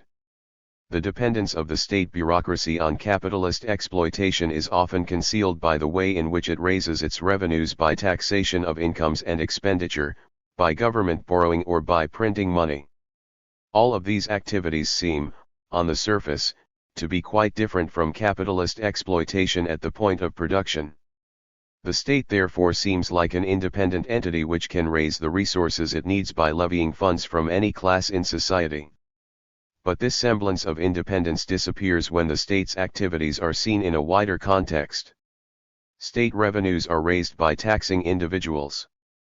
But individuals will attempt to recoup their loss of purchasing power by struggles at the point of production, the capitalists by trying to enforce a higher rate of exploitation, the workers by attempting to get wage increases. The balance of class forces determines the leeway which exists for the state to increase its revenues. These are part of the total social surplus value, part of the total amount by which the value of workers' output exceeds the cost of reproducing their labor power. In this sense, state revenues are comparable to the other revenues that accrue to different sections of capital, to the rents accruing to landowners, the interest going to money capital, the returns from trade going to commodity capital, and the profits of productive capital. Just as there is continual conflict between the different sections of capital over the sizes of these different revenues, so there is continual conflict between the state bureaucracy and the rest of the capitalist class over the size of its cut from the total surplus value. The state bureaucracy will, on occasions, use its own special position, with its monopoly of armed force, to make gains for itself at the expense of others.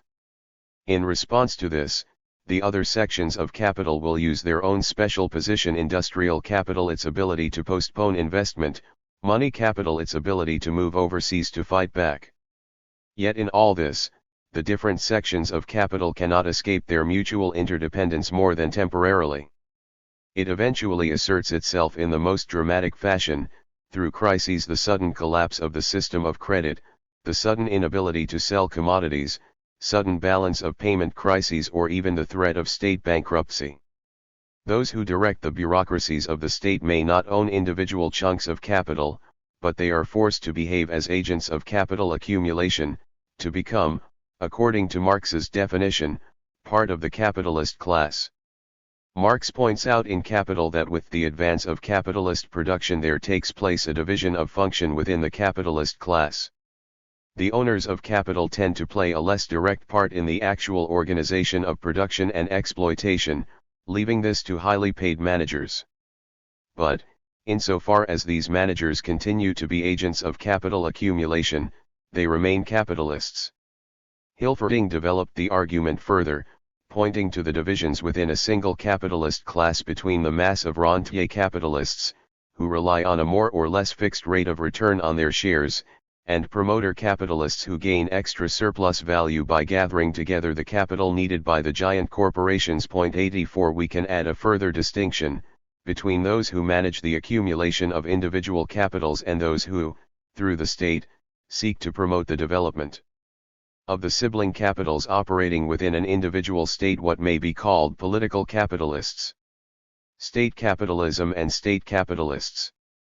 One of the most significant developments of the 20th century was the emergence of big state-owned economic sectors. The state came to plan the whole of internal production in Germany in the latter part of the First World War, in the US and Britain as well as Germany throughout most of the Second World War, and, of course, in the USSR from Stalin to Gorbachev, and in China under Mao. Just as many analysts accept the common-sense view that the state is something outside of capitalism, so they also refuse to accept that state-run industries and economies can be capitalist. 85 The classical Marxists, however, saw things rather differently. Marx in Volume 2 of Capital was already including among the sum of individual capitals, the state capital, so far as governments employ productive wage labor in mines, railways etc., perform the function of industrial capitalists. 86 Engels spelt this out much more fully in reacting to Bismarck's nationalization of the German railway system. The modern state, no matter what its form, is essentially a capitalist machine, the state of the capitalists, the ideal personification of the total national capital. The more it proceeds to the taking over of productive forces, the more it actually becomes the national capitalist, the more citizens it exploits. The workers remain wage workers, proletarians. The capitalist relation is not done away with. It is rather brought to a head. 87. Koski could argue in the 1890s that the original economic liberalism of the Manchester School no longer influences the capitalist class because economic and political development urged the necessity of the extension of the functions of the state, forcing it to take into its own hands more and more functions or industries. 88. Trotsky could write a quarter of a century later, in the manifesto of the Communist International to the workers of the world: the statization of economic life, against which the capitalist liberalism used to protest so much, has become an accomplished fact. It is impossible to return not only to free competition but even to the domination of trusts, syndicates and other economic octopuses. Today the one and only issue is, who shall hereforth be the bearer of statist production, the imperialist state or the victorious proletariat? 89. What all of them recognized was that state rather than private ownership of the means of production did not alter the fundamental relations of production or the dynamic of capitalist accumulation. For the state, The purpose of nationalist industry was to enable domestic accumulation to match that undertaken by foreign rivals so as to be able to survive successfully in economic and/or military competition. To this end, the labor employed remained wage labor, and the attempt was made to hold its remuneration down to the minimal level required to sustain and reproduce labor power. The state might plan production within the enterprises it owned, but its planning was subordinated to external competition, just as the planning within any privately owned firm was. The self-expansion of capital remained the goal, and this meant that the law of value operated and made itself felt on the internal operations of the enterprises. In behaving like this, state appointees behave as much like capitalists as living embodiments of capital accumulation at the expense of workers as do private entrepreneurs or shareholders. It was a failure to recognize this that led Hilferding in the 1920s to come to the conclusion that organized capitalism was overcoming the contradictions analyzed by Marx.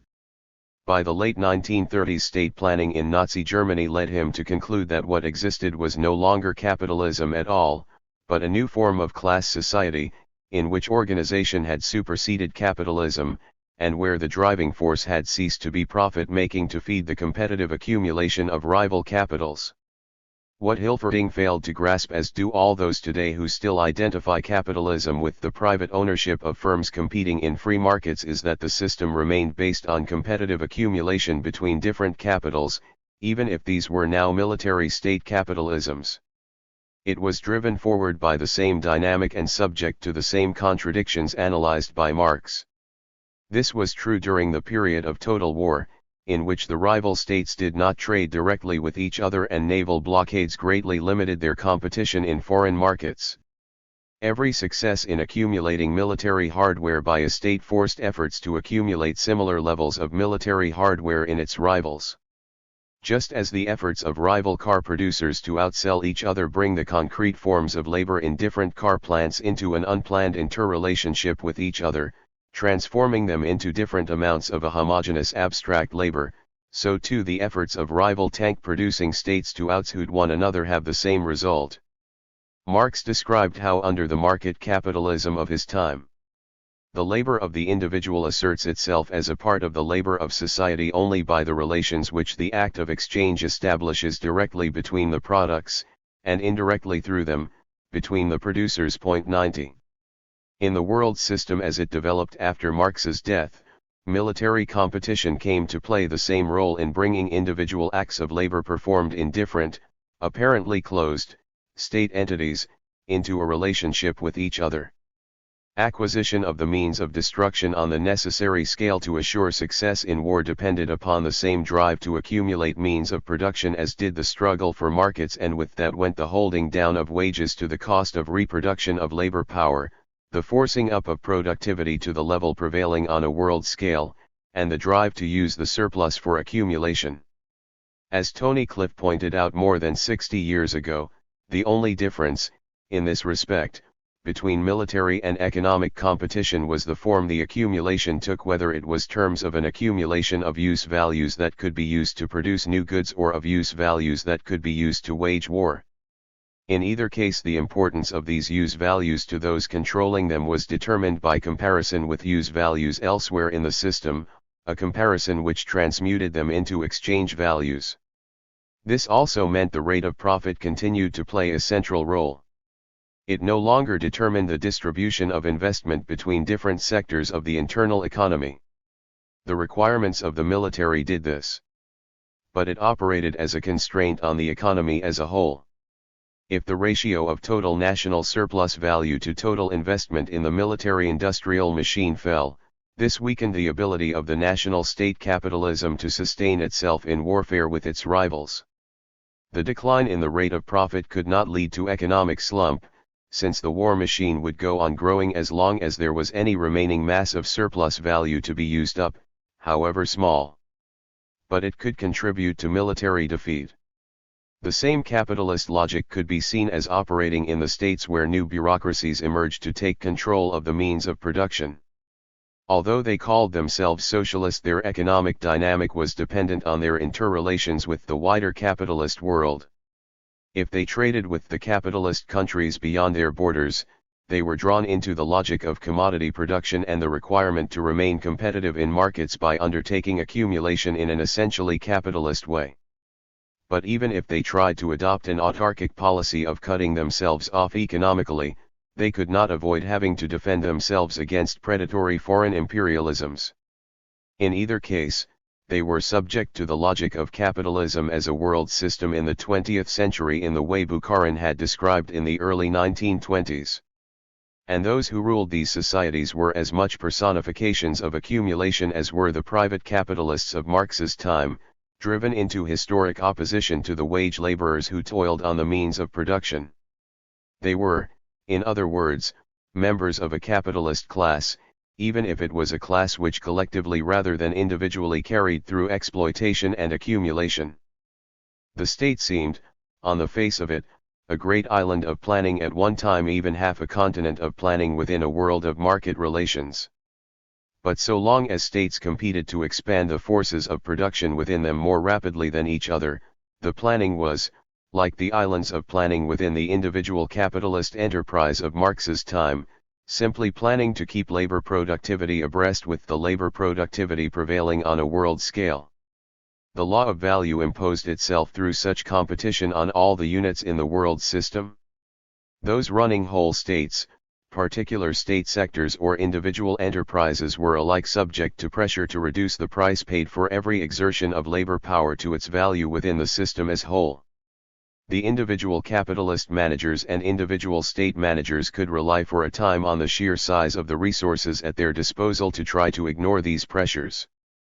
But they could not do so indefinitely. At some point they had to face hard choices if they were not to risk collapse. They could try to impose the law of value on those who labored for them through what could be a painful and hazardous process of internal restructuring, or they could take desperate gambles in order to try to shift the global balance of forces in their favor. For the civilian corporation this might mean pouring resources into one last, possibly fraudulent, marketing ploy, for those running the state, to try to use its military force to compensate for its economic weakness. Hence the way in which the real history of capitalism in the 20th century was very different to the picture of peaceful and honest competition presented in economic textbooks and accepted by some Marxists who have not understood the need to look at the real social relations which lie beneath surface appearances. Chapter 5. State spending and the system. An important distinction. If the enormous growth of the economic importance of the state was one feature which distinguished 20th century capitalism from the capitalism of Marx's time, another was the growth of all sorts of expenditures that were not directly productive. Marx had taken over from Adam Smith the distinction between productive and unproductive labor. Smith had been writing at a time when the capitalist mode of production was still in its infancy, and he sought to work out what was needed for it to overcome obstacles to its further advance. He therefore distinguished between the uses of hired labor that enabled the capitalist to make profits so as to further advance production and those which simply absorbed existing resources. Employing someone to make things to sell was productive, employing someone to tend to one's individual desires was not. Or, as it was sometimes put, employing someone in a factory created wealth, employing someone as a personal servant simply used wealth up. But it was not only servants who Smith regarded as unproductive and wasteful in this sense, he had the same attitude to the hordes of placemen and women who lived off the revenues of a state which had not been reformed fully to suit the needs of capitalist production. 1. Marx took up this distinction as he prepared various drafts for Capital and developed his own understanding of it. He, like Smith, was interested in what made capitalism function even if out of opposition to, not support for, the system. And so his concern was with what was productive in capitalist terms too. It was, he argued, that which was productive of surplus value. Labor which produced surplus value enabled capitalists to accumulate, labor which did not produce surplus value was of no use in this respect, it was unproductive. In all this, he was careful to make it clear that the productiveness of labor did not depend on the physical form or how socially useful the product was. What mattered was its ability to create surplus value, nothing else. This distinction between productive and unproductive labor, he wrote in one of his notebooks, has nothing to do with either the particular speciality of the labor or with the particular use value in which is incorporated. Point 3. Marx's distinction was not between material production and what today are categorized as services. Some services have a use value that is bought and sold as a commodity on the market or make a useful addition to some other commodity. These have an exchange value which is determined by the socially necessary labor time needed to produce them and so can provide capitalists with new surplus value. They are therefore productive. Acting in a film, for instance, is productive insofar as it creates a use value that is sold profitably as a commodity by the capitalist who employs the actor. Similarly, moving things from where they are made to where they can be consumed, as is done by some transport workers, is productive, since it is in effect part of the process of completing their production. By contrast, actors who appear on television to urge people to buy a particular good are not productive, since their labor does not create new use or exchange values. It merely aids in the selling of goods that have already been produced. Guglielmo Carchedi has rightly argued. The category services only confuses matters and should be dropped. A service is nothing more than the useful effect of a use value, be it of a commodity, or be it of labor. Point 4. Therefore, services encompass productive labor and unproductive labor. 5. In his first discussions on the issue in the early 1860s, Marx assumed, like Smith, that unproductive labor is concerned with services provided by individuals for the upper classes. Point 6. These included providing entertainments, dealing with physical infirmities and spiritual weakness, and resolving the conflict between private interests and national interests. The last sort were regarded by the industrial capitalists themselves as incidental expenses of production to be kept down to the most indispensable minimum and provided as cheaply as possible. Point 7. Marx recognized that sometimes personal services for the ruling class were provided not by individuals working on their own account, but by capitalists employing paid labor to provide them to others. In these cases, he argued, the labor was productive because it created surplus value. The capitalists who employed it, after all, sold the produce of the labor at more than they paid for the labor power and pocketed a profit as a result. So a teacher employed personally in someone's home to teach their children was providing a service from which no profit was made and was unproductive. By contrast, a teacher employed by a company which made a profit by running a school was productive. One did not in any way help capitalists to accumulate value, the other did. The distinction was between labor that was integral to capitalist production and accumulation, and that which was not. But in Capital, Marx also found himself having to revisit the distinction between productive and unproductive labor in a different context, a context which was integral to, not external to, capitalist production in its totality. For as capitalism developed, it became increasingly dependent on many forms of labor that produced nothing. There was the labor involved in maintaining discipline inside the capitalist enterprise, the work of managers, supervisors, foremen. There was the commercial labor involved in the exchange of already produced commodities as they went through the various chains of buying and selling before reaching the final consumer. There was the financial labor involved in reckoning up profit and loss, advancing credit, and dividing up surplus value between the various sections of the capitalist class. Marx recognized that these sorts of labor would grow in quantity as capitalism expanded.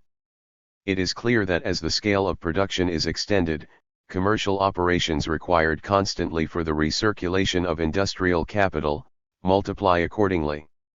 The more developed the scale of production, the greater the commercial operations of industrial capital. Point 8.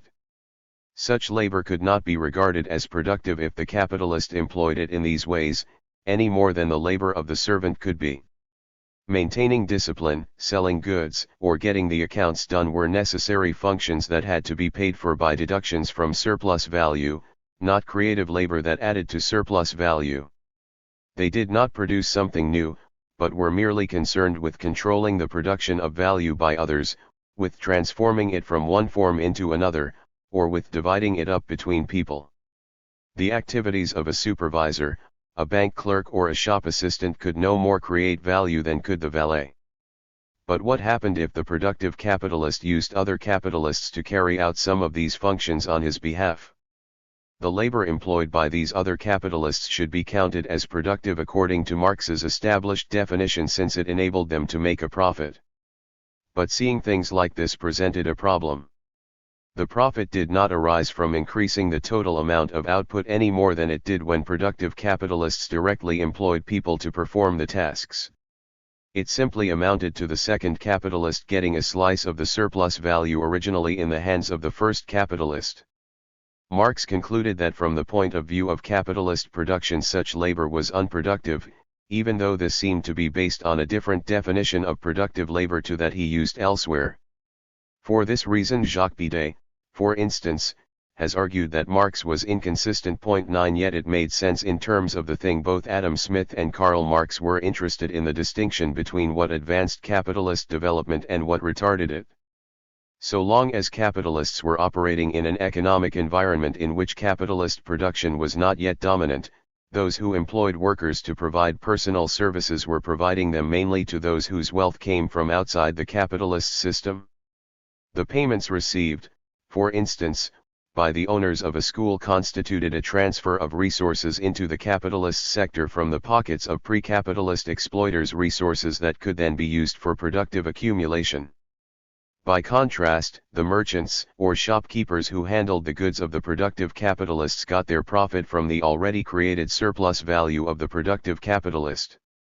They were not adding to total surplus value and with it the further accumulation of capital.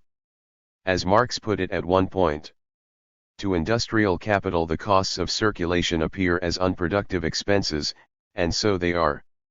To the merchant they appear as a source of profit, proportional, given the general rate of profit, to their size.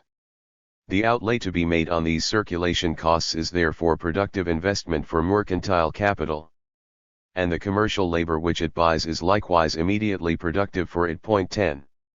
The competition between commercial capitalists with each other meant that each was subject to the same pressures as the capitalists involved in production to keep wages down to the value of labor power. For this reason their workers were exploited in the same way as workers for capital involved in production. The more a commercial capitalist held down the wages and increased the workload of his employees, the greater was the share he could keep for himself of the payment he got from the productive capitalists for providing services to them. If it took 8 hours of socially necessary labor time to perform, say, a certain sales task, but only 4 hours to cover a sales worker's wage, then the shopkeeping capitalist could pocket 4 hours' worth of the surplus value supplied from elsewhere in the system.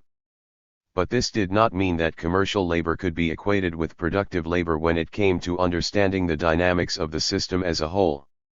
One created resources that could be used for further accumulation, and the other did not. That is why Marx is insistent.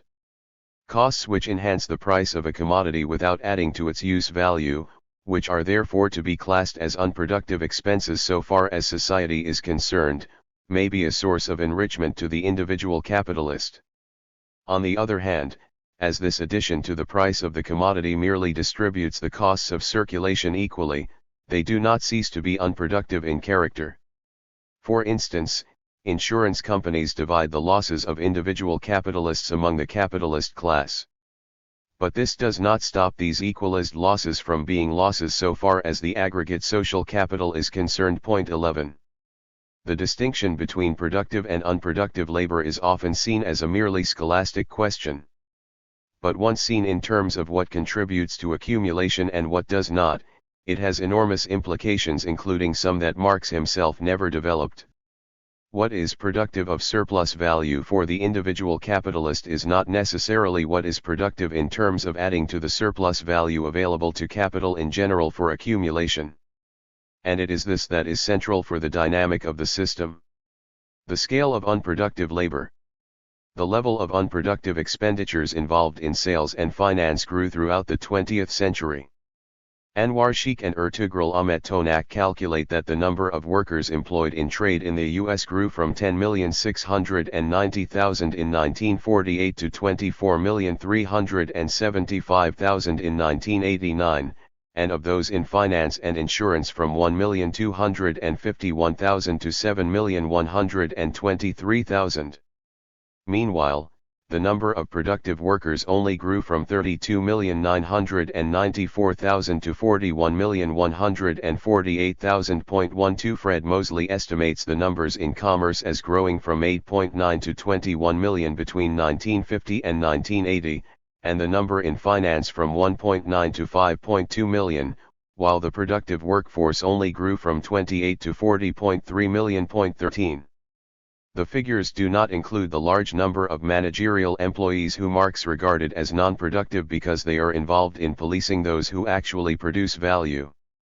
Simon Mahan has calculated that the growth in their numbers and remuneration caused the share of unproductive wages and salaries in the material value added in the U.S. to rise from 35% in 1964 to over 50% in 2000.14. These figures also understate the total growth of unproductive labor because they do not include employees involved in non-productive state functions like the military and the legal system. Unproductive expenditures and waste production. There is another sort of labor that also has to be taken into consideration when examining 20th and 21st century capitalism. This is the labor that goes into producing commodities that are sold like other commodities but which do not then re-enter later rounds of production, whether as means of production or as wage goods. The labor producing luxury goods for the capitalist class falls into this category. So too does labor that goes into military weaponry.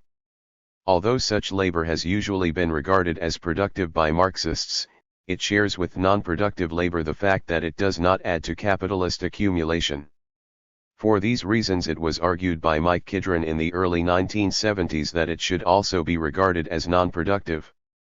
The aging of capitalism opened a gulf between the two criteria of productiveness that he used interchangeably: employment by capital and augmenting capital. Now that capital is king, the two criteria are no longer congruous. Millions of workers are employed directly by capital to produce goods and services which it cannot use for further expansion under any conceivable circumstances. They are productive by one criterion and unproductive by the other. Given the need to choose, productive labor today must be defined as labor whose final output is or can be an input into further production.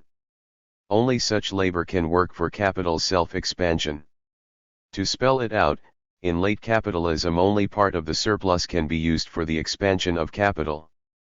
The rest is waste product. 15. More recently, Alan Freeman has also suggested that the notion of unproductive labor has to be extended to involve the use of labor to produce things that are then used in an unproductive manner.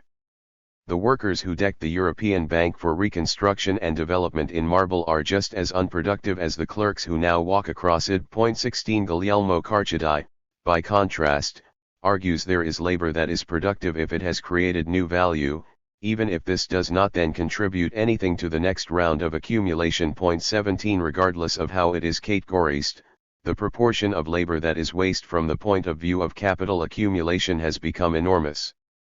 Kidron calculated that 3/5 of the work actually undertaken in the U.S. in the 1970s was wasted from capital's own point of view. 18. The state sector and non-productive labor. Expenditures by individual capitals that are neither going to capital investment nor to the wages of productive workers can be broken down into different categories.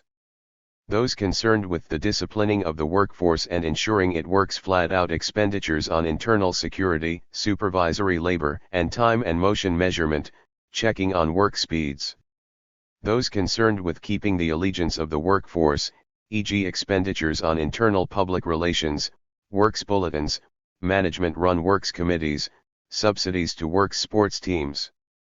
Those devoted to financial transactions, obtaining credit, bank charges, etc. Those devoted to sales, advertising, etc. Those concerned with keeping the workforce fit and able to work: company medical facilities, factory canteens, etc., in some cases the provision of housing for the workforce. Those concerned with training the workforce, what mainstream economists often call human capital. Expenditures on research and development. Expenditures and are unambiguously unproductive.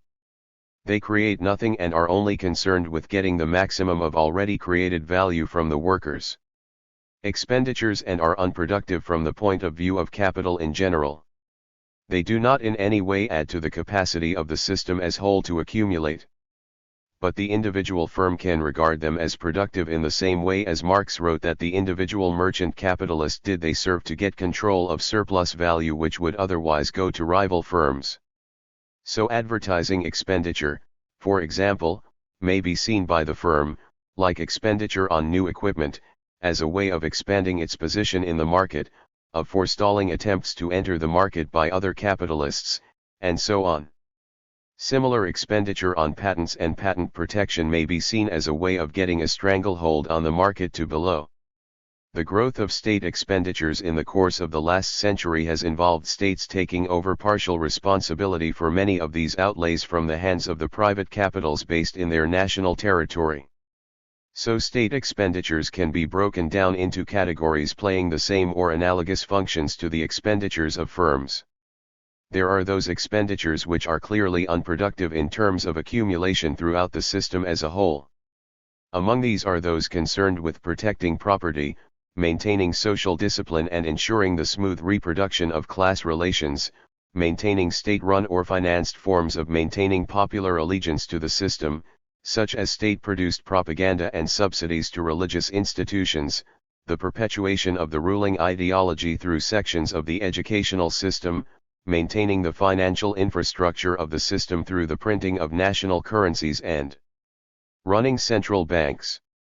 Alongside these there are expenditures beneficial to nationally based capitals in competition with foreign capitals, but which, like the individual capitalist's expenditure on marketing or advertising, do not add to accumulation as a whole. This includes military expenditure, spending on export promotion schemes, negotiations with other governments over international trade and investment regulations, etc. It was these unproductive expenditures that Marx referred to when he wrote, "Political economy in its classical period, like the bourgeoisie itself in its parvenu phase, adopted a severely critical attitude to the machinery of the state, etc. At a later stage it realized and learned from experience that the necessity for classes which were totally unproductive arose from its own organization." 19. Such growth in unproductive expenditures came to have a big impact on the dynamic of the system after Marx's death. Waste output and the system's dynamic. Marx hinted at one important point about non-productive labor in his first attempt at a draft for Capital, the Grundriss. He includes among the moments that can delay the rise in the organic composition of capital and the fall in the rate of profit, the transformation of a great part of capital into fixed capital which does not serve as agency of direct production, unproductive waste of a great portion of capital, etc. The unproductive consumption of capital replaces it on one side, annihilates it on the other. 20. Marx is saying that if for some reason part of the surplus value available for investment is diverted into some other use, there is less new capital available for firms seeking innovations that will cut their costs, and the trend towards capital-intensive investment will be reduced. The same point was made much more explicitly in the 1960s by Mike Kidron, apparently without knowing that Marx had spelt the argument out. 21. He pointed out that Marx's argument about the falling rate of profit rested on two assumptions, both realistic: all output flows back into the system as productive inputs through either workers' or capitalists' productive consumption. Ideally there are no leakages in the system and no choice other than to allocate total output between what would now be called investment and working class consumption. Secondly, in a closed system like this the allocation would swing progressively in favor of investment. If the first assumption, that all outputs flow back into the system, was dropped, in other words, if some of these outputs are lost to the production cycle, then there would be no need for investment to grow more rapidly than the labor employed. The law of the falling rate of profit would not operate. Leaks of surplus value from the closed cycle of production/investment/production would offset the tendency of the rate of profit to fall. 22. As Kidron put it in a later work, in Marx the model assumes a closed system in which all output flows back as inputs in the form of investment goods or wage goods. There are no leaks. Yet in principle a leak could insulate the compulsion to grow from its most important consequences.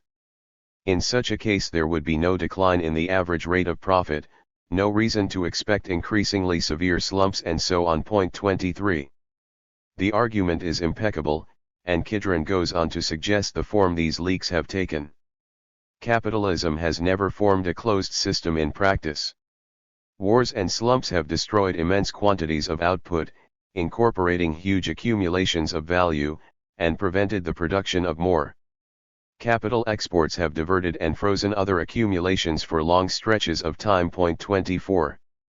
As we saw in Chapter 4, Henrik Grossman had recognized that imperialism in diverting surplus value overseas had temporarily reduced the upward pressures on the organic composition of capital in the domestic economy and the therefore tendency to crisis.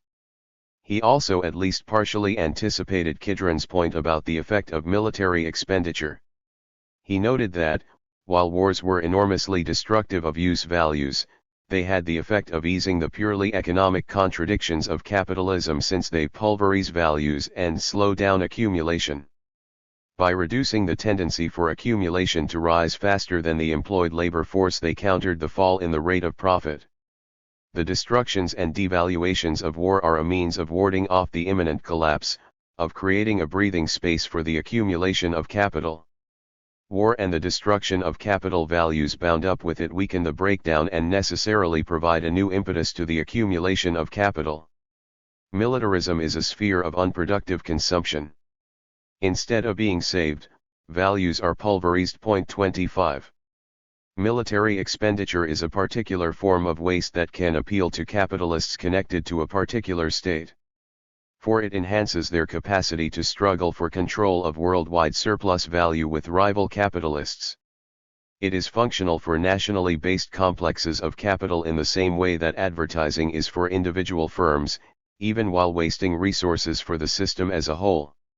It was therefore a characteristic phenomenon of the classical form of imperialism that led to the First World War, and it survives today in the massive arms spending of the United States in particular. The logic of arms-based economic expansion has escaped many Marxist economists.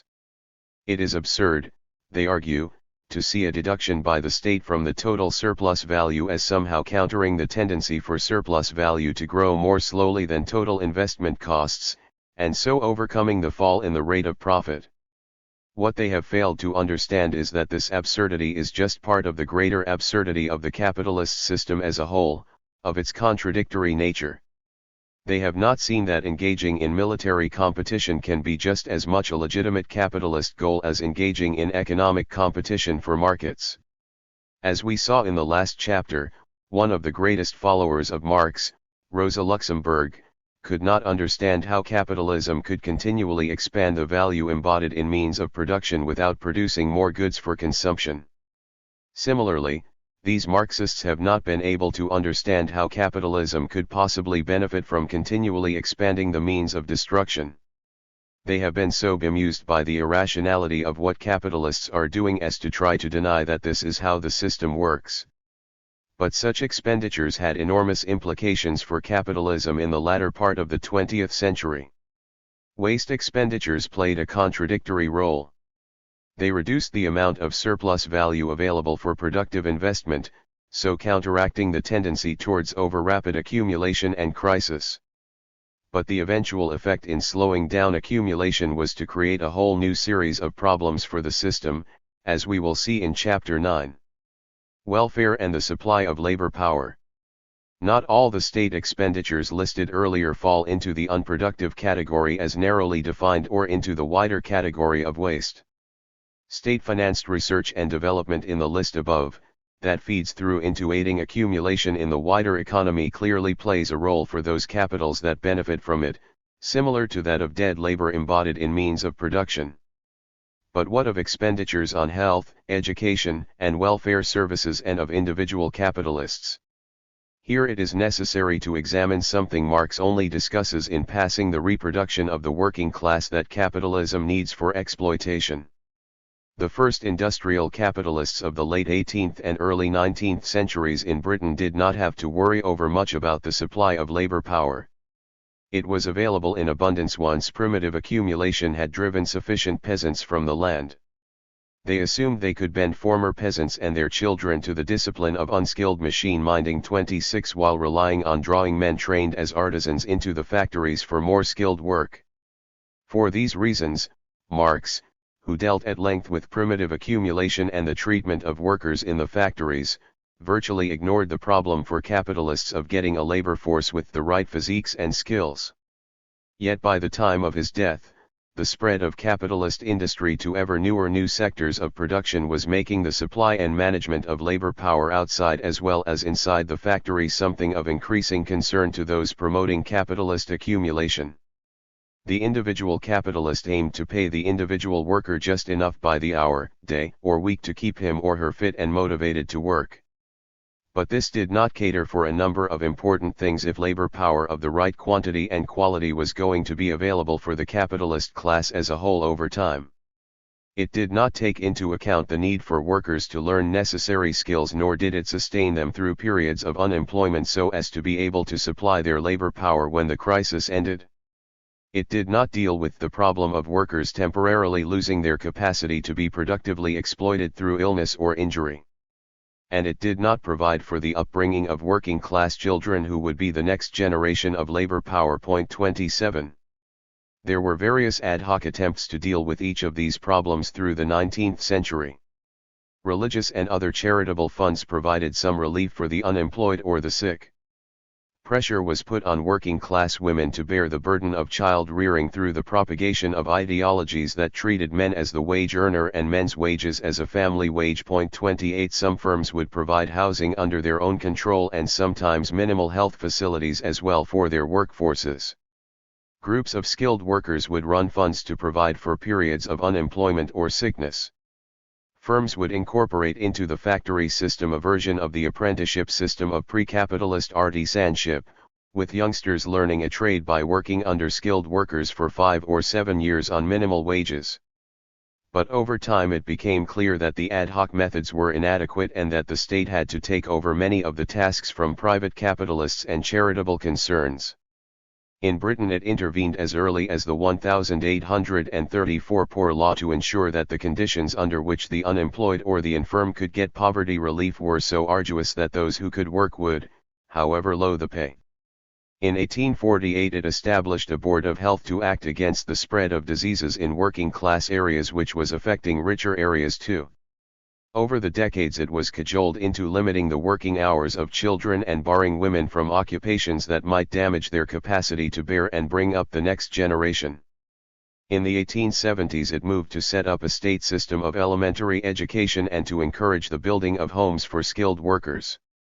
Then in the first decade of the 20th century it made the first moves to coordinate the various ad hoc measures of the previous 70 years into national structures to provide minimal social insurance benefits for unemployment, old age, and sickness. 29 The impetus to do so came from the shock of discovering in the course of recruitment for the Boer War how few of the working class were healthy enough to undertake military service. Anne Rogers has summarized the reaction of the upper and middle class. The belief that change was necessary if Britain was to compete successfully with Germany and the United States remains central. Whether the argument was formulated by the Fabians or by liberal imperialists, the concentration was on the damage that poverty was doing to society rather than the misery it caused individual workers. The underlying reason for the desire to improve the health of the working class was the need for a healthier labor force in the factories and the army. 30. These measures were not simply a result of capitalists getting together and deciding what was rational for their system. They came into being only after recurrent campaigns involving upper-class philanthropists with a conservative disdain for the money-grabbing grubbiness of capitalism, middle-class moralisers about working-class behavior, political opportunists out to get working-class votes, factory inspectors, and doctors with professional concerns about people's safety and well-being and, alongside them and often independently of them, trade union and socialist activists. But such coalitions framed the projects they pursued in terms of what they saw as rational for capitalism. And that meant what was necessary to supply it with pools of sufficiently healthy and skilled labor power. This was shown clearly by one feature that characterized the reforms of the early 20th century just as much as it had the charitable efforts of the early 19th century. Any benefits were always to be provided in such a way as to coerce into seeking work all those who were fit and able. The principle of less eligibility had to apply. Getting the benefit must still leave the recipients worse off than the worst paid work. What is more, the benefits were not meant to come from a diversion of value from capital to labor, but by a redistribution of income within the working class through the insurance principle. Weekly payments from those able to work were to sustain those unable to do so because of sickness or unemployment. The role of the state in the supply, training, and reproduction of labor power grew through the 20th century, reaching a peak in the long boom from the mid-1940s through to the mid-1970s, and continuing into the new period of crises which followed. All through this the welfare state continued to be tailored to the interests of nationally based capitals, even when the impetus for extending its role came from below, as during the Second World War, when the British Tory politician Quintin Hogg famously declared, "If you do not give the people social reform, they are going to give you social revolution." 31 The British Labour Minister of the 1940s Aneurin Bevan argued that public health measures had become part of the system, but they do not flow from it. In claiming them, capitalism proudly displays medals won in battles it has lost. 32 The fact, however, is that those who formulated them, including Bevan, did so in ways that could fit in with the needs of the system.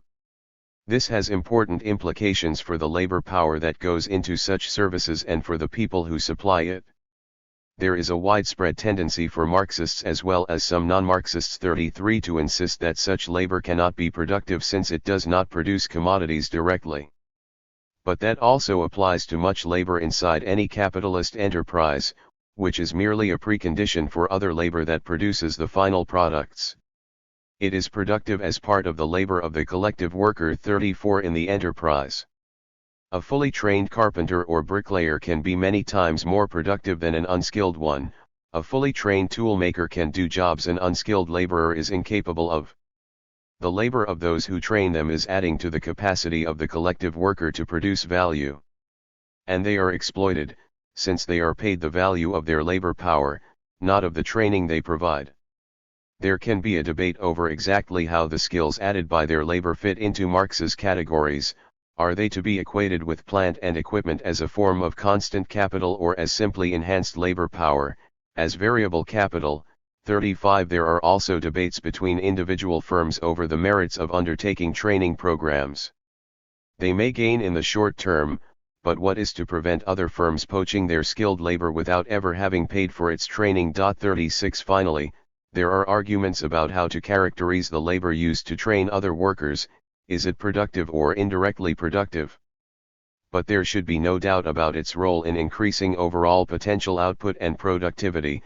It is part of the total productive labor of the firm and of the system as a whole. 37 A big portion of the labor that goes into the educational system plays an identical role in providing the skills capital needs, although in this case the skills are not available simply for individual capitalists, but for all the capitalists operating from within the state that provides it.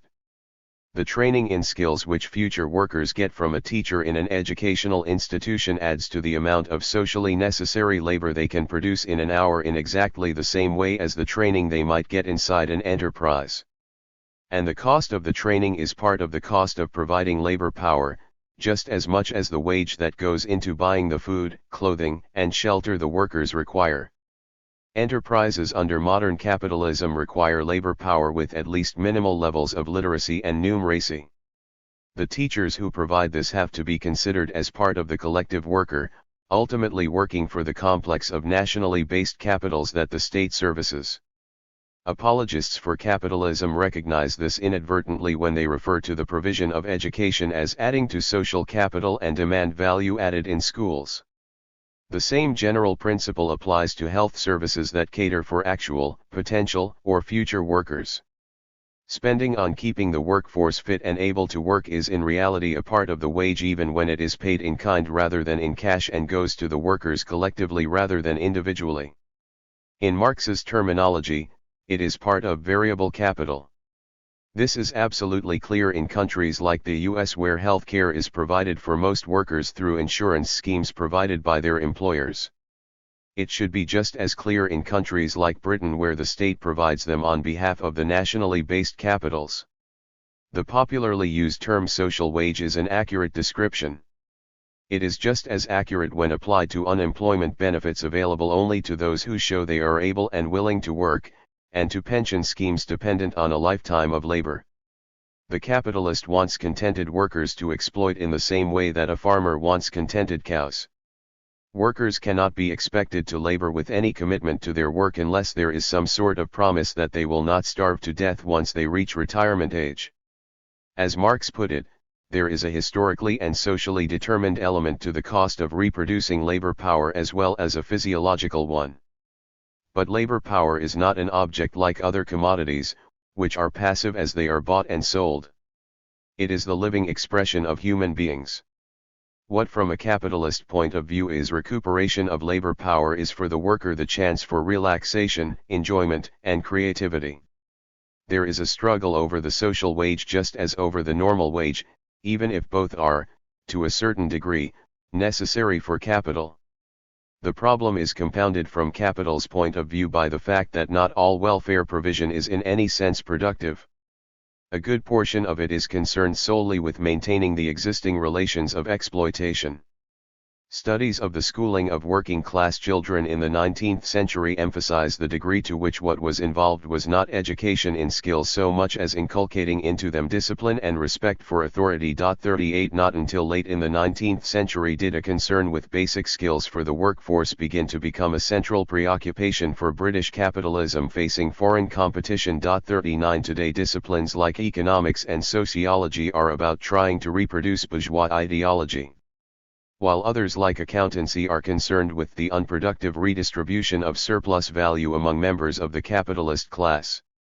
If capital has no choice but to tolerate these unproductive expenses of production, there are other elements in welfare expenditure it would love to be able to do without and does its utmost to minimize. These go to those who are not needed as labor power or are incapable of providing it.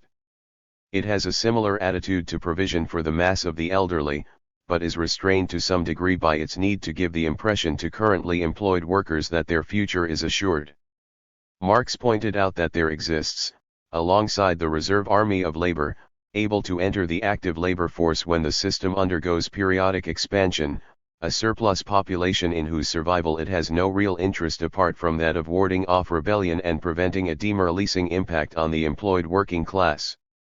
The history of welfare legislation over the last 180 years has been a history of attempts to separate that provision which is necessary for capital in the same way that wage payments are, and that which is unnecessary but forced on it by its need to contain popular discontent.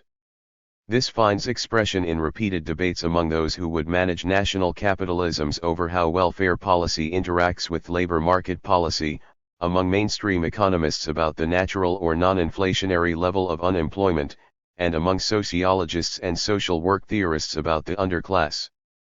The division between social expenditures that are in some way productive for capital and those that are non-productive cuts across some of the normal ways of dividing up national budgets.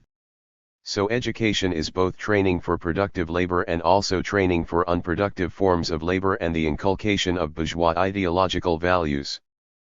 Health services and unemployment benefits both keep the workforce fit and ready to provide labor power and are mechanisms for maintaining social cohesion by providing at least minimal provision for the old, the infirm, and the long-term unemployed. These ambiguities become important whenever capital finds the costs of state provision begin to cut into profit rates. At such points states come under the same pressure as do big capitals when faced with sudden competition, the pressure to restructure and reorganize their operations so as to accord with the law of value. On the one side this means trying to impose work measurement and payment schemes on welfare sector employees similar to those within the most competitive industrial firms. On the other side it means cuts in welfare provision so as to restrict it as much as possible to servicing labor power that is necessary for capital accumulation, and doing so in such a way that those who provide this labor power are prepared to do so at the wages they are offered. These pressures grow as managing labor power becomes more important for the state. In the process, employees working in the welfare, health, and educational sectors who could at one stage of capitalist development regard themselves as part of the professional middle class with salaries and conditions comparable to lawyers or accountants find themselves subject to a traumatic process of proletarianization. This, as we shall see, adds to the problems that beset national capitalist states as they attempt to cope with sudden crises. Public expenditures become a central focus for class struggle in a way in which they were not in Marx's time. Part 2. Capitalism in the 20th Century. Chapter 6. The Great Slump. An unprecedented crisis. The deepest slump capitalism had ever known, followed by the most sustained boom, interspersed with the bloodiest war in human history. Such was the course of capitalism in the middle 50 years of the 20th century. The epic entree of the slump was the United States, which had emerged from the First World War as the greatest economic power, with 50% of global industrial production, overtaking both victorious Britain and defeated Germany. The onset is often identified with the Wall Street crash of October 29, 1929, when the New York Stock Exchange fell by almost a third.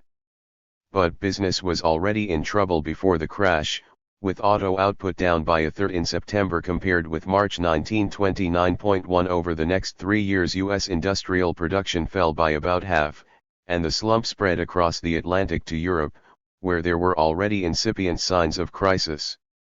German industrial production also fell about half and, with a slight delay, French fell by nearly 30%. Only Britain saw a smaller fall of about 20%, but that was because its heavy industries were already in a depressed condition. By 1932 a third of the workforce in the US and Germany were unemployed and a fifth in Britain. Those hit were not only manual workers as in previous crises, but white-collar employees who thought of themselves as belonging to the middle class. Hundreds of local banks went bust in the US and some giant banks in Europe collapsed spectacularly, destroying people's savings and aggravating the general sense of disaster.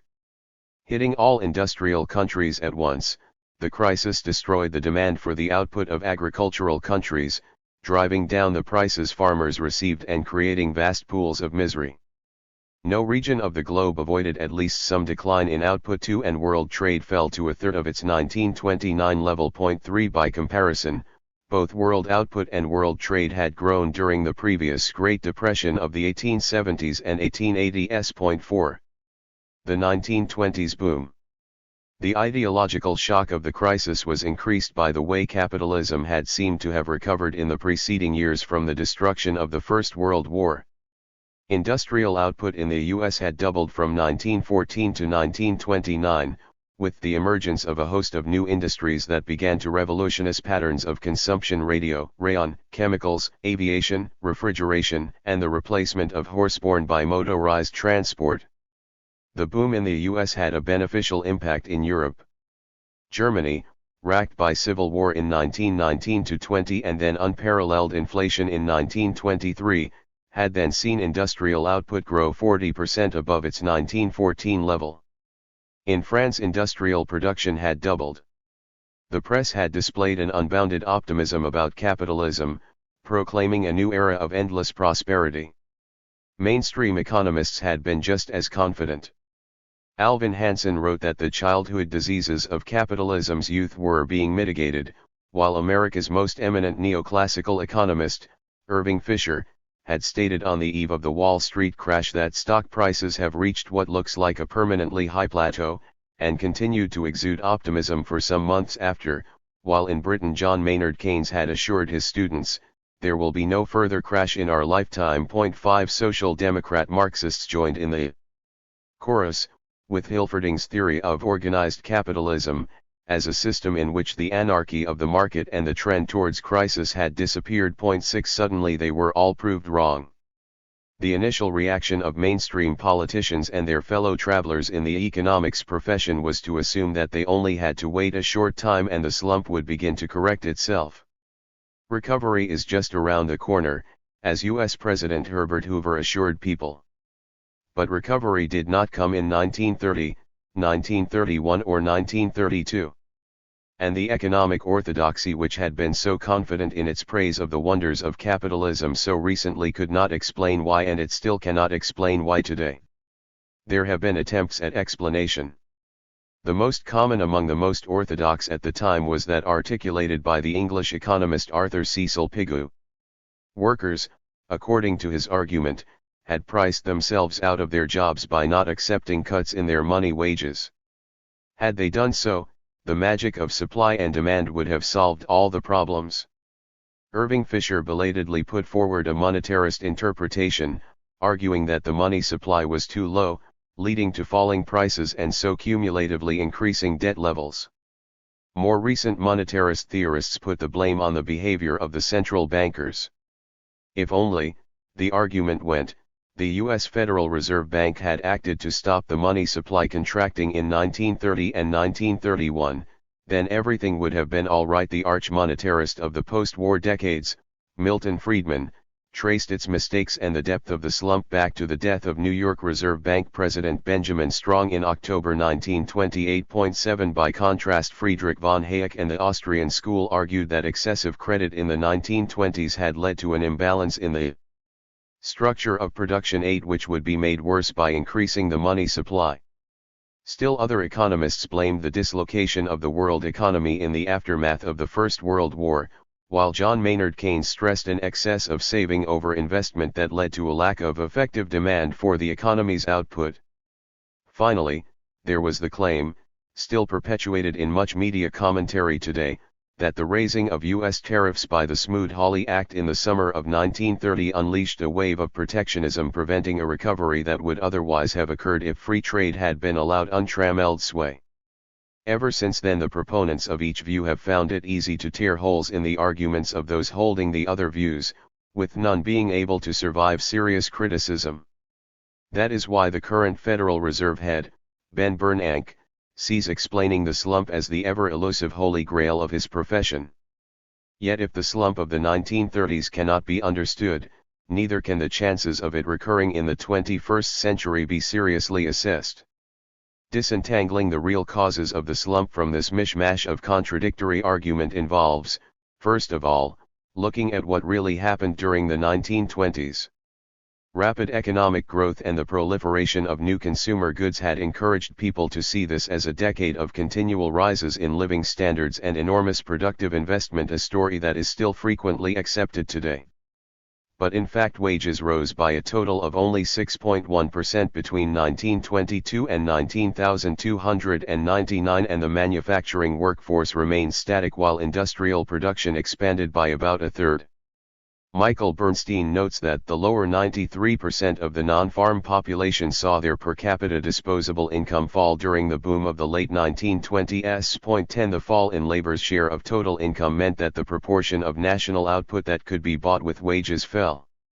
The economy could only keep expanding because something else filled the resulting gap in demand.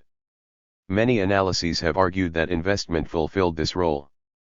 Gordon Brown tells how much recent literature sees that the most notable aspect of the 1920s was overinvestment. 11 A. Chase and Hansen noted in his analysis of the slump that, although a vast sum of $138,000,000,000,000 of investment had led consumption during the 1920s, only half of that was business investment, and of that only a third was new investment, i.e. a mere $3 billion a year. 12 In other words, beneath the appearance of rapidly expanding investment, the reality was a relatively low level of productive accumulation despite the impetus provided by the new industries.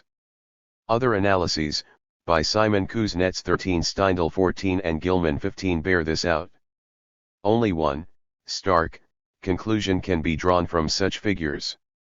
The boom could not have taken place if it had only depended on the demand for goods created by productive investment and wages. A third element had to be present to prevent the piling up of unsold goods and recession in the mid-1920s. As Hansen recognized, stimulating and sustaining forces outside business investment and consumption were present. With these stimuli removed, business expenditures would have been made on a more restrictive scale, leaving the economy stagnant if not depressed. 16.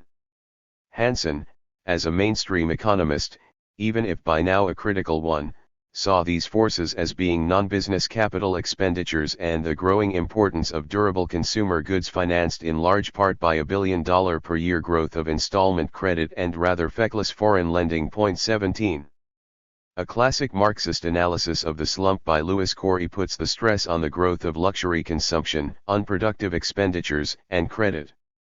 The 1920s were a decade in which incomes from dividends and managerial salaries rose several times faster than real wages. 18 Until the bourgeoisie were responsible for over 40% of consumption, according to him. 19 Then there was growing expenditure on advertising and sales drives as firms sought markets for the growing number of goods they were turning out. This expenditure, in the form of incomes for sales personnel in these same industries, could then create a market for some of the goods businesses were trying to sell.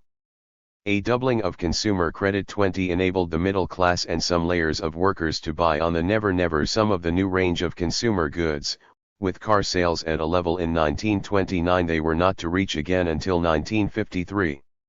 And finally there were upsurges of non-productive speculative investment in real estate and the stock market. Such things could not create fresh new surplus value to solve the problem of profitability.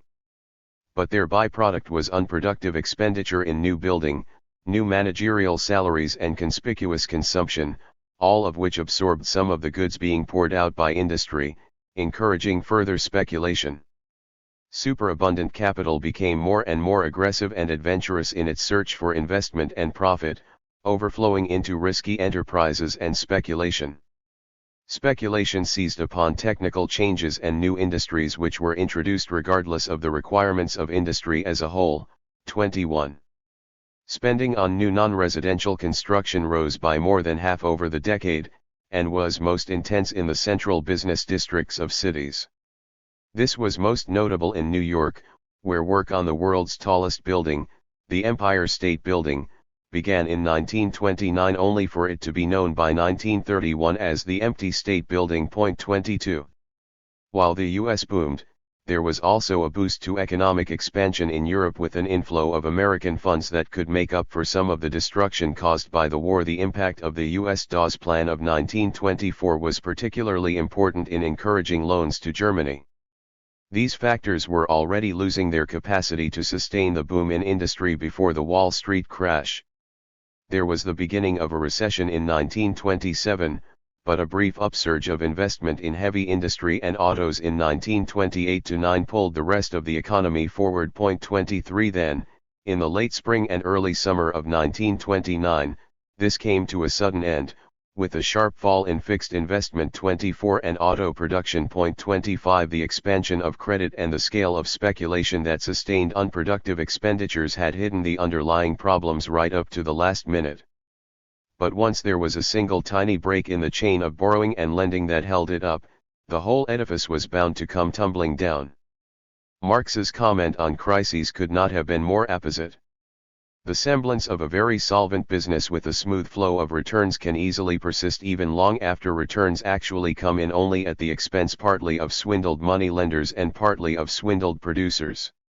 Thus business always appears almost excessively sound right on the eve of a crash. Business is always thoroughly sound until suddenly the debacle takes place. 26. The recession precipitated a sudden contraction of speculative ventures and unproductive expenditures, so reducing still further the market for industrial output. Faced with declining sales, industrialists were already beginning to borrow from the banks, rather than lend to them. Those who had engaged in the speculative boom now tried to borrow more in order to cover their losses after the crash, but borrowing was now very difficult. Those who could not borrow went bust, creating further losses for those who had lent to them. The slump spread from one sector of the economy to another. Once the decline started, there seemed no end to it. Industrial decline led to pressure on the banks, which in turn deepened industrial decline and put more pressure on the banks. But that only further exacerbated the disproportion between productive capacity and consumer demand, further worsening the crisis in industry. As firms tried to sustain sales by competitive price cutting, profits everywhere fell, and with them the willingness even of firms that survived to invest. The non-productive expenditures that helped to fuel the boom were cut right back as companies tried to conserve their funds and the slump grew deeper. The position in Europe was no better, with recession also already underway when Wall Street crashed. Conditions were worst in Germany, the world's second biggest industrial economy, which began experiencing an economic downturn in 1928-27. By the summer of 1929 the existence of depression was unmistakable. 28 as unemployment reached 1.9 million and the spectacular failure of the Frankfurt Insurance Company began a series of bankruptcies. Problems in each country impacted on those in others. There had already been an outflow from Germany of some of the American funds associated with the Dawes Plan before the crash. It now became a torrent as hard-hit American institutions recalled their short-term loans from Germany, creating difficulties for German industrialists who had been relying on them to finance their own industrial overcapacity. Austria's biggest bank, the Kreditanstalt, went bust in May 1931. Britain was hit by the withdrawal of foreign funds from its banks, and broke with the world financial system based on the gold standard. This in turn created vastly exaggerated fears in the US where the Federal Reserve Bank raised interest rates, and there was a spectacular increase in bank failures. 29 and industrial production slumped even more. The proliferating impact of the crisis made it easy for people to confuse effects with causes. Hence the contradictory interpretations from mainstream economists, with some blaming too much money, some too little, some central bank interventions, some lack of intervention, some excessive consumption, some too little consumption, some the gold standard, some the turn of states to protectionism and competitive currency devaluation, some the rapidity of the growth of investment, some its tardiness, some the forcing down of wages, some their stickiness in falling, some the scale of indebtedness, some the refusal of the banks to lend. 30. Yet amidst the contradictory interpretations there was an occasional partial glimpse that something fundamental was causing havoc to the system to which all the mainstream economists and politicians were committed. The two economists usually thought as representing polar opposite attitudes, Keynes and Hayek, both stumbled on the same factor but in such a way that neither they nor their apostles took it seriously. The main theme running through Keynes's general theory of employment, interest, and money was that saving can exceed investment, opening up a gap that reduced the effective demand for goods, and therefore output, until the reduced level of economic activity had cut saving down to the level of investment. This could be overcome, he argued, by cutting the rate of interest and putting more money in people's pockets by tax cuts and increased government spending. But he recognized that these measures might not work, since people and firms might still decide to save rather than spend. In particular, he was somewhat skeptical of the success of a merely monetary policy directed towards influencing the rate of interest. 31 He is best known for explaining the weakness of investment on the crowd psychology of speculators when the capital development of a country becomes a byproduct of the activities of a casino. The job is likely to be ill done. 32 And the flagging animal spirits of entrepreneurs. 33 But at points in the text he threw in another factor. He argued that the very process of expanding capital investment led to a decline in the return on it in the marginal efficiency and therefore to a blunting of the spur to further investment. 34 He believed the declining marginal efficiency of capital to be an empirical fact which could be found, for instance, in the interwar experience of Great Britain and the United States.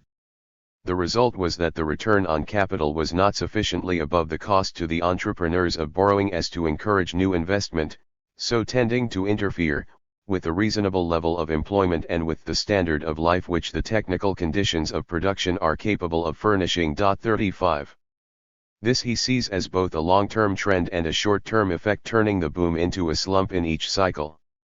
The essence of the situation is to be found in the collapse of the marginal efficiency of capital, particularly, of those types of capital which have been contributing most to the previous phase of heavy new investment. 36 Keynes's explanation for this was grounded in his overall marginalist approach, with its acceptance that value depended on supply and demand. As the supply of capital increased, it would grow less scarce, and the value to the user of each extra unit would fall until, eventually, it reached 0.37. This theoretical reasoning seems to have been too obscure for most of Keynes's followers.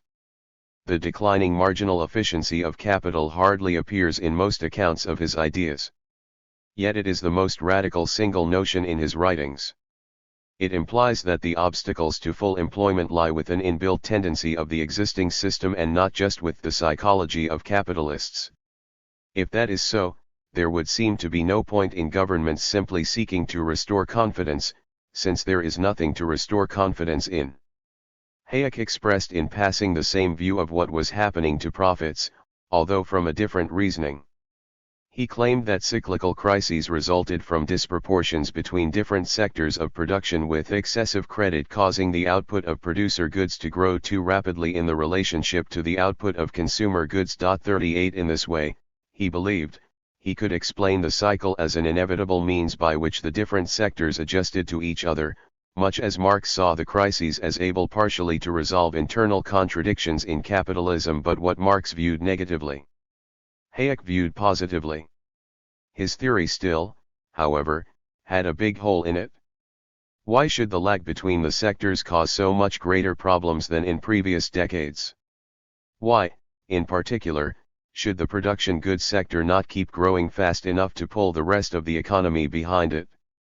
The answer he put forward in passing in 1935 was that profitability fell with the expansion of what he called roundabout processes of production, that is, processes with a high ratio of means of production to workers, or as Marx would have put it, a high organic composition of capital. That margins must exist is obvious. If it were not so, there would exist no inducement to risk money by investing it in production rather than to let it remain idle. These margins must grow smaller as the roundabout processes of production increase in length. 39. In other words, both Keynes and Hayek recognized, though they could not clearly explain, the feature which is central to Marx's theory of capitalist crisis: the downward pressures on the rate of profit. In fact, Marx's theory can provide an explanation of the slump which avoids the contradictions of all the mainstream theories. Profit rates in the US had fallen about 40% between the 1880s and the early 1920s. 40 Those in Britain were already in decline before 191,441, and those in Germany had failed to return to their pre-war normal level. 42 Such declines could be traced back to long-term rises in the ratio of investment to the employed workforce, about 20% in the case of the US. 43 American profitability was able to make a small recovery through the 1920s on the basis of a rise in the rate of exploitation. But the rise was not sufficient to induce productive investment on the scale necessary to absorb the surplus value accumulated from previous rounds of production and exploitation.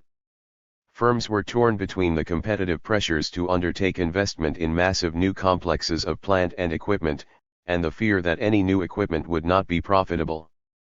Some would take the risk, but many did not. This meant that the big new plants that came into operation towards the end of the boom necessarily produced on too big a scale for the market, flooding it with products which undercut the prices and profits of old plants. New investment came to a halt, leading to a fall in employment and consumption that worsened the crisis.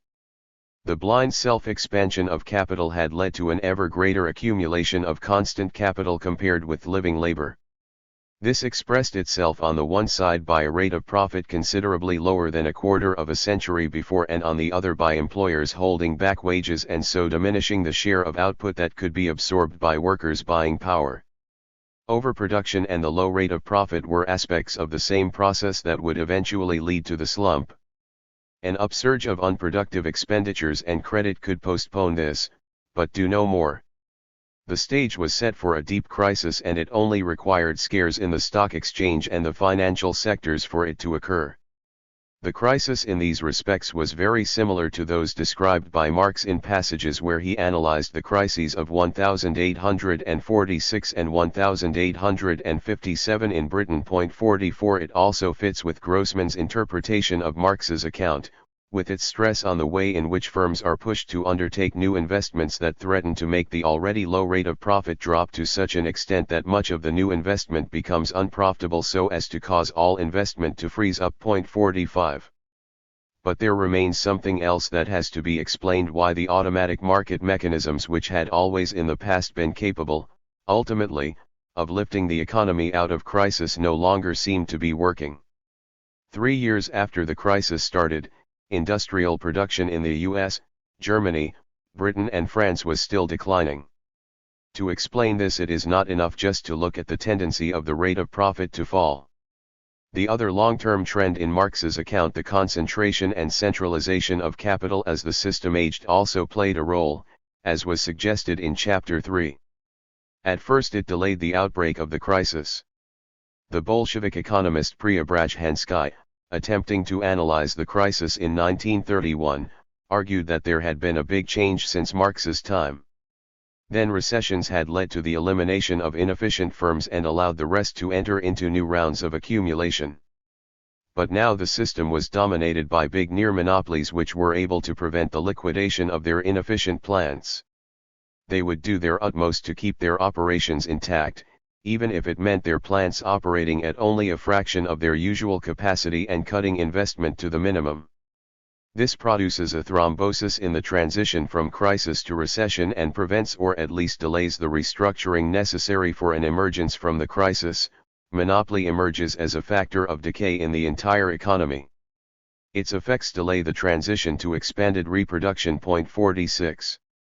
Once the crisis erupted, the sheer size of individual industrial or financial capitals was such that the collapse of any one of them threatened to drag others down with it. The banks would lose the money they had lent it, and so cut off credit to other firms. Its suppliers would be driven out of business and so damage other firms dependent on them.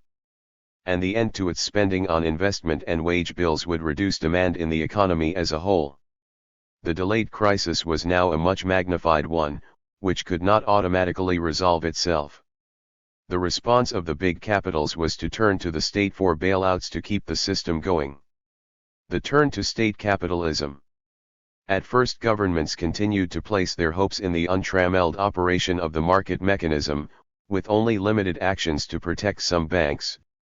But the crisis continued to get worse, particularly in the US and Germany. Enormous damage was being done to capital itself as it tried to operate with little more than half its previous production levels. At the same time, desperation was leading the mass of people to look to remedies that might turn the whole of society over. Major sections of capital began to look for an approach that might solve their problems, however much it broke with old ideological shibboleths. By the summer of 1932, the head of General Electric in the US was campaigning for state intervention. The shift which eventually took place was from forms of monopoly capitalism in which the state kept in the background, providing services to big capital but keeping away from attempting to direct it, to forms in which it attempted to ensure the international competitiveness of nationally based capital. That came to involve consciously restructuring industry by shifting surplus value from one section of the economy to another. The shift had been foreshadowed in the later stages of the First World War, when the state had taken draconian powers to force individual capitals to concentrate their efforts on the military struggle. But in the aftermath of the war, the state had given up the power it had acquired. Now the sheer scale of the crisis forced a rethink. Political crises in the US and Germany brought governments to power early in 1933 prepared to implement radical change in order to save capitalism from itself. In the US this took the form of Roosevelt's New Deal. It extended already existing public works schemes to mop up some of the unemployment, guaranteed the funds of the banks which had not gone bust, encouraged the self-regulation of industry through cartels, destroyed crops so as to raise agricultural prices and incomes, carried through very limited experiments in direct state production and also made it a little easier for unions to raise wages. Federal expenditure, only around 2.5% of GDP in 1929, reached a peacetime peak of just over 9% in 1936. It was a recognition that capitalism in its monopoly stage could no longer solve its problems without limited state intervention. But it was still limited intervention. Federal expenditure fell back in 1937. Such timidity could have only a limited impact on the crisis. All the efforts of the New Deal could not push the upturn that began in the spring of 1933 beyond a certain point. The number of unemployed fell by 1.7 million, but that still left 12 million jobless. It was not until 1937, 8 years after the start of the crisis, that production reached the 1929 figure. But even then fixed investment in industry remained low, 47, and there was 14.3% unemployment. Yet this mini-boom gave way in August 1937 to the steepest economic decline since the history of the U.S., which lost half the ground gained by many indexes since 1932.48. The 1920s had shown that the non-productive expenditures associated with monopoly capital could postpone crisis but not stop its eventual impact being greater than previously. The 1930s showed that pump priming by governments might produce a short-lived and limited revival of production, but could not give a new lease of life to the system either. A more profound change in the direction of state capitalism was needed. From slump to war. It was here that the German and Japanese examples were significant. The major sections of their ruling classes accepted political options that subordinated individual capitalists to programs of national capitalist accumulation imposed by the state while repressing the working class movement. The major capitalist groups remained intact. But from now on they were subordinated to the needs of an arms drive which they themselves supported. Armaments and the expansion of heavy industry drove the whole economy forward, providing markets and outlets for investment, as wages lagged behind rising output and profit rates were partially restored. In Germany such methods pulled the economy right out of the slump and kept it booming while the American economy was slumping again in 1937.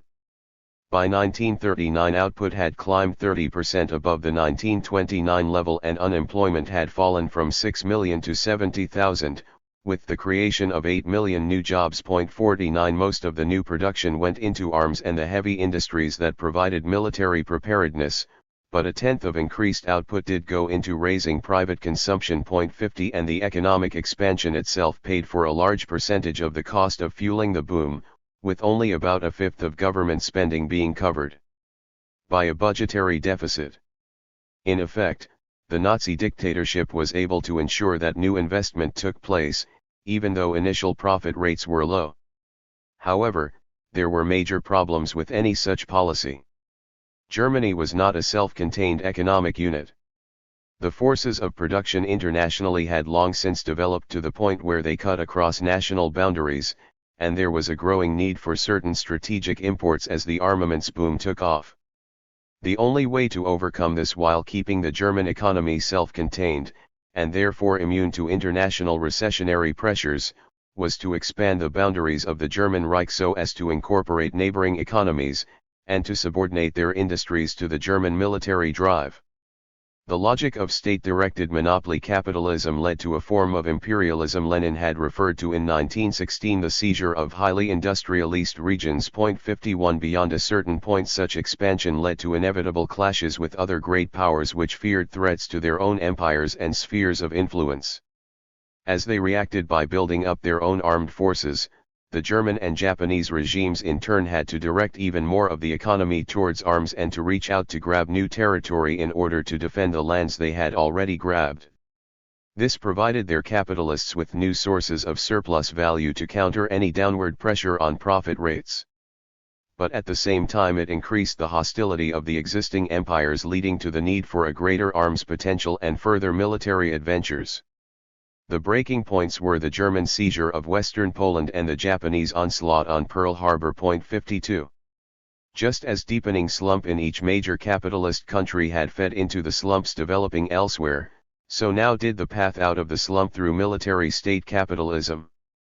British and American imperialism could only defend their own positions in the world after the fall of France in 1940 and Pearl Harbor in 1941 by moving on from the half-baked state-directed capitalism of the mid-1930s to fully militarist economies of their own. The British state took charge of all major economic decisions, directing which industries should get raw materials and rationing food and consumer goods, with the civilian economy reduced to a mere adjunct of the centrally organized war economy. The U.S. government not only controlled the armaments sector of the economy, which represented about half the total production of goods. The state decided what consumer goods should be produced and what consumer goods should not be produced. 53 It spent huge sums building armaments factories which it handed over to private corporations to run. Government capital expenditure in 1941 was 50% higher than the country's entire manufacturing investment in 1939, and in 1943 the state was responsible for 90% of all investment. 54 Again, a militarist state-dominated economy seemed to provide answers to the problems that had faced the economy before the war. 9 million unemployed became less than 1 million within 3 years, and there was a growth in the civilian economy despite the vast expenditure on non-productive output. Total output doubled between 1940 and 1943, and consumer expenditure in 1943, even when measured in 1940 prices, exceeded those of earlier years. 55 The war economy could achieve what 8 years of the New Deal could not: full employment of the productive capacity of the largest of the aging capitalisms. As John Kenneth Galbraith has noted, the Great Depression of the 30s never came to an end. It merely disappeared in the Great Mobilization of the 40s. 56 The Russian variant. There was one other major economy where state direction seemed to provide an alternative to being torn apart in the maelstrom of the world system. This was the USSR. In the 1930s, nearly all commentators saw it as based on radically different principles to those of Western capitalism, and this view persisted among many right up until its implosion in 1989-91. The right defined it simply as totalitarian, as if there was no dynamic to its economy, and many on the left adopted a mirror image view, speaking of it as communist or socialist, or those who were more critical as post-capitalist 57 or a degenerated workers' state 58. All these different approaches assumed a high degree of continuity between the Soviet system as it operated in the 1930s and the revolutionary state established in 1917.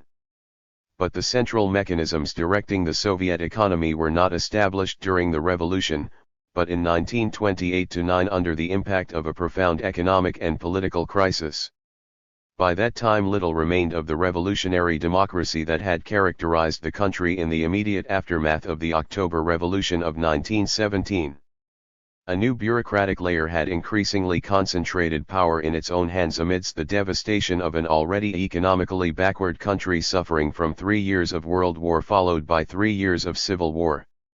Nevertheless, the driving force behind the economy through to the mid-1920s remained the production of goods to satisfy the needs of the population, and living standards rose from the abysmal levels of the war and Civil War years, even if bureaucrats' living standards rose disproportionately more than those of workers and peasants. Then in late 1928 a wave of panic hit the bureaucracy in the face of warlike threats from Britain and a domestic crisis as peasants held back supplies of food, creating hunger in the cities. 59 Afraid of losing their control over the country through a combination of rebellion at home and armed pressure from abroad, the bureaucracy, led by Joseph Stalin, turned pragmatically to a series of measures that involved super-exploitation of the peasantry and the working class in order to build the industry the country lacked. The cumulative effect was to push the whole economy towards a new dynamic other than that of fulfilling people's needs, a dynamic ultimately determined by military competition with the various Western states. As the Czech historian Michael Ryman has said, there were not enough resources to guarantee the proposed rate of industrial growth. The planning agencies therefore decided to balance the plan by means of resources the economy did not yet have at its disposal. The fulfillment of the plan depended on a very brutal attack on the living and working conditions of industrial workers and the rural population. This was a plan of organized poverty and famine. 60. Stalin, justifying the subordination of everything else to accumulation, insisted, "We are 50 or 100 years behind the advanced countries. We must make good this lag in 10 years. Either we do it or they crush us." 61 The environment in which we are placed, at home and abroad, compels us to adopt a rapid rate of growth of our industry. 62 In undertaking the task of accumulation, the bureaucracy substituted itself for a capitalist class that no longer existed. But the methods it used were essentially those of capitalist industrialization elsewhere in the world. Collectivization. In reality, the state takeover of the land increased the proportion of agricultural output available for industrial accumulation while driving a very high proportion of the peasantry from the land, just as enclosures had for England's early capitalists. The growing industries were mainly manned by wage labor, but some subordinate tasks were carried out by some millions of slave laborers. The rights workers had held onto through the 1920s were abolished. Control of the economy by a single centralist state bureaucracy with a monopoly of foreign trade meant accumulation could proceed without interruption, as in the militarist state monopoly capitalisms of the West. But the economy could not be isolated completely from the wider world system, any more than those of Germany and Japan could in the late 1930s. Importing machinery for industrialization from the West depended on export earnings from grain at a time of falling world prices, and that depended on the state seizing the grain from starving peasants, some millions of whom died. Preobrajhensky noted, as exporters we are suffering severely from the world crisis. 63. There was, however, a relative isolation from the world economy, and this meant the accumulation could proceed as long as there was some surplus value, regardless of the rate of profit at any particular time. This did not, however, overcome economic contradictions. Fulfilling the production plans for heavy industry and armaments invariably involved diverting resources to them from consumer goods industries, whose output fell even as the economy as a whole expanded at great speed. Such an outcome was the opposite of planning in any real sense of the word. If two of us plan to go from London to Manchester but one of us ends up in Glasgow and the other in Brighton, then our plan did not guide our action. The same was true of Soviet planning. As in the West, competitive accumulation produced a dynamic of growth on the one hand and of chaos, inefficiency, and poverty on the other. It also produced a tendency to imperialist expansion beyond national borders, as was shown in 1939 when Stalin divided Eastern Europe with Hitler, taking half of Poland, Estonia, Lithuania, and Latvia, only to find in 1941 that Hitler had set his eyes on seizing and pillaging the USSR for German capitalism. Balance sheet of a decade. In the 1930s there had been a widespread feeling among the supporters of capitalism that it was in deep trouble, among its opponents that it was finished. Lewis Corey had written of the decline and decay of capitalism. 64. John Strachey that there can only exist for the capitalist areas of the world an ever more rapid decay with the permanent contraction of production. 65. Preobrajhensky of the terminal crisis of the entire capitalist system. 66. Leon Trotsky of the death agony of capitalism. 67. Their prophesies did not seem absurd at a time when the supporters of capitalism were tormented by worries as to what had gone wrong with their supposedly infallible system. Yet the desperate turn to state capitalism and massive arms production allowed the system to enter into a new phase of expansion. The question remained, for how long? Chapter 7. The Long Boom. The Golden Age of Western Capitalism. Many economic forecasters expected the world economy to slip into crisis again after the war, after a brief period of boom as in 1919. It did not happen. What followed was the longest boom that capitalism had ever known, what is often now called the Golden Age of Capitalism, or in France, the Glorious 30 Years. By the 1970s American economic output was 3 times the 1940 level, German economic output was 5 times the level of 1947, French output up 4-fold. A 13-fold increase in industrial output turned Japan, still thought of as a poor country in the 1940s, into the second largest Western one economy after the US. And along with economic growth went rising real wages, virtually full employment and welfare provision on a scale people had only been able to dream of previously. Conditions were very different in Asia, Africa, and Latin America, what became known as the Third World after the Bandung Conference of 1955. Their massive poverty remained the lot of the vast mass of people. But the European powers were forced to relinquish their colonies, and increased per capita economic growth too created the expectation that eventually the economically less developed countries would begin to catch up with the most advanced. It became the orthodoxy on both the right and much of the left to proclaim that the contradictions in the system perceived by Marx had been overcome.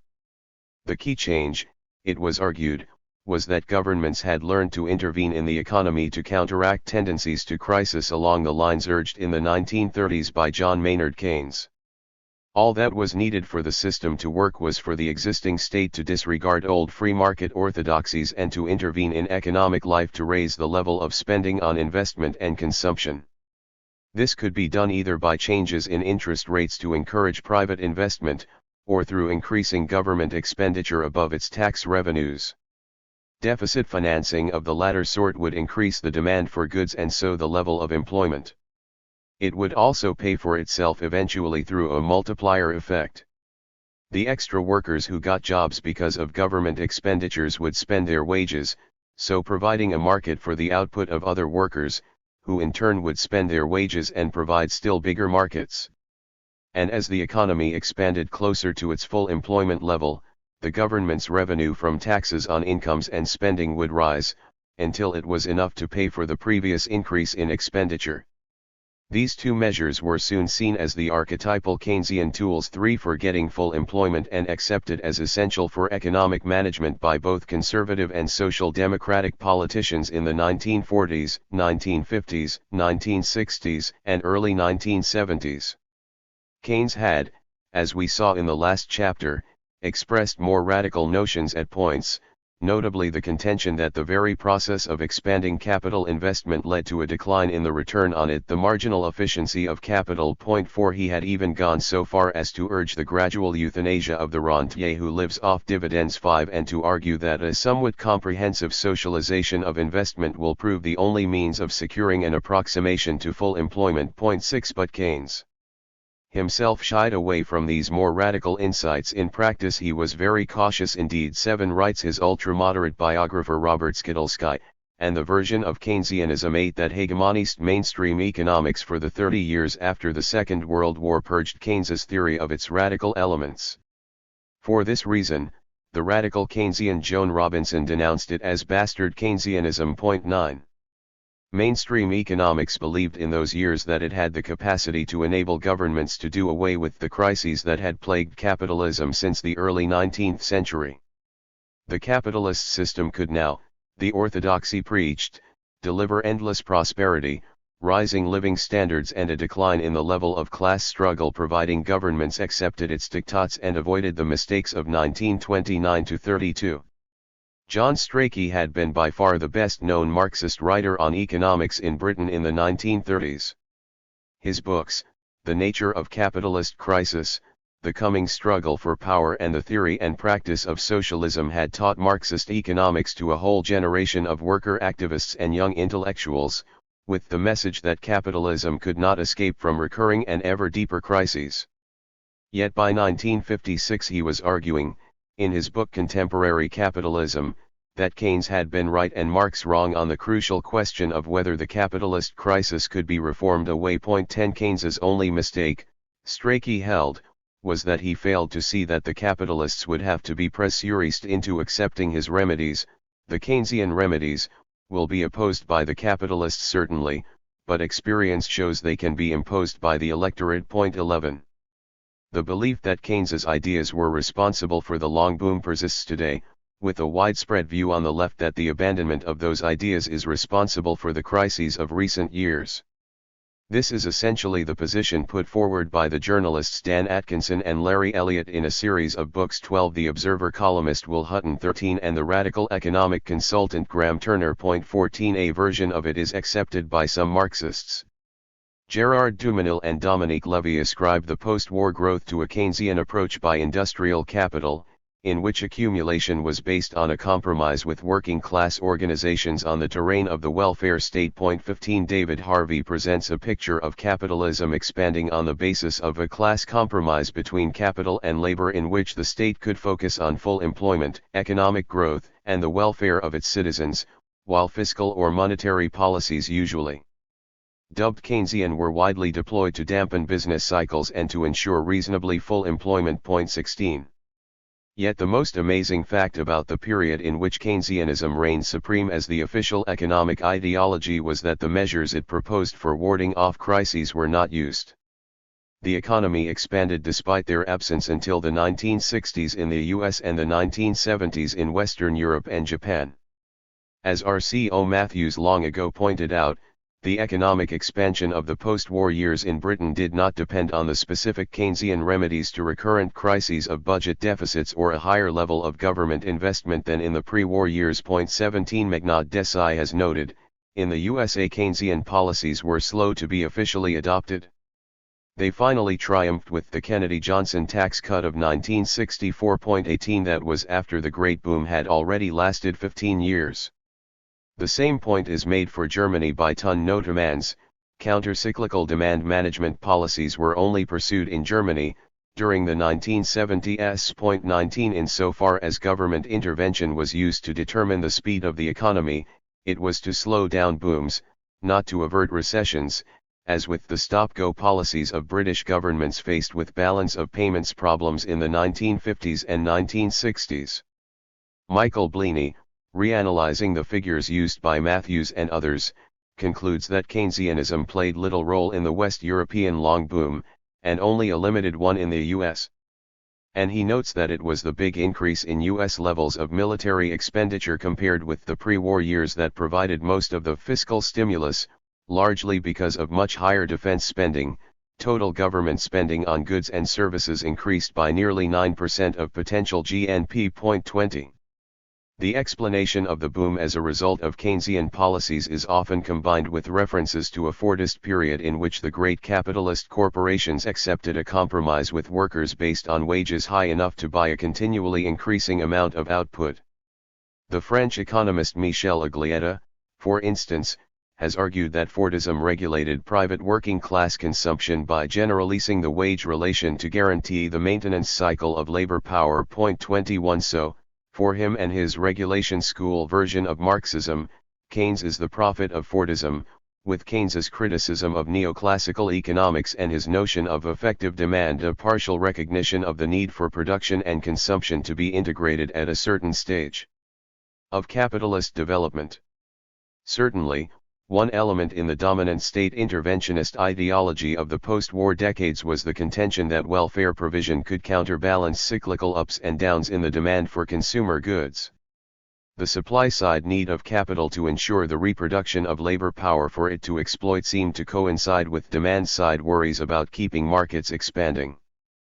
Promises to expand welfare provision also suited Social Democrat and Christian Democrat parties in Europe as a way of winning votes and luring workers away from the communist parties to their left.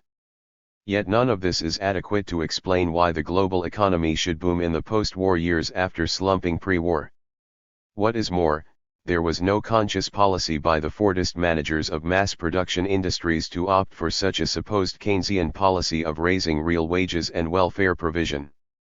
As Robert Brenner and Mark Glick say, U.S. capital never resigned itself to the principle of maintaining labor's share or failed to fight tooth and nail to limit the degree to which wages kept up with the cost of living or with productivity.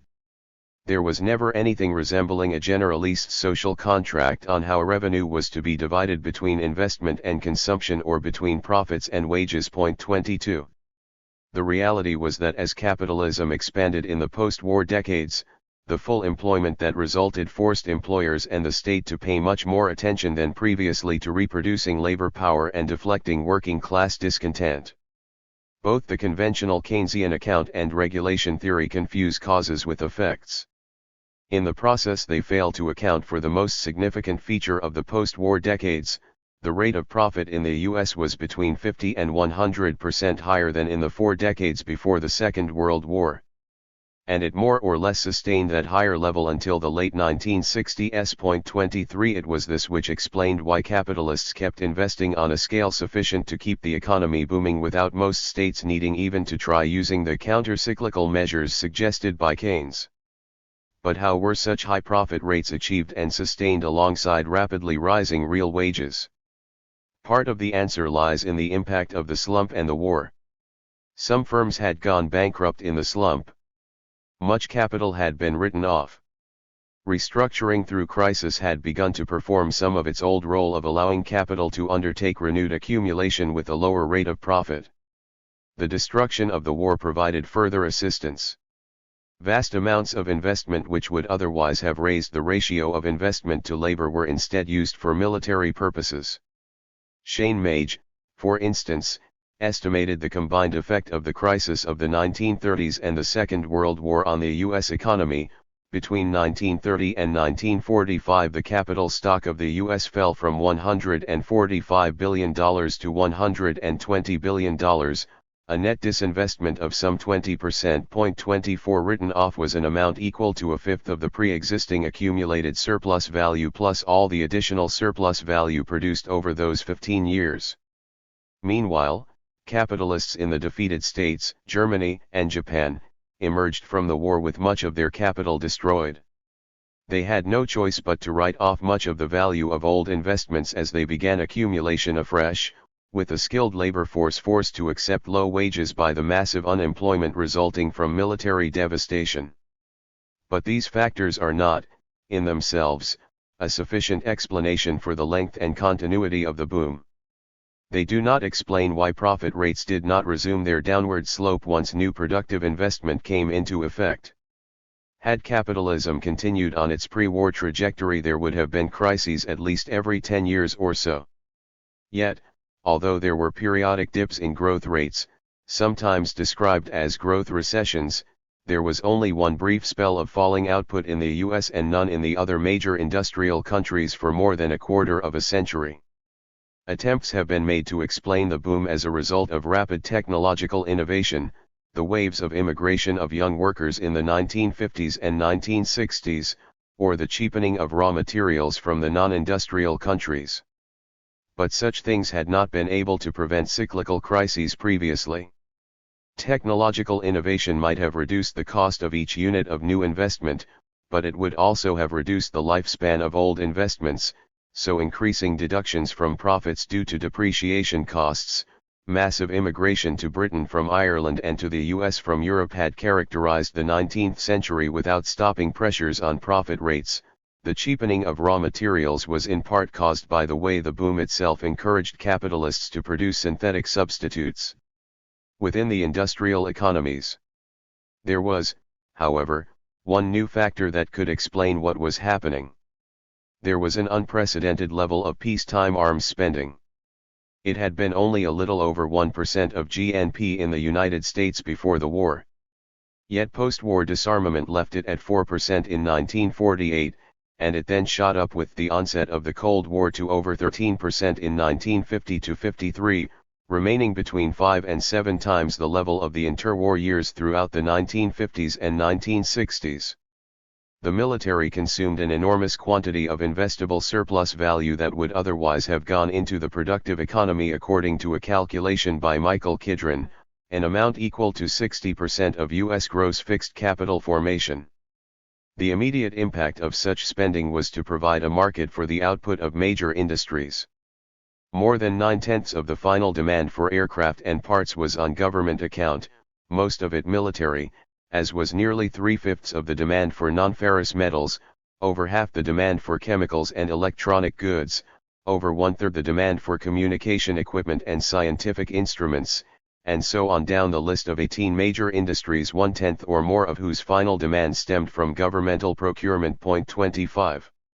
The role of military expenditure has been ignored by most mainstream Keynesian accounts of the post-war boom and by many Marxists. On both sides there has been a tendency to identify capitalism with the pure free market form it took for a brief period in Britain in the 19th century and to see the state and the military as extraneous to it. Missing has been any sense of the changes that had already begun to be analyzed by Hilferding, Bukharin and Lenin, let alone the further transformations brought about through slump, war, and the Cold War. Some Marxists and a few Keynesians did, however, grasp one important impact of arms spending. It provided a market for the rest of the economy that was not affected by the ups and downs of the wider economy, a buffer that limited the downward movement of the economic cycle. So the American Marxists Paul Barron and Paul Sweezy could see arms spending as an important mechanism for absorbing an ever-growing surplus and overcoming overproduction. 26. They could not, however, explain why taxation to pay for it did not have the effect of reducing demand elsewhere in the economy. And, as Michael Bleaney has pointed out, the military purchases of the US government could not have played a major direct role in boosting the European economies. Point 27. The account of the impact of waste expenditure on the dynamic of the wider economy provided by Kidron was able to deal with such problems, since its starting point was not underconsumptionism but the rate of profit. Arms expenditure, like unproductive expenditures, might be a deduction from profits in the short term, but in the long term it had the impact of reducing the funds available for further accumulation and so slowed the rise in the ratio of investment to the employed labor force. Kidron's logic found empirical confirmation in what actually happened to the organic composition of capital. Its rise in the post-war decades in the US was much slower than in the pre-slump decades. Point 28. It was also much lower than that which occurred in post-war Europe, where the proportion of national output going into arms spending was considerably lower than in the US. Point 29. Arms, accumulation, and planning. The arms economies were not a result of a conscious strategy aimed at warding off slumps. They followed from the logic of imperialist competition in the Cold War era. But sections of capital certainly appreciated their effects in keeping the boom going. Military-industrial complexes emerged, drawing together the military and those in charge of the arms industries, which had a direct interest in pushing forward the inter-imperialist conflicts. They were able to unite the ruling class as a whole behind their policies not only because of fear of the rival power, but also because of the effect of arms budgets in sustaining accumulation. John Kenneth Galbraith described in the 1960s the interrelation between government expenditure and what he termed the planning system by which each large corporation planned its investments many years in advance. Although there is a widespread supposition to the contrary, this increase has the strong approval of the businessmen of the planning system. The executive of the great corporation routinely opposes prodigality in government expenditure. But from his pleas for public economy defense expenditures are meticulously excluded. Point 30. One effect of such expenditures was to allow the great corporations to undertake long-term planning of their own investments with the assurance that they would be able to make a profit on them and turn it into cash by selling their goods. This changed their internal operations in ways which seemed to contradict the usual assumption about capitalist behavior being motivated by short-term profit requirement and price competition for markets. Galbraith painted a picture of how the situation appeared. The market is superseded by vertical integration.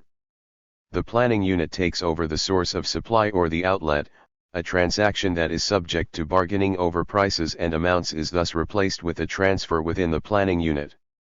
As viewed by the firm, elimination of a market converts an external negotiation and hence a partially or wholly uncontrollable decision to a matter for purely internal decision. Nothing, we shall see, better explains modern industrial policy. Capital supply is the extreme case than the desire to make highly strategic cost factors subject to wholly internal decisions. Markets can also be controlled. This consists in reducing or eliminating the independence of action of those to whom the planning unit sells or from whom it buys. At the same time, the outward form of the market, including the process of buying and selling, remains formally intact. 31. At a time when the largest 200 manufacturing enterprises had 2/3 of all assets used in manufacturing and more than 3/5 of all sales, employment, and net income. 32. This represented a huge section of the U.S. economy in which most economic operations were not subject to the immediate vagaries of the market. There was competition between the giants, but it was to a large extent undertaken by means different to the old competition to sell goods more cheaply than one another. The giant firms learned that they could ward off potential competitors by resorting to non-productive methods, the use of their wealth to get a tight grip over distribution outlets, the use of advertising to hype up their own products, regardless of their intrinsic merits, the systematic cultivation of well-greased contacts with buyers from governmental bodies. Galbraith thought this represented a fundamental change in the nature of capitalism itself. And Marxists who defined capitalism simply in terms of the free market competition between rival private capitalists could easily come to the same conclusion, since the huge area of production internal to the great corporations was not directly subject to the law of value. Extreme variations in the degree of efficiency. The internal efficiency of companies showed how far many differed from the capitalist ideal.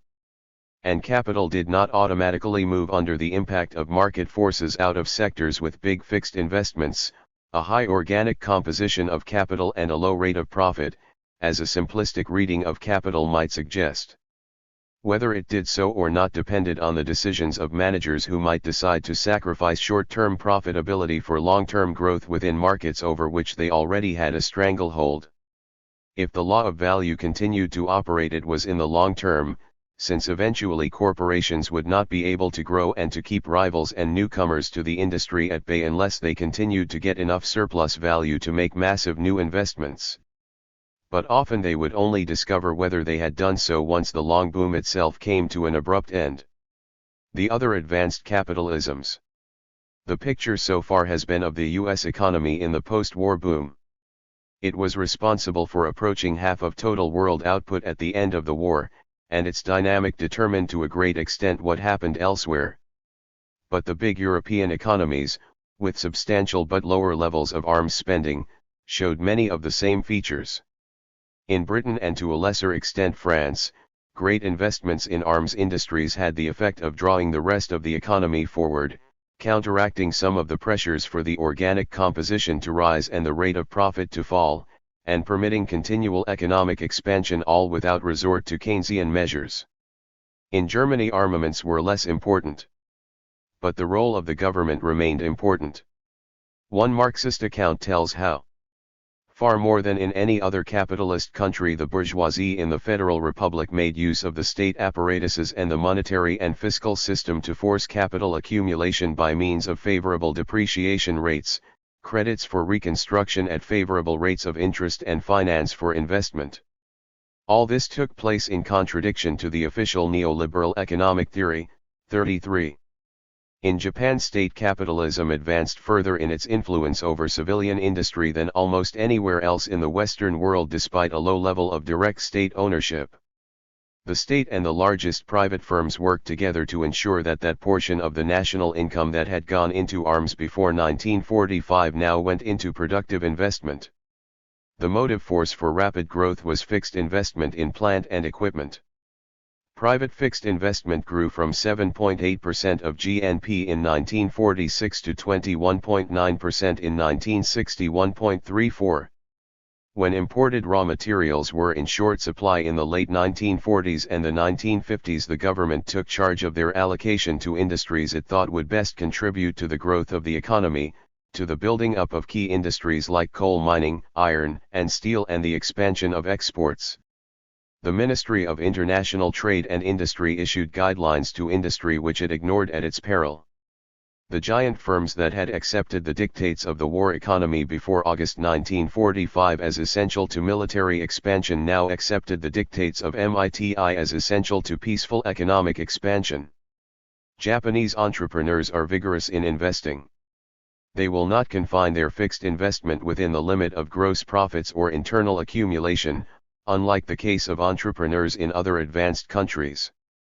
Even if the fixed investment is over and above their gross profits, the enterprise will undertake investment so long as bank finance is available. 35. In other words, the heads of big business and the state work together to ensure the growth of Japanese national capitalism by mobilizing the whole mass of surplus value and directing it towards strategic sectors, regardless of considerations of short-term profitability. What other state capitals did with military considerations uppermost, Japanese state capitalism did in the interests of overseas market competition. Exports played a very important role in driving the economy forwards. And that meant that Japanese growth was ultimately dependent on the U.S. arms economy. As Robert Brenner shows in a highly empirical study, German and Japanese manufacturers derived much of their dynamism by means of appropriating large segments of the fast-growing world market from the US and UK, while beginning to invade the US domestic market. This redistribution of market share, the filling of orders by German and Japanese manufacturers that had formerly been supplied by US producers, gave a powerful boost to their investment and output. 36. It was not social compromise and the welfare state that produced the long boom and the golden age. Rather, they were all byproducts of militarist state capitalism.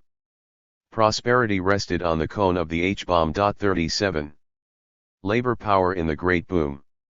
Throughout the first post-war decades, unemployment was at levels known previously only during brief boom periods. In the US, unemployment was less than 3% in the early 1950s, in Britain it hovered between 1.5 and 2%, in West Germany a high level of unemployment caused by the economic dislocation of the early post-war years fell to 4% in 1957 and a mere 1% in 1960. So the problem for industrialist capitalist states was not coping with unemployment, but its opposite, ensuring that employment grew at sufficient speed to feed capital's seemingly insatiable appetite for labor power. The U.S. employed workforce rose by 60% between 1940 and 1970. Such expansion demanded completely new supplies of labor power.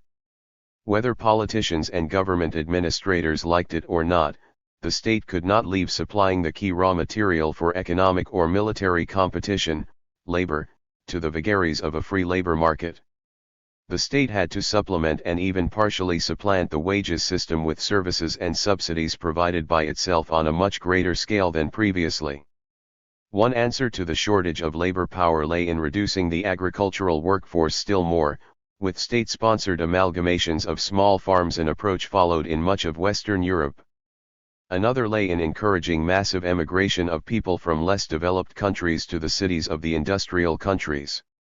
A third solution, again adopted almost everywhere, was the drawing of married women into paid employment. Yet each of the ways of enlarging the labor force created new problems for capital and the state. Squeezing labor from agriculture could work only if resources were put into agriculture in order to increase its productivity. This could be very expensive. But the alternative was that the provision of food for the growing urban population and raw materials for industry would suffer, creating working-class discontent and bottlenecks in accumulation. And eventually there was little in the way of spare labor power left in the countryside to provide for the needs of industry as the peasantry shrank in numbers. Migration from the Third World was a very cheap way of getting labor power. The advanced country had to bear none of the costs of rearing and educating this part of its labor force effectively. It was getting a subsidy from the immigrant workers' country of origin. 38 The new workforce was usually younger than the native workforce, and demanded less in the way of health care, old age pensions and so on. And its members were usually more prepared to tolerate low wages, harsh working conditions, rigid discipline, and so on, in short, to be super-exploited. The pool from which this new labor came was potentially limitless. Yet there were practical limits. As migrant workers became accustomed to living and working in their new home, they demanded conditions closer to those of established workers. They wanted decent accommodation and welfare benefits. The state had either to increase its expenditure on these things or to see growing social tensions that could lead to either intensified class struggles or to racial clashes between old established and newer workers. Unable to afford the social expenditure needed to head off such sources of social instability and eager to deflect discontent away from itself, the state usually reacted by imposing controls on further immigration. The wholesale entry of married women into the workforce also demanded a certain level of investment by the state. Means had to be found to ensure that it did not lead to the neglect of child rearing, the socialization of the next generation of workers, or a breakdown in the provision of food, shelter, and clothing for the male workforce. Many of these means could be provided, at relatively low cost, with the application of new technology. The refrigerator, washing machine, and vacuum cleaner, the replacement of the coal fire by electricity, gas, or oil heating, the popularization of frozen foods, the spread of fast food outlets, even the television set, all had the effect of reducing the amount of effort needed to ensure the reproduction of both present and future labor power. And they usually cost not a penny to the state or capital, being paid for by the family out of the enlarged income it received as the wife took up paid employment. Caring for young children while both their parents worked created greater difficulties, since the provision of nursery facilities could be costly for the state, even if these costs too could often be recouped from the wage of the working wife. So all the methods of expanding the labor force could work, up to a certain point, but beyond that they tended to imply quite considerable overhead costs. Welfare costs could be borne while the system was expanding rapidly. The insurance principle ensured, as we saw in Chapter 5, that some sections of the working class paid for welfare provision to other sections.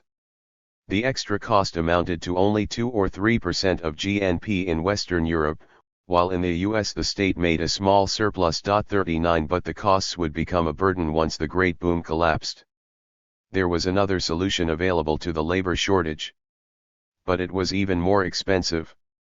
It was to increase state expenditure on the reproduction of the labor force, so as to increase the average level of skill. In all the advanced countries there was a considerable increase in educational expenditures during the Great Boom, particularly in the upper grades of secondary education and in higher education. 40.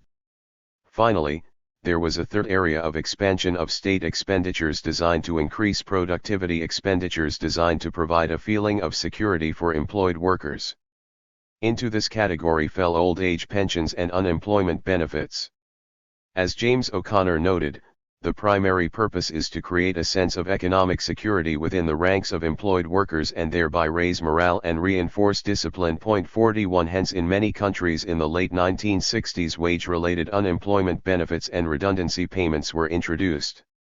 They were the other side of the shakeout of labor from older industries. This socialization of labor costs had some important consequences for the system as a whole. Under conditions of acute labor shortage, the national capitalist state had to tend and care for labor power as well as exploit it if productivity was to match international levels. But this meant that workers had some possibilities of being able to sustain themselves without selling their labor power. There was a partial negation of the character of free labor, but only a partial negation, since the state applied all sorts of pressures to keep people in the labor market. Yet even this limited negation of the free labor market was a burden that put up the overheads of each national capital. As such, they exerted a downward pressure on the rate of return on the total national investment. For a long period this did not seem to matter. Other factors were at work protecting the rate of profit.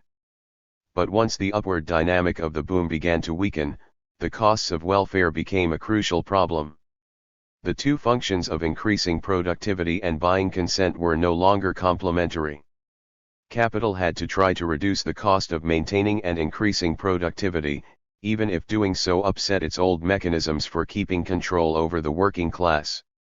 This was to be an important factor shaping class struggle once the long boom faltered. The Eastern Bloc. The Western economies and Japan were not the only ones to achieve rapid growth rates during the post-war decades. So too did the USSR and the countries it dominated in Eastern Europe. Soviet electricity output grew by 500% between 1950 and 1966, steel output by just under 250%, oil output by 600%, tractor output by 200%, fabric output by 100%, shoe output by 100%, the housing stock by 100%. 42 By the mid-1970s, the same consumer goods which had transformed people's lives in Western Europe and North America, the television set, the refrigerator, the washing machine, were also making their appearance in Soviet and East European homes, even if more slowly. 43 Since the collapse of the Eastern Bloc in 1989–91, it has usually been forgotten that in the 1950s and 1960s, even by many Western opponents of the USSR, took it for granted that its growth rate was higher than regimes elsewhere in the world had achieved. A trenchant critic of the system, Alec Nove, could write, "The success of the Soviet Union, in making itself the world's second industrial and military power, is indisputable." 44. But simply growing fast did not overcome the external pressures for more growth, since even after decades of industrialization the Soviet economy was still less than half the size of its then main military competitor, the US. Indeed, in some ways the pressures grew greater. At the beginning of industrialization, there were enormous reserves of labor that could be released for industry from agriculture. That meant it was not of any great concern to those at the top of the bureaucracy if much of this labor was used wastefully. It started to matter as the countryside began to empty of young men, leaving much of the agricultural production needed to feed the cities to be done by diminishing numbers of aging people. The slave labor camps were run down soon after Stalin's death in 1953, in part for political reasons but also to release inefficient slave labor for efficient exploitation as wage labor. It was an indication that the phase of primitive accumulation was at an end. There was recurrent talk within official circles from that time onwards about economic reform. During one such phase, in 1970, the leader Leonid Brezhnev spelled out the rationale. Comrade Brezhnev dwelt on the question of the economic competition between the two world systems. This competition takes different forms, he said. In many cases we are coping successfully with the task of overtaking and outdistancing the capitalist countries in the production of certain types of output, but the fundamental question is not only how much you produce but also at what cost, with what outlays of labor. It is in this field that the center of gravity between the two systems lies in our time. 45. This was the same logic of competitive accumulation that operated on the sometimes huge state sector of the Western industrial capitalisms or, for that matter, on the giant corporations described by Galbraith. The organization of production inside the USSR might involve the putting together of different use values to produce further use values. But what mattered to the ruling bureaucracy was how these use values measured up to the similar conglomerations of use values produced inside the great corporations of the West. And that meant comparing the amounts of labor used in the USSR to the labor used in the Western corporations. Or, to put it in Marx's terms, production within the USSR was subject to the law of value operating on the global scale. 46. One of the illusions created by the rapid non-stop growth of the USSR was that it proceeded smoothly and rationally according to the various 5-year plans, in contrast with the ups and downs in the West. But the relentless drive to accumulate had as a necessary byproduct disorganization, chaos, and waste in whole areas of production. At the beginning of every plan vast new industrial projects would begin to be constructed. But after a while it would become clear that they could not all be finished. Some would be frozen, while the resources for them were diverted elsewhere. This meant a continual chopping and changing of the goods resources were expected to produce, sudden pressure on people to produce more of one product and less of another, concealment by people at every level in the production process of the resources at their disposal in case they were suddenly pressed to produce more, massive amounts of waste as some of the things contained in the plans were produced, but not other things necessary for their use. 47. Since the collapse of the Soviet Union it has become habitual on both the left and the right to blame all this simply on bureaucratic irrationality, without acknowledging its similarity to the irrationality of the managerial despotism within Western enterprises and the common roots of both in the subordination of human labor to competitive accumulation, that is, to the self-expansion of capital. Yet it was possible to trace each of the forms of irrationality within the Soviet economy back to overinvestment, just as it is with managerial irrationality within Western corporations. There was not only waste in the Soviet-type economies. There was also unevenness in growth over time, as in the West.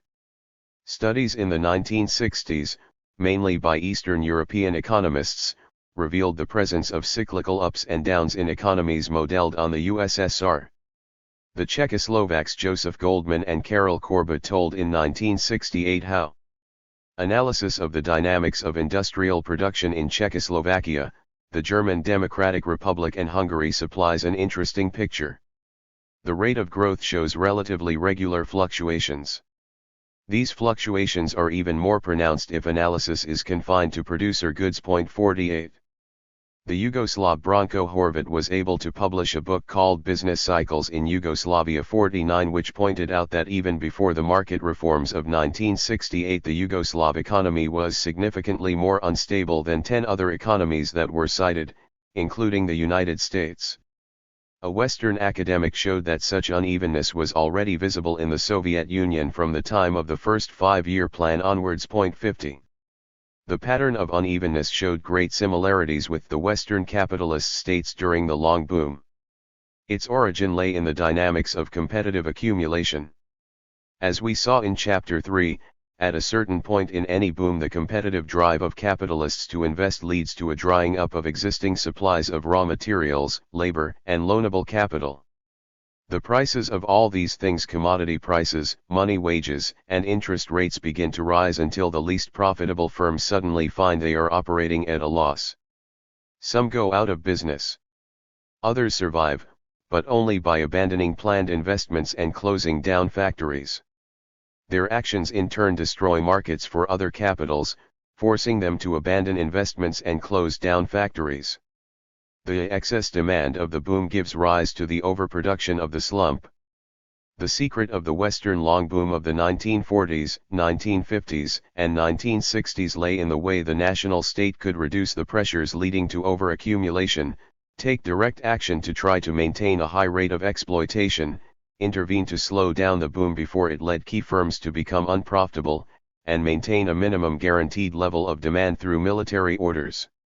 The state monopoly capitalist arms economy was not able to do away with the cyclical pattern of capitalist accumulation. Specifically, it could not stop competitive pressures causing capitalists to tend to expand production during upturns in the economy on a scale which exceeded the available resources. But it was able to prevent such spells of overaccumulation leading to slumps of the pre-Second World War sort. Something of the same pattern existed in the Soviet-type economies. Bottlenecks arose throughout the economy, threatening the closure of vast sectors of production through shortages of inputs. Output never rose nearly as rapidly as planned.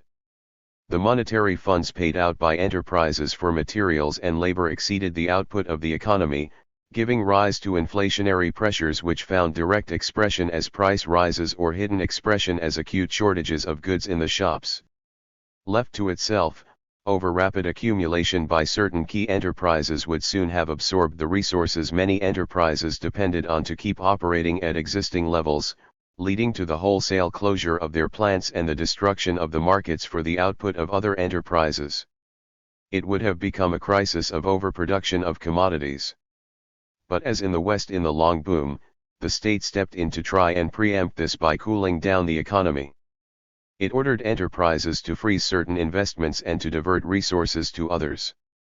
This involved factories suddenly switching from one sort of output to another. The myth of the pre-planning of production gave way to the reality of after the event, a posteriori allocation, with the repeated shifting of inputs and outputs. One planned target which always suffered in the process was that for consumer goods production. The result was to increase still further the discrepancy between the funds laid out by enterprises on wages and the goods available for these wages to buy, to increase open or hidden inflation. Deep social and political crises in 1953, 1956, 1968, and 1970-71 showed how the tensions this produced could find sudden expression. But so long as it was possible to restore growth rates, the tensions could be reduced, usually by a combination of repression on the one hand and concessions over living standards on the other. Such remedies hid temporarily the underlying pressures towards crisis. Those who failed to analyze the system in terms of competitive accumulation failed to see this. This was true of the Western pro-capitalist theorists of totalitarianism. One can search their writings of the 1950s and 1960s in vain for some hints that Russian-type systems contained inbuilt economic contradictions. It was also true of most of those who saw them as some sort of socialist or workers' states. They were continually over-optimistic about the economic prospects in their own way, mirroring the illusions of the Western Keynesians. Arms, profits, and of the Cold War. The arms budgets of the great powers were central to their economic development. But their roots were not narrowly economic. They flowed from a new struggle to divide and redivide the world between the main victors of the Second World War, the US and the USSR. The Cold War. The US had aspirations for its industries, the most advanced and productive in the world, to penetrate the whole world economy through free trade. The Western European powers, exhausted by the war, were in no position to challenge it directly. Russia's rulers were in a different situation. The war's end left them dominating virtually the whole of northern Eurasia, from the borders of Western Europe right through to the Pacific.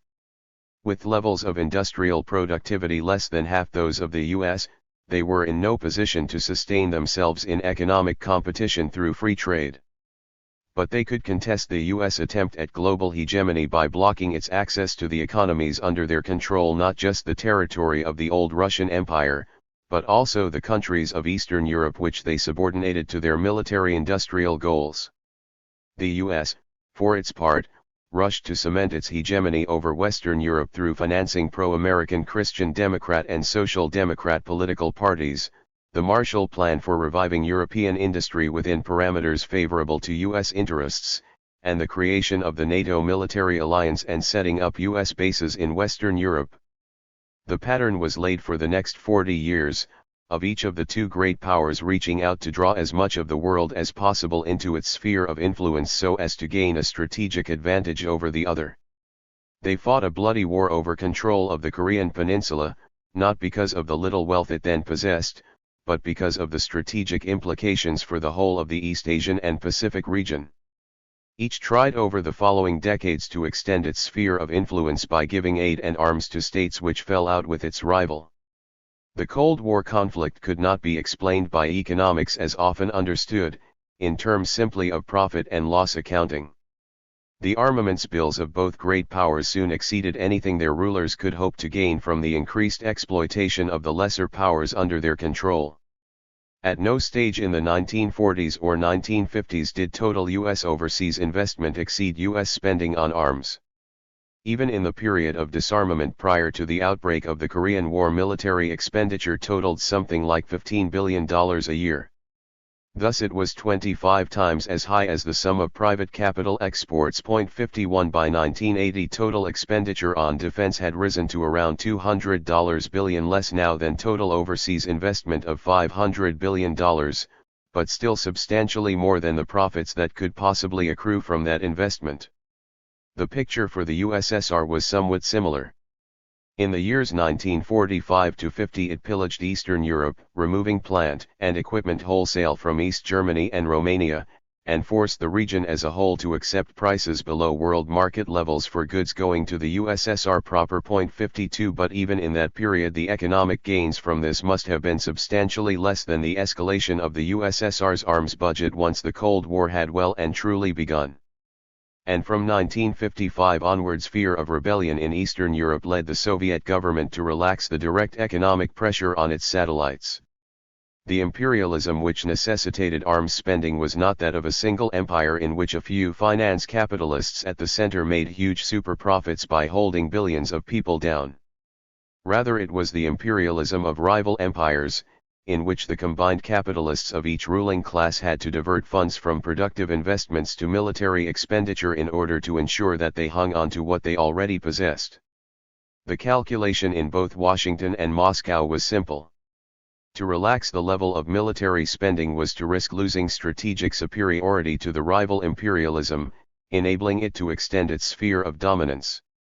So the Russians lived in fear of an attempted US rollback of Eastern Europe, which would have broken these economies from the USSR's grasp, leading in turn to the possibility of an unraveling of the ties which bound the other constituent parts of the USSR to its Russian center. At the same time, the US feared for its hegemony. As one US spokesman put it at the time of the Korean War, were either of the two critical areas on the borders of the communist world to be overrun, Western Europe or Asia, the rest of the free world would be immensely weakened, in economic and military strength. 53. It was necessary, in other words, to turn vast amounts of value into means of destruction, not in order to obtain more value but to hold on to that already possessed. Such was the logic of capitalist competition applied to the relations between states. So the Cold War amounted to a new inter-imperialist conflict of the sort described by Bukharin, and it soon overshadowed the old imperialist conflicts between the West European powers. Decolonization and developmentalism in the global South. 85% of humanity lived outside the advanced industrial countries. Their experience of the Golden Age was very far from golden. The great majority still lived in the countryside, and there was little change in the poverty that plagued their daily lives. One important political change did, however, take place. The West European powers were forced, bit by bit, to abandon direct colonial rule, a process starting with a weakened Britain ending its 190-year-old empire in India in 1947 and ending with Portugal handing over power to liberation movements in Africa in 1975. The US replaced Western European influence in some regions. It took control of South Vietnam when the French withdrew in 1954 until it too was forced to withdraw after the most bitter of wars in the mid-1970s. It became the dominant influence in most of the Middle East and parts of Africa. But, like the European powers, it retreated from formal colonization, granting independence to the Philippines and keeping direct control only over Puerto Rico. This retreat from direct colonization had as a direct corollary the end of the old clashes between the Western powers over the partitioning of the rest of the world. The drive to war between them seemed to have gone once and for all. It was also accompanied, as we have seen, by something else unexpected. By the classic theories of imperialism, losing their colonies did not stop Western economies participating in the long boom and conceding regular rises in living standards to their workers. And the advanced countries without any colonies, West Germany, Japan, and Italy, had the economies which expanded fastest of all. Meanwhile, for the first two post-war decades, exports of capital stayed down at the very low levels they had sunk to in the Great Slump of the 1930s. As Mike Kidron pointed out in 1962. Even in Britain, the significance of capital exports has declined tremendously. Latterly they have run at about 2% of gross national product compared with 8% in the period before World War I. They now absorb less than 10% of savings compared with some 50% before, and returns on foreign investment have been running at slightly over 2% of national income compared with 10% in 1914.54. The foreign investment that did take place was decreasingly directed towards the less industrialized parts of the world. The concentration of activity is increasingly within the developed world, leaving all but a few developing countries outside the reach of the new dynamism. 55. There was also a shift in the demand for third world products. Raw materials from agricultural countries had been indispensable for industrial production in the West before the First World War, and colonial control was an important way for industrialist countries to ensure their own supplies and block access to their rivals. But now there were synthetic substitutes for most raw materials: artificial fertilizers, synthetic rubber, rayon, nylon, plastics. A parallel transformation of agriculture in Western Europe and North America reduced food imports from the rest of the world. By the late 1950s, withdrawal from colonies in Africa and Asia was no longer the threat it would once have been to the industrialists of the European countries. Companies which had made their fortunes from plantations and mines of the global south began to diversify their investments into new lines of business. There was one great exception to this picture: oil. Here was the raw material of raw materials, the ingredient for manufacturing plastics, synthetic rubber, and artificial fibers, as well as providing for massively expanding energy needs and propelling the ever greater proliferation of motor vehicles, tanks, and aircraft. And the supplies of it were increasingly to be found outside Europe and North America. By the mid-1970s, Saudi Arabia, Iraq, Iran, Kuwait, and the petty sheikdoms around the Arabian Peninsula were the countries that mattered, as was shown by the temporary interruption of supplies during the Arab-Israeli War of 1973.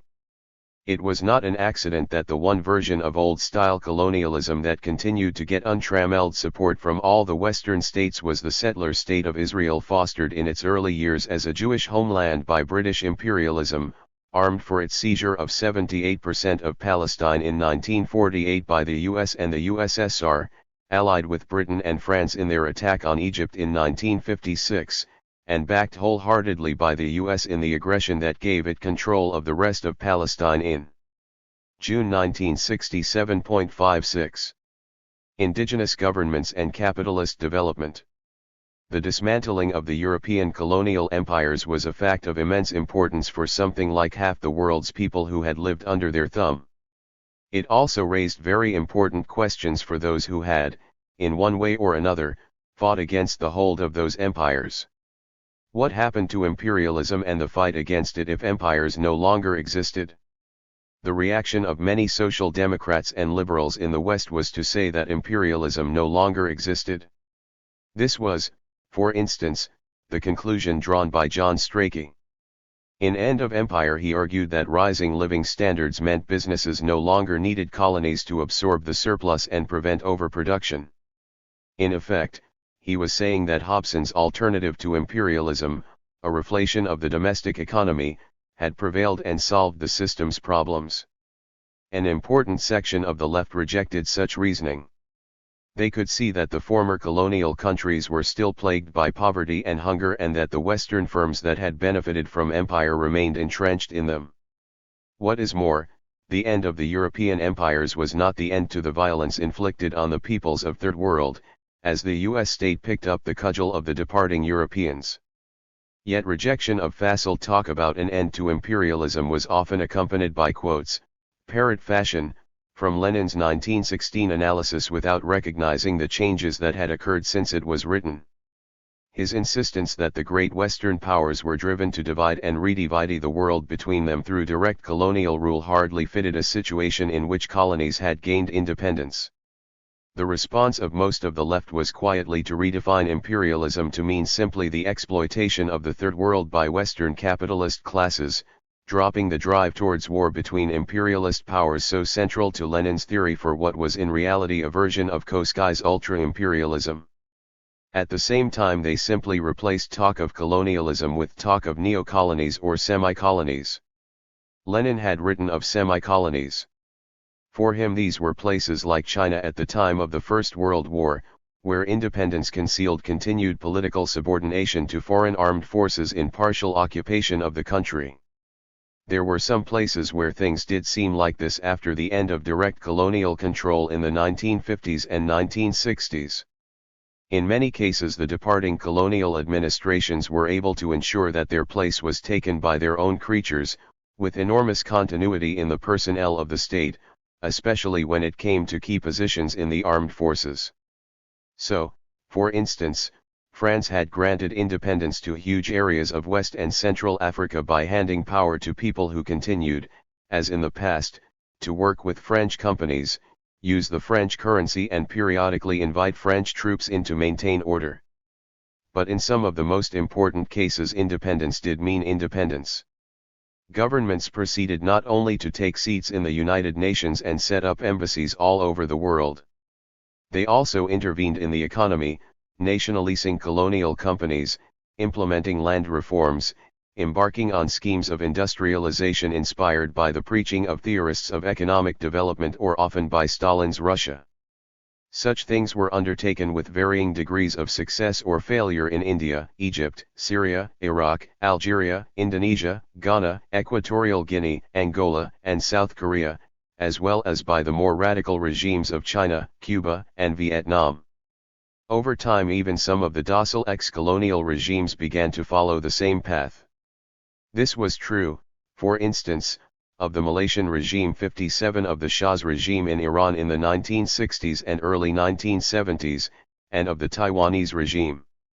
Even the dictator Mobutu, brought to power with the help of the CIA in Congo Zaire in 1965, nationalized the mighty Union Miniere de Haute Katanga Mining Corporation along with 70% of export earnings 3 years later. To call regimes like Abdul Nasser's Egypt or Jawaharlal Nehru's India neo-colonial or semi-colonial was a travesty as it was with populist regimes in Latin America or the Fianna Fáil governments in Ireland. Attempts were made in each case to establish not only independent political entities, but also independent centers of capital accumulation. These still operated within a world dominated by the much stronger capitalisms of the advanced countries, but they were by no means mere playthings of them. A new developmentalist orthodoxy pointed the means by which such economies were meant to close the gap with the advanced industrial nations. It held that capitalist market mechanisms could not achieve that goal. As the staff of the World Bank later recalled of the dominant paradigm at that time, it was assumed that in the early stages of development markets could not be relied upon, and that the state would be able to direct the development process. The success of state planning in achieving industrialization in the Soviet Union greatly influenced policymakers. The major development institutions supported these views with various degrees of enthusiasm. 58. Just as Keynesianism was dominant within bourgeois economics in the advanced countries at the time, so statist, import substitutionist, doctrines were hegemonic when it came to the Third World. The main proponent of these in the 1940s and 1950s was the very influential United Nations Economic Commission for Latin America, directed by the Argentinian economist Raúl Prebys. It argued that development could only take place if the state intervened to block imports to foster the growth of new local industries. 59 Since otherwise dependence on the advanced capitalist economies would prevent industrialization. 60. More radical versions of such dependency theory dominated much of the left worldwide in the 1960s. The writings of Paul Baran and André Gunder Frank 61 dominated most Marxist thinking on the subject. 62. Baran wrote that, far from serving as an engine of economic expansion, of technological progress and social change, the capitalist order in these countries has represented a framework for economic stagnation, for archaic technology and for social backwardness. 63. Adding, the establishment of a socialist planned economy is the essential, indeed indispensable, condition for the attainment of economic and social progress in underdeveloped countries. 64. Gunder Frank was just as adamant. No country which has been tied to the metropolis as a satellite through incorporation in the world capitalist system has achieved the rank of an economically developed country except by finally abandoning the capitalist system. 65. Socialism for Baran and breaking with capitalism for Gunder Frank meant following the model of Stalinist Russia. 66. The dependency argument, whether in its mainstream or radical form, was a weak one. It assumed that capitalists from the advanced countries who invested in the Third World would deliberately choose not to build up industry even when it would have been profitable. This did not fit the facts. There was considerable foreign finance of industrial development in Tsarist Russia, Argentina, and the British dominions before the First World War. Nor did Western states at all times use their power to prevent industrialization. Sometimes they did and sometimes they did not. Finally, a ruling class of one country which depends on bigger capitalist countries for much of its trade and investment does not completely lose its ability to forge an independent path of capital accumulation. The European economies, for instance, have long been to a high degree dependent on what happens in the US economy without the European ruling classes simply becoming American puppets. So pervasive was the view that capitalism means underdevelopment that people read it back into some of the Marxist classics. Baran quoted Lenin to back up his case, while even someone as perceptive as Nigel Harris could ascribe such views to the Bolsheviks in 1917. 67. Lenin's writings on imperialism had in fact put forward a completely different view, as did Leon Trotsky's writings of the late 1920s. Lenin wrote that the export of capital accelerates the development of capitalism in the countries to which it is exported. 68 While Trotsky wrote that capitalism equalizes the cultural and economic development of the most advanced and most backward countries. 69 Even if as it did so developing some parts of the world economy while hampering and throwing back the development of others. 70. What mainstream dependency theory did do for a period was provide an ideological justification for methods which enabled the rulers of some politically independent states to achieve impressive levels of accumulation, even if only for a period. Argentina's rate of economic growth through the 1950s and 1960s was comparable with that of Italy. 71 And by the early 1970s a third of its workforce was in industry, with only 13% on the land. 72 Brazil's 9% growth rate was one of the highest in the world. 73 And by the mid-1980s The Economist could refer to Sao Paulo as a Detroit in the making. 74 South Korea experienced rapid economic growth of about 8% a year after a general, Park Chung-hee, seized power in 1961 and forced the big firms to work within a framework established by the state and embarked on state capitalist industrialization. China, where state control of the economy came closest to the Russian model endorsed by the radical dependency theorists, had an economic growth rate no higher than these figures once it had completed the first short stage of economic recovery from 20 years of civil war and Japanese invasion. The imposition of plans which diverted resources towards new heavy industries, steel, cement, electricity in a very poor, overwhelmingly agricultural country like the China of the early 1950s meant squeezing the living standards of the mass of the population. What the peasants had gained through land reform in the previous decade, they now lost through rigorously enforced taxation of their output. Then came the ultimately disastrous attempt at collectivization through so-called people's communes, in an attempt to bring about a great leap forward in economic development. The leap cut total agricultural output, led to famine in vast areas of the countryside and had to be abandoned. Much of the new industry was far from efficient. The growth of heavy industry out of all proportion to what was happening in the rest of the economy led to acute shortages of inputs needed to keep plants running, and to the production of other goods which had no immediate use. There were massive swings between spells of fast industrial expansion and spells of near stagnation, and many of the grandiose new giant plants were only able to work at a fraction of their capacity. There was usually growth even in countries that were not as successful as Brazil and South Korea. The manufacturing output in India grew by 5.3% a year from 1950 to 1981, and agricultural output by 2.3%, even if there was continual disappointment at the economy's inability to exceed a Hindu growth rate of 4%. Sub-Saharan Africa had per capita growth rates of around 2% in the early 1960s, which rose to nearly 5% by the end of that decade. 75 Egypt, whose leader Abdul Nasser nationalized almost all of industry, grew about 6% per year through the first half of the 1960s.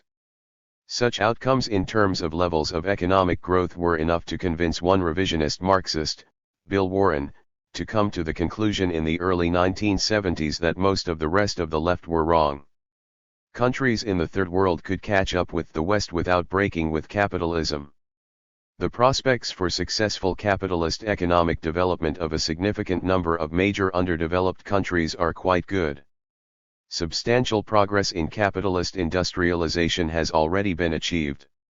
Insofar as there are obstacles to this development, they originate not in current imperialist Third World relationships, but almost entirely from the internal contradictions of the Third World itself.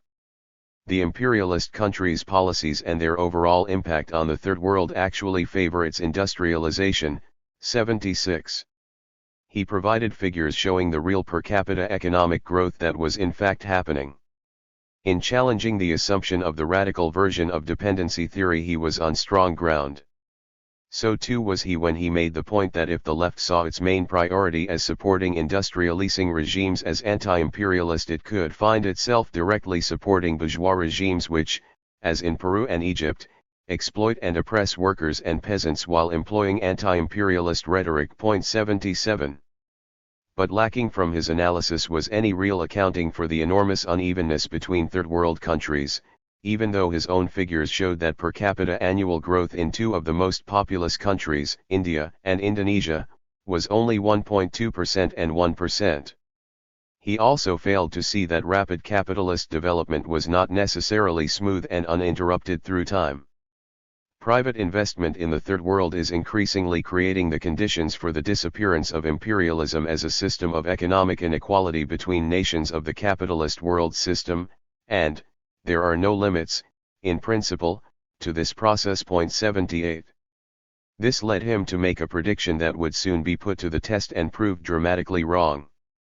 As for future prospects, the World Bank's view is that the majority of countries in the 1970s will, as in the 1960s, remain free of debt servicing problems. The first 3 years of the 1970s strongly suggest that this will be the case. 79. Warren had taken the crude account by Gunder Frank and Barron that had maintained development was an impossibility of and simply turned it upside down. Lacking was any sense of the chaotic, unpredictable character of economic growth for the weaker sections of the world system that Trotsky insisted on when recognizing that capitalism does not always lead to stagnation. By drawing countries economically closer to one another and leveling out their stages of development, Capitalism operates by methods of its own, that is to say, by anarchistic methods which constantly undermine its own work, set one country against another, one branch of industry against another, developing some parts of the world economy while hampering and throwing back the development of others. Imperialism attains this goal by such antagonistic methods, such tiger leaps and such raids upon backward countries and areas that the unification and leveling of world economy which it has effected is upset by it even more violently and convulsively than in the preceding epoch. 80. It was a truth that would affect the lives of many hundreds of millions of people over the next 4 decades. In the global south, as in the west, Japan, and the Eastern Bloc, variants of what Lenin and Bukharin had called state capitalism did permit a long period of economic growth. But those who extrapolated from that to see a smooth, crisis-free future were soon to be proved wrong. Chapter 8. The End of the Golden Age. The Crisis of Keynesianism. The National Bureau of Economic Research has worked itself out of one of its first jobs, namely business cycles. So proclaimed Paul Samuelson in 1970. Less than 3 years later, the crisis which was supposed now to be impossible broke upon the world, or at least upon the advanced capitalist countries and a big part of the Third World. The Golden Age had come to a sudden end. The reaction of governments everywhere was to try to keep it going by resorting to the Keynesian methods they had come to believe infallible. Government budget deficits, rare in the previous 3 decades, now became the norm. They failed to restore the system to its previous health.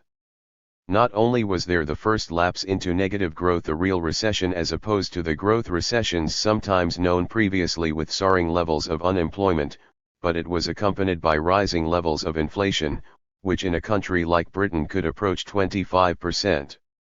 There were attempts to explain what happened as a result of the impact of the sudden very big increase in the price of oil in October 1973 due to the brief Yom Kippur War between Israel and the Arab states and the accompanying embargo on oil exports by Saudi Arabia. But the effect of the price increase was only to reduce the national incomes of the advanced countries by about 1%, and most of the money that accrued to the oil producers ended up being recycled back to the advanced countries via the international banking system. It was hardly enough in itself to explain the scale of the impact on most of the world's system, an impact which Keynesian methods should have been sufficient to deal with according to the then conventional economic wisdom. What is more, the oil price increase did not take place in isolation from other developments. Already 3 years earlier, a growth recession had hit all the major economies simultaneously in a way which had not happened in the previous quarter century, and had been followed by a very sharp economic upturn and accelerating inflation even before the oil price rise. 1. In short, the recession that began at the end of 1973 was the culmination of precisely the sort of economic cycle that Keynesian-style state interventions had supposedly consigned to the history books. Mainstream Keynesians were at a loss. They found that their theory no longer did any of the things they had claimed for it. As one Keynesian, Francis Cripps of the Cambridge Economic Policy Review, later put it, they suddenly realized that nobody really understands how the modern economy works. Nobody really knows why we had so much growth in the post-war world, how the various mechanisms slotted together. 2. Many Keynesians dropped their former ideas overnight and endorsed the monetarist theories propagated by Milton Friedman and the Chicago School of Economists. These held that the attempts by governments to control economic behavior had been misconceived. There was, they argued, a natural non-inflationary rate of unemployment, and attempts to reduce it by government spending were bound to fail and to merely cause inflation. All states should do, they insisted, was to control the supply of money so that it grew at the same speed as the real economy and take such action as was necessary to break down unnatural monopolies by trade unions or nationalist industries, while holding down unemployment benefits so that workers would then be persuaded to accept jobs at lower wages. The reply of apologists for capitalism to its critics for 30 years had been that it could be made to work with state intervention. Now it was that it could only be made to work if state intervention was scrapped. As the dissident radical Keynesian Joan Robinson summed up the mainstream shift, the spokesmen of capitalism were saying, "Sorry chaps, We made a mistake, we were not offering full employment, but the natural level of unemployment. Of course, they suggested that a little unemployment would be enough to keep prices stable. But now we know that even a lot will not do so. Point 3. Labour's Prime Minister James Callaghan virtually admitted this when he told his party's conference in September 1976. We used to think you could just spend your way out of recession by cutting taxes and boosting government borrowing. I tell you in all candor that that option no longer exists, and insofar as it ever did exist, it worked by injecting inflation into the economy. And each time that has happened, the average level of unemployment has risen. The point was repeated 20 years later by the future Labour Prime Minister, Gordon Brown. Countries which attempt to run national go-it-alone macroeconomic policies based on tax, spend, borrow policies to boost demand, without looking to the ability of the supply side of the economy, are bound these days to be punished by the markets in the form of stiflingly high interest rates and collapsing currencies. Point 4. Politicians and academics who had been brought up on Keynesianism came to accept the same parameters for deciding economic policy as their old opponents, with no alternative to high levels of unemployment, welfare cuts, flexibility to make workers more competitive and laws to restrain trade union power. Keynesians who did not drop their old beliefs were pushed to the margins of the economic establishment. By 2007 a study showed that 72% of economic students were at educational institutions without a single heterodox economist who challenged the neoclassical and neoliberal assumptions. Point 5. But the rush towards monetarism by supporters of the system was not any more able to come to terms with the crisis than Keynesianism. Monetarism was, after all, little more than a regurgitation of the neoclassical school which had dominated bourgeois economics until the 1930s. Just as it had been incapable of explaining the unprecedented severity of the interwar slump, it was incapable of explaining the crisis of the 1970s and 1980s, still less of dealing with it. In Britain the monetarist Howe budget of 1979 was followed by a doubling of both inflation and unemployment, and left industrial output in 1984 15% below its level of 11 years before. Point 7. The monetarist measures did not even manage to control the money supply. Its broadest measures grew in 1982 by 14.5% instead of the intended 6 to 10%. Point 8. The policy merely served to destroy much of local industry, exacerbate the crisis of the early 1980s and lay the ground for another crisis. In 1990, some economists who had abandoned Keynesianism for monetarism in the mid-1970s could be seen deserting monetarism in its turn in the early 1980s. Financial Times columnist Samuel Britton, who had done much to popularize monetarist ideas in Britain, was by 1982 criticizing many monetarist policies and calling himself a new-style Keynesian. In the United States, Reagan's economic advisors, faced with the failure of monetarist policies to end a severe slump, quietly ditched monetarism and abandoned one of monetarism's central principles, the balanced budget. But much mainstream economic theory moved in a different direction. A new classical school gained influence that contended, very much along the lines of Hayek in the 1930s, that what was wrong with monetarism was that it left a role for the state intervening in money markets. Friedman, they claimed, had fallen into the same trap as Keynes by urging government moves to shift the money supply. He was, in a certain sense, a Keynesian. Point 10. Such moves, they insisted, could not alter business behavior in the hoped-for way, since the rational expectations of entrepreneurs would always lead them to discount government intervention in advance. Fiddling with the money supply, like government deficit spending, stopped supply and demand interacting with each other properly.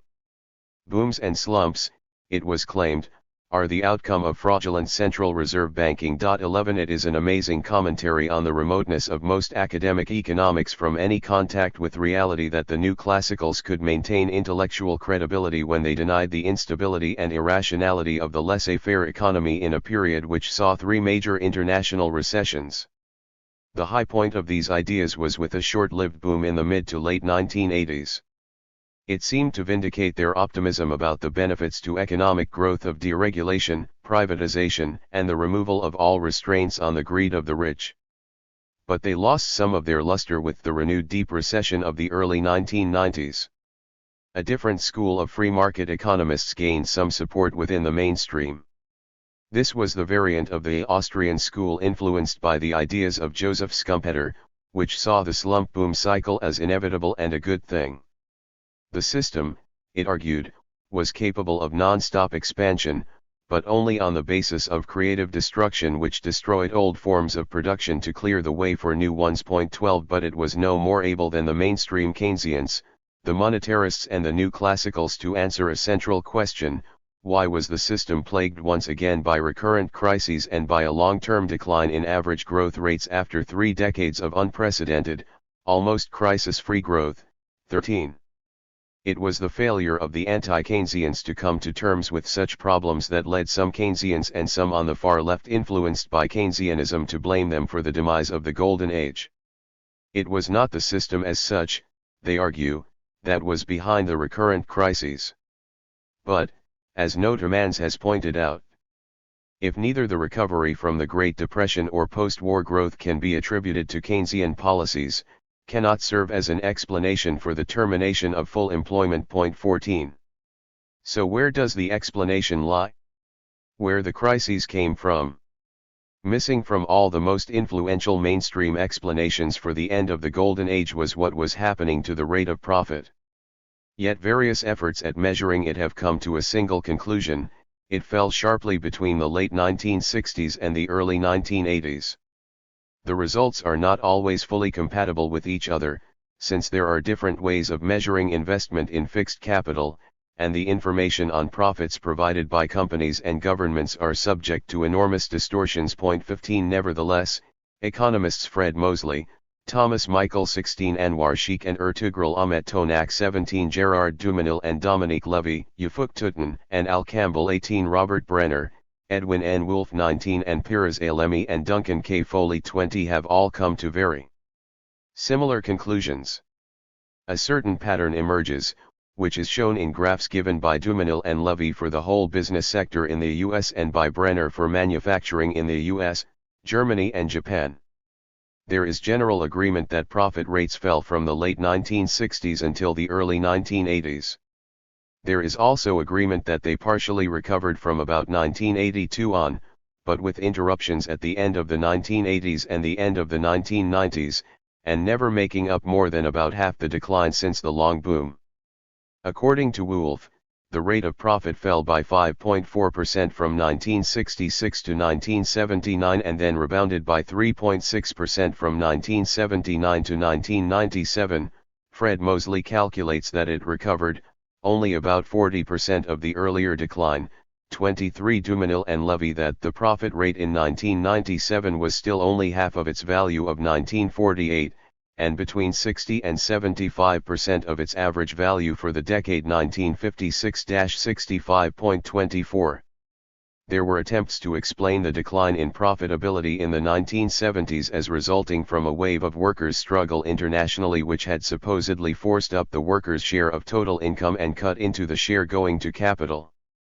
That argument was put forward by Andrew Glynn and Bob Sutcliffe 25 by Bob Rothorn 26 and accepted in part by Ernest Mondale. 27 Glynn's analysis has been given a favorable mention much more recently by Martin Wolf. 28 But statistical analysis at the time suggested there had been no increase in the share of wages when tax, capital depreciation, and various other factors were taken into account. 29 The argument also failed to explain why all the Western economies moved into crisis at the same point in the mid-1970s. In Italy, Britain, Spain, and France there were important improvements in the level of working class organization in the late 1960s and early 1970s. But there was no similar improvement in Japan and West Germany, while in the US there was a sharp decline in real wages of non-agricultural workers from late 1972 to spring 1975, while productivity on the whole increased. 30. What did seem to make sense and still does was Marx's argument about the organic composition of capital. A mainstream study of the U.S. economy showed a rapid growth in the ratio of capital investment to workers employed in manufacturing by over 40% between 1957 to 68 and 1968 to 73.311. One study of the UK showed a rise in the capital output ratio of 50% between 1960 and the mid-1970s. 32 Samuel Britton noted with bewilderment. There has been an underlying long-term decline in the amount of output per unit of capital in manufacturing. This is a fairly general experience in the industrial countries. One can construct a fairly plausible story for any one country, but not for the industrial world as a whole. 33. The more recent calculations of Michael 34 Mosley, Sheik, and Tonak and Wolf 35 have all concluded that the rising ratio of capital to labor was an element in reducing profit rates. It is a conclusion that validates Marx's position that a rising ratio of capital to labor can cut into profits and is an empirical refutation of the position held by Ocasio and others that this is impossible. But it still leaves open why this happened then and not earlier. It is an issue that can be resolved by looking at contradictions within the long boom already being highlighted in the early 1960s by those who explain the boom in terms of the massive level of arms expenditures. Arms spending was very unevenly distributed among the most important economies. They consumed a very high proportion of the national output of the US and the USSR in the 1950s, a lower proportion in Britain and France, and a much smaller proportion for Germany and Japan. This did not matter unduly in the first years after the Second World War, when there was a relatively low level of foreign trade and most firms were subject to low levels of international economic competition. The taxation to pay for the U.S. arms budget cut into the profits of American firms, for instance, but this did not greatly disadvantage any one such firm in its domestic competition with another. And there was little for capitalists to complain about so long as the overall rate of profit did not decline much from its high level in the immediate post-war period. The positive effects of arms spending more than compensated for the negative effects. But over time the unevenness did come to matter. The U.S., as part of its program to use its dominant economic position to cement its hegemony outside the Russian bloc, allowed access to its markets to the West European states and Japan. But economies with low levels of arms expenditure could invest proportionately more and achieve faster growth rates than the US could. Over time they began to catch up with its levels of productivity and to increase their relative importance in the world economy. Capital growth in Japan over the period 1961 to 1971 was 11.8% per year, while in West Germany over 1950 to 62 it was 9.5%. These compared with figures for the US for 1948 to 69 of only 3.5%. 36 Japan accounted for 17.7% of the combined advanced countries' GNP in 1977 and West Germany 13.2%. In 1953 the figures had only been 3.6 and 6.5% respectively.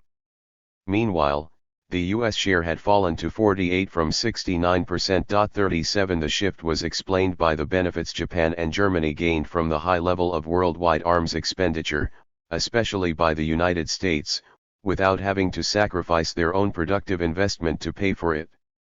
Had all countries had comparable levels of productive investment to that of the West Germans and Japanese, there would have been a very rapidly rising global organic composition of capital and a downward trend in the rate of profit. As it was, capital had grown in Japan much more rapidly than the labor force at more than 9% a year, or more than twice the average rate for the Western industrialist countries. 38 Non-military state capitalisms could only expand without crises because they operated within a world system containing a very large military state capitalism. So the Japanese and German experiences did not contradict the thesis of arms expenditure as an explanation of world growth and stability. But they were a contradictory factor in this growth. Their very success meant that a growing chunk of the world economy was not wasting investable output on arms. Nor was that the end of the matter. The very success of the low arms spending economies began to put pressure on the high arms spenders to switch resources away from arms and towards productive investment. For only then could they begin to meet the challenge they faced in market competition from Japan and West Germany. This was most clearly the case for Britain. Its economy was highly dependent on foreign trade, and it ran into balance of payments crises with every spell of rapid economic growth between the late 1940s and the late 1970s. Successive British governments were forced, reluctantly, to abandon their notions of imperial grandeur and to reduce the proportion of the national product going on defense from 7.7% of GDP in 1955 to 4.9% in 1970. In the case of the US, the pressure was less obvious at first, since even in 1965 foreign trade only amounted to about 10% of GNP and the country enjoyed a trade surplus throughout the 1950s and 1960s.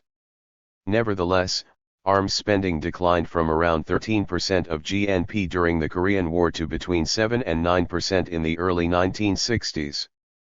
The pressure of arms spending on its international competitiveness was suddenly revealed when it shot up by a third with the Vietnam War.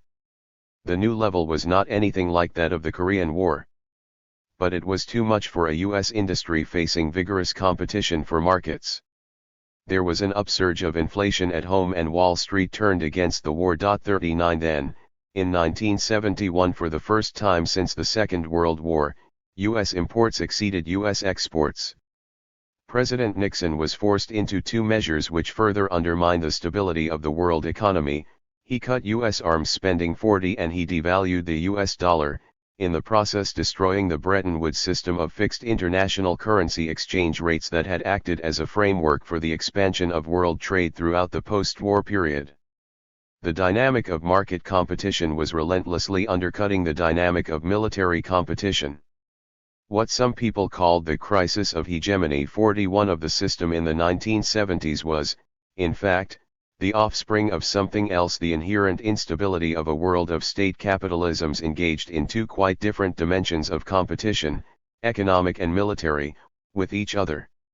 One of the paradoxes of capitalism, we saw in Chapter 3, is that, although a rising organic composition of capital reduces average profit rates, it raises the profits of the first capitalist to introduce new machinery.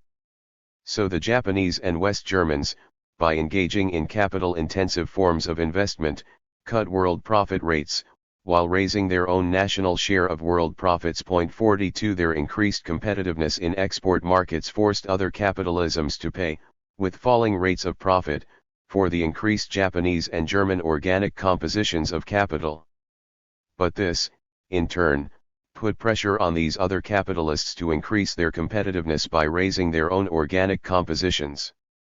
The falling profit rates of the 1970s were the result. By 1973 the rates were so low that the upsurge in raw material and food prices caused by the boom of the previous 2 years was sufficient to push the advanced Western economies into recession. Suddenly there was no guarantee for the major capitalist concerns that new investments on the scale they needed to keep up with international competition would be profitable. Investment began to fall sharply and firms tried to protect their profits by cutting back on employment and labor costs. Declining markets then led to further falls in profits and investment. The old pattern of boom turning into slump had returned after its 30-year break. When governments reacted by trying to boost demand with budgetary deficits, firms did not immediately respond, as the mainstream Keynesians held that they should, by increasing investment and output. Instead they increased prices to try to recoup their profits, to which workers who still had a degree of confidence from long years of full employment responded by fighting for wage increases. Governments and central banks were then faced with a choice. They could allow the money supply to expand so as to allow firms to further raise prices and protect profits. Or they could try to restrict the money supply with high short-term interest rates, relying on firms then being forced to resist workers' demands. Typically they turned from the first approach in the mid-1970s to the second in the late 1970s. But the success in restoring investment and creating a new period of growth did not last long even when governments had succeeded in subduing working-class resistance. The rate of profit could not be raised above the pre-crisis level of 1973, and in 1980–82 a second oil shock was sufficient to push the world into a second serious recession, proving that monetarism could no more restore conditions to those of the long boom than could Keynesianism. The limits of state-directed capitalism. Capitalism was coming up against the limits of the state capitalist strategy for maintaining accumulation. That strategy had worked so long as states were able to ignore the immediate effects on the rate of profit of directing some of the mass of investable surplus value into areas that were not immediately particularly profitable or into waste production. But this depended, firstly, on the rate of profit not dropping too sharply, and, secondly, on being able to ignore how the competitiveness of the production of particular goods within the national economy compared to that taking place elsewhere in the world system. By the mid-1970s both preconditions had been undermined by the contradictory development of the long boom itself. The rate of profit had now fallen to a degree which made unproductive expenditures or not particularly profitable areas of investment an increasing burden on further accumulation. And the very dynamism of the long boom had produced a growing interconnectedness between national economies. By 1979 U.S. foreign trade amounted to 31% of output, as against 10% in 1965.43. A much larger proportion of industry than before had to worry about the international comparisons of its costs. Whole industries suddenly found that the value of their output had to be recalculated on the basis of what it would cost to produce it with the more advanced techniques and lower labor costs of other countries, and that meant it was not high enough to provide adequate profits. This seems to explain the well-known stagnation of labor productivity in the U.S. in the 1970s. The value of the machinery on which labor worked was originally reckoned in terms of how much it cost to produce or replace inside the U.S., but with rising international trade, what mattered was the lower figure that would have been obtained if world comparisons were used. 44. In any case, the feature described by Galbraith, of firms being able to downplay the importance of profit in the interests of growth, was undermined. And this was not only a very significant change for the state monopoly capitalism of the U.S. It was to have devastating consequences for those countries which had gone much further in the direction of full-blooded state capitalism in the Eastern Bloc and the Third World. They too were to enter into a new period of crises. The end of the Stalinist model. The assumption of conventional thinking on the right as well as the left was that the Soviet-type economies displayed a very different dynamic to that of the West. It was assumed, with very little dissent 45 until the 1970s and sometimes the 1980s, that they could sustain high levels of growth indefinitely, even if they were also marked by major inefficiencies and tended to produce low-quality goods.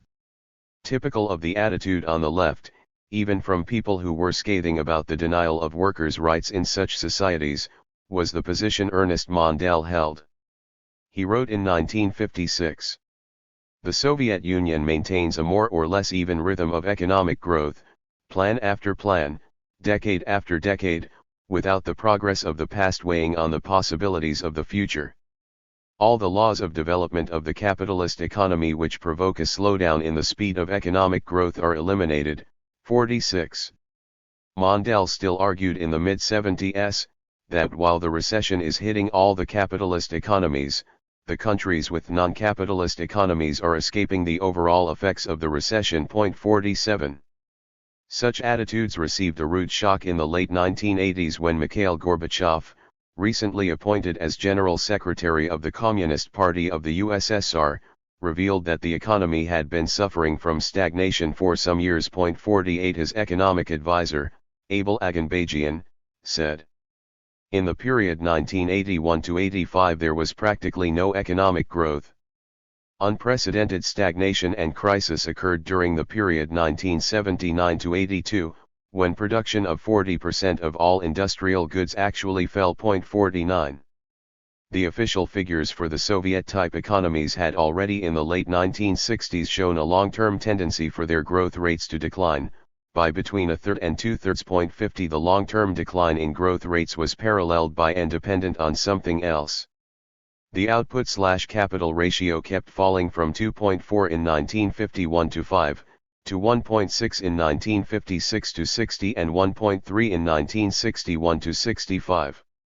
Or, to put it another way, the amount of constant capital required to produce a certain amount of new output kept rising. The problem was made worse because growing gross output in material terms was not good enough for the ruling bureaucracies. Their concern was with how this material output compared with that produced by their international rivals, that is, with the value of the output in international terms. This led to recurrent attempts by sections of the bureaucracy to implement economic reforms, amid complaints about productivity and the quality of what was produced. In the early 1950s after Stalin's death, in the early 1960s under Nikita Khrushchev, and then in the late 1960s under Leonid Brezhnev and his prime minister, Alexei Kosygin. The reforms had only limited effects. A rise in workers' living standards, in contrast to the very sharp fall in the 1930s, encouraged greater commitment by the workforce and a rise in productivity. But the pressures of competitive international accumulation led to a repeated tendency of increased consumer goods and food output to be sacrificed to the needs of industrial investment.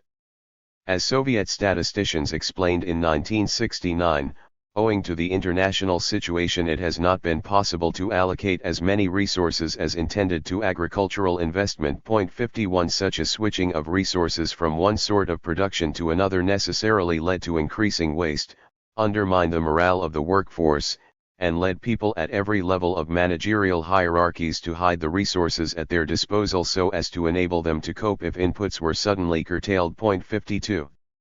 It is necessary to note in passing that such a phenomenon was not unique to the Soviet-style economies.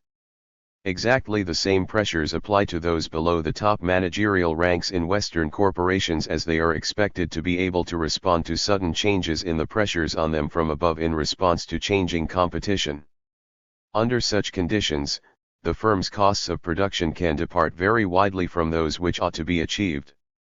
The result can be what one economist has called inefficiency, a level of inefficiency in the company amounting to 30 or 40% of production costs. 53 Production costs and the prices which would prevail in a perfect market depart massively from each other. To use Marxist terminology, there are massive short-term infringements of the law of value.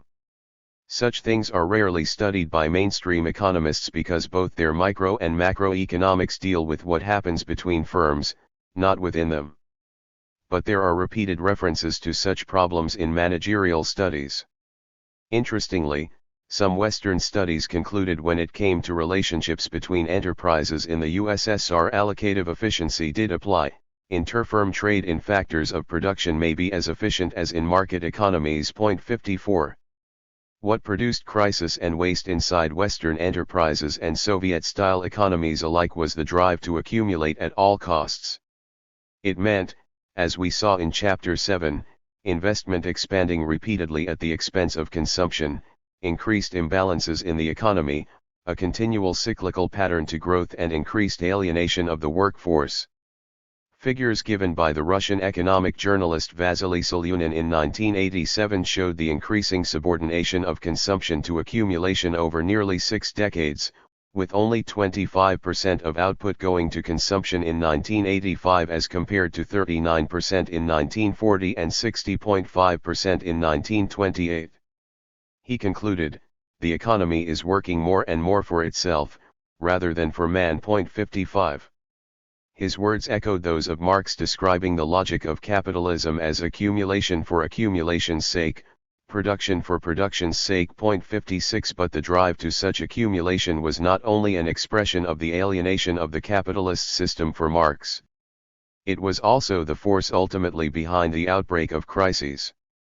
For it meant that accumulation reached a point at which it attempted to proceed faster than the extraction of the extra surplus value necessary to make it possible.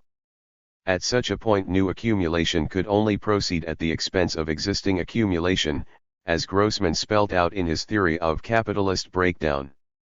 There was overaccumulation of capital. The only response open to capitalists in this situation was to shut down the plant, sack some workers, and try to restore profits at the expense of the wages of the others. Each of these moves had the effect of making it impossible for some of the already produced commodities to be sold, creating a general overproduction of goods in relation to the market. The Soviet Union had always experienced cyclical downturns as a result of attempts to accumulate too rapidly, as we saw in the previous chapter. But as with the major Western capitalisms in the long boom, the downturns had not turned into economic contraction, a real recession. Now these became more difficult to avoid as the slowdown in growth had its impact. Poland and the foretaste of a dire future. Two young Polish Marxists, Jacek Kuron and Karol Modzelewski, produced a path-breaking study of the economic contradictions in an Eastern Bloc country in 1964. They pointed to the findings of certain East European economists about the way overaccumulation affected the rest of the economy. Accumulation came up against three barriers. The inflation barrier signified that too rapid expansion of investment had led either to normal inflation or to hidden inflation. The raw material barrier signified that there were just not enough inputs for production to reach the projected level. The export barrier meant that attempts to make up for the shortages of inputs by importing from abroad led to foreign exchange crises. Kuron and Modzelewski concluded that a point was soon going to be reached in which the internal reserves would no longer exist for accumulation to continue without creating an immense social crisis. They argued against those who looked to reform. What we have here is not a contradiction between the objectives of the plan and the anti-stimuli resulting from faulty directives, but a contradiction between the class goal of the ruling bureaucracy and the interests of basic groups who achieve the production. In other words, it is a contradiction between the class goal of production and consumption, and it results from existing conditions, not from mismanagement. 57. Their analysis was partially vindicated in 1970 when attempts to resolve a crisis caused by overinvestment at the expense of living standards led to workers occupying the country's Baltic shipyards, attacks on them by the police and the enforced resignation of the country's leader, Gomulka.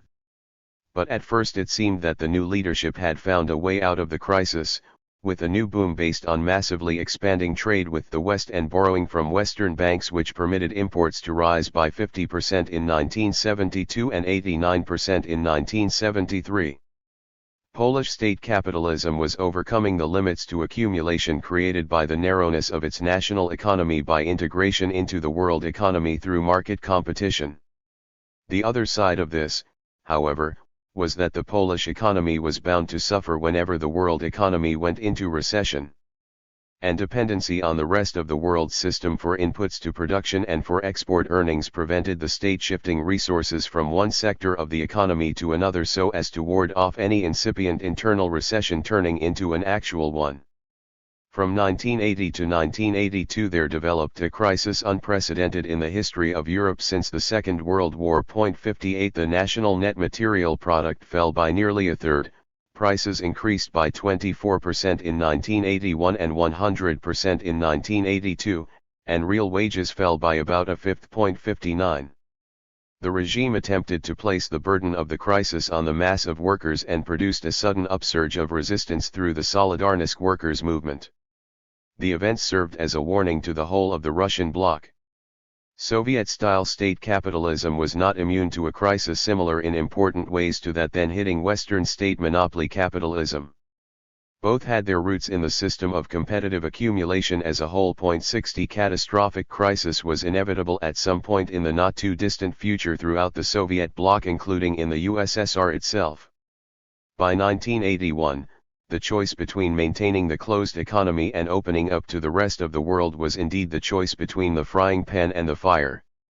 The first option meant deepening stagnation, growing waste, an inability to satisfy the demands of the mass of the population, and the continual danger of working-class rebellion.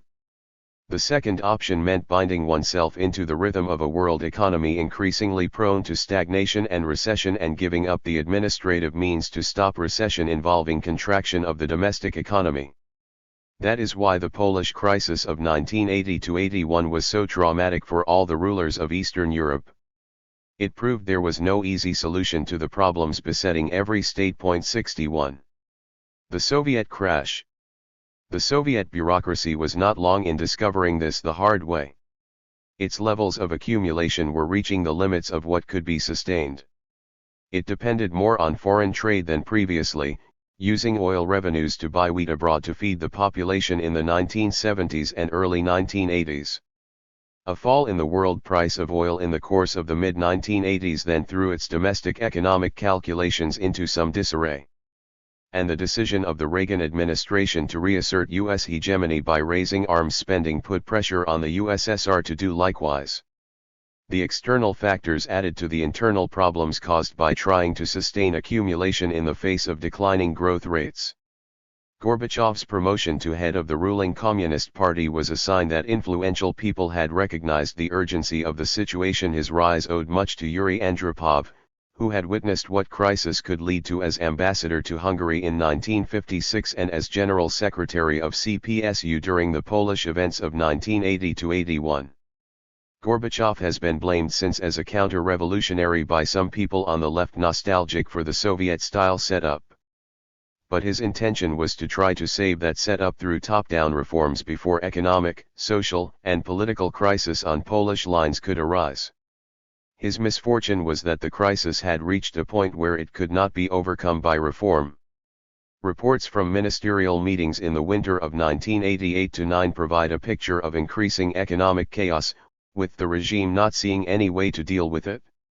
There were bitter clashes over the balance between different sectors of the economy, the number of enterprises which were significantly refusing to supply planned output or were significantly reducing deliveries, and the way the volume of new investment continued to grow. 62 The supply of goods to the consumer market had suddenly begun to deteriorate sharply and noticeably before our eyes in the second half of 1987 and especially in 1988. 63 There was an increasingly strained situation as regards satisfying the public money-back demand for goods and services. The problem of supplying the population with food has worsened. The money supply has reached critical dimensions. Everything in the economy is in short supply. 64. By October 1989 there was open talk of the crisis in many parts of the economy, the shortages, the unbalanced market, the collapse of old relations before new ones are put in place, an atmosphere of uncertain prospects and scarcities. 65 Prices were rising, since factories and shops found they could reduce production and simply raise prices, disrupting supplies for the rest of the economy. The economic crisis, as in Poland, turned into a political and social crisis. Gorbachev had intended to permit a limited opening of discussion in the ruling party and the media to isolate those in the bureaucracy opposed to his reforms. But people increasingly took advantage of this to give expression to old grievances and their discontent with the deteriorating economic situation. An unprecedented series of mass demonstrations and riots took place in the non-Russian National Soviet republics of Armenia, Kazakhstan, the Baltic states, Georgia, the Ukraine, Belarus, and Azerbaijan, fusing struggles for national rights with grievances at the social conditions people experienced. So the protests by the Armenian minority in the Karabakh region of Azerbaijan began as protests against catastrophic mismanagement and miserable economic conditions. 66 The newspaper Pravda said that in 1986 there was 27.6% unemployment in Azerbaijan and 18% in Armenia. 67 In Kazakhstan only half the young people had a chance to find a job in 1981–85. 68 The head of the state-run union said that across the USSR as a whole 43 million people were living below the poverty line. 69. Estimates of the total number of unemployed varied from 3% to 6.2%. Then miners right across the USSR struck in the early summer of 1989 and soon after a Balkan complained, a wave of strikes has engulfed the economy. 70 This was happening as huge mass movements in Eastern Europe partly in response to their economic crises were breaking Soviet control on the region and deepening the general sense of political crisis, encouraging further protests in the USSR's non-Russian republics and weakening the capacity of the central state to impose its will. Those running the enterprises did not know how to cope with the wave of protests from below apart from making concessions which raised money wages, and they had even less of an idea about what to do about the shortages of inputs needed to maintain the level of production. Stagnation gave way to economic contraction, the beginnings of a slump in the second half of 1989. There were calls from economists who claimed that only greater competition between enterprises, and eventually direct competition between firms inside Russia and those elsewhere in the world economy could force managers to be efficient and to produce the things that were needed. but they had no more idea than the ministries at the center as how to find the resources to complete the investments that were meant to provide the outputs that would restore balance to the economy. The economic collapse continued regardless of what the government did, leading to ever greater discontent and political upheaval. An attempt by Gorbachev to take a hard line to restore central control in the spring of 1991 produced a new wave of discontent which forced him to retreat. A coup against him by those who hankered after a return to the past in August 1991 fell apart, lacking support from the most important generals. There was no popular constituency for trying to return to the old order.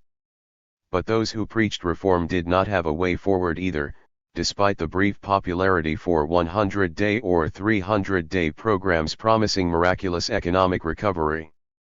Such programs were utopian in the extreme. The collapse of central control left the giant Soviet enterprises in a monopolistic or semi-monopolistic position. They were able to dictate to the market and to produce what they wanted rather than what was needed by the economy as a whole. They were in a position to raise prices and to simply ignore contractual obligations to other enterprises.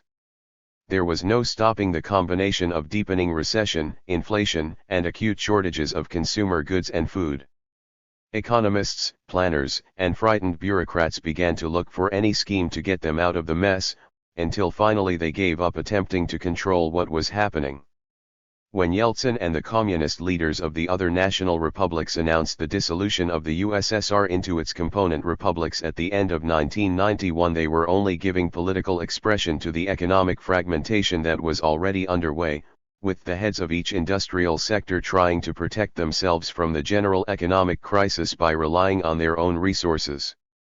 This was turned into a supposed economic strategy through shock therapy policies of Yeltsin's liberal ministers and Western advisors like Jeffrey Sachs.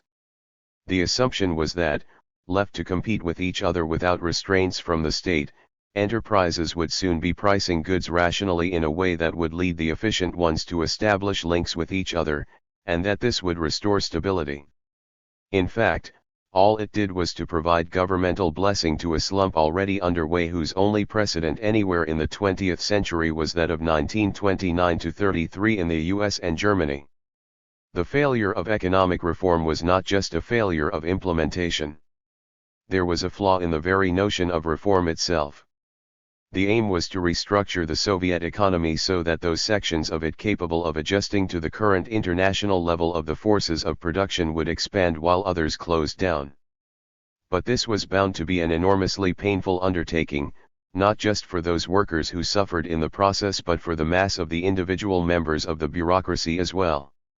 Restructuring the British economy between the mid-1970s and the mid-1980s had involved shutting down about one factory in three and destroying capital on such a scale that gross industrial investment in 1990 was still no higher than in 1972. It is very doubtful that it could have proceeded smoothly if British capitalism had not had the lucky bonus of enormous North Sea oil revenues.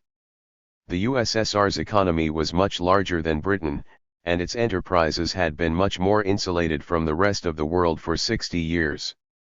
The proportion that was to be destroyed by an immediate opening to international competition was correspondingly greater.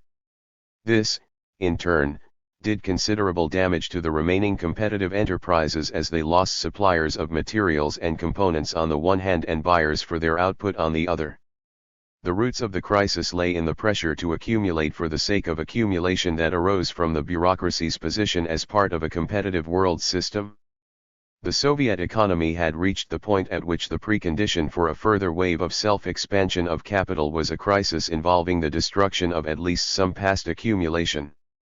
The only difference between Russia and, say, France or Britain, was that the destruction was to be on a considerably greater scale.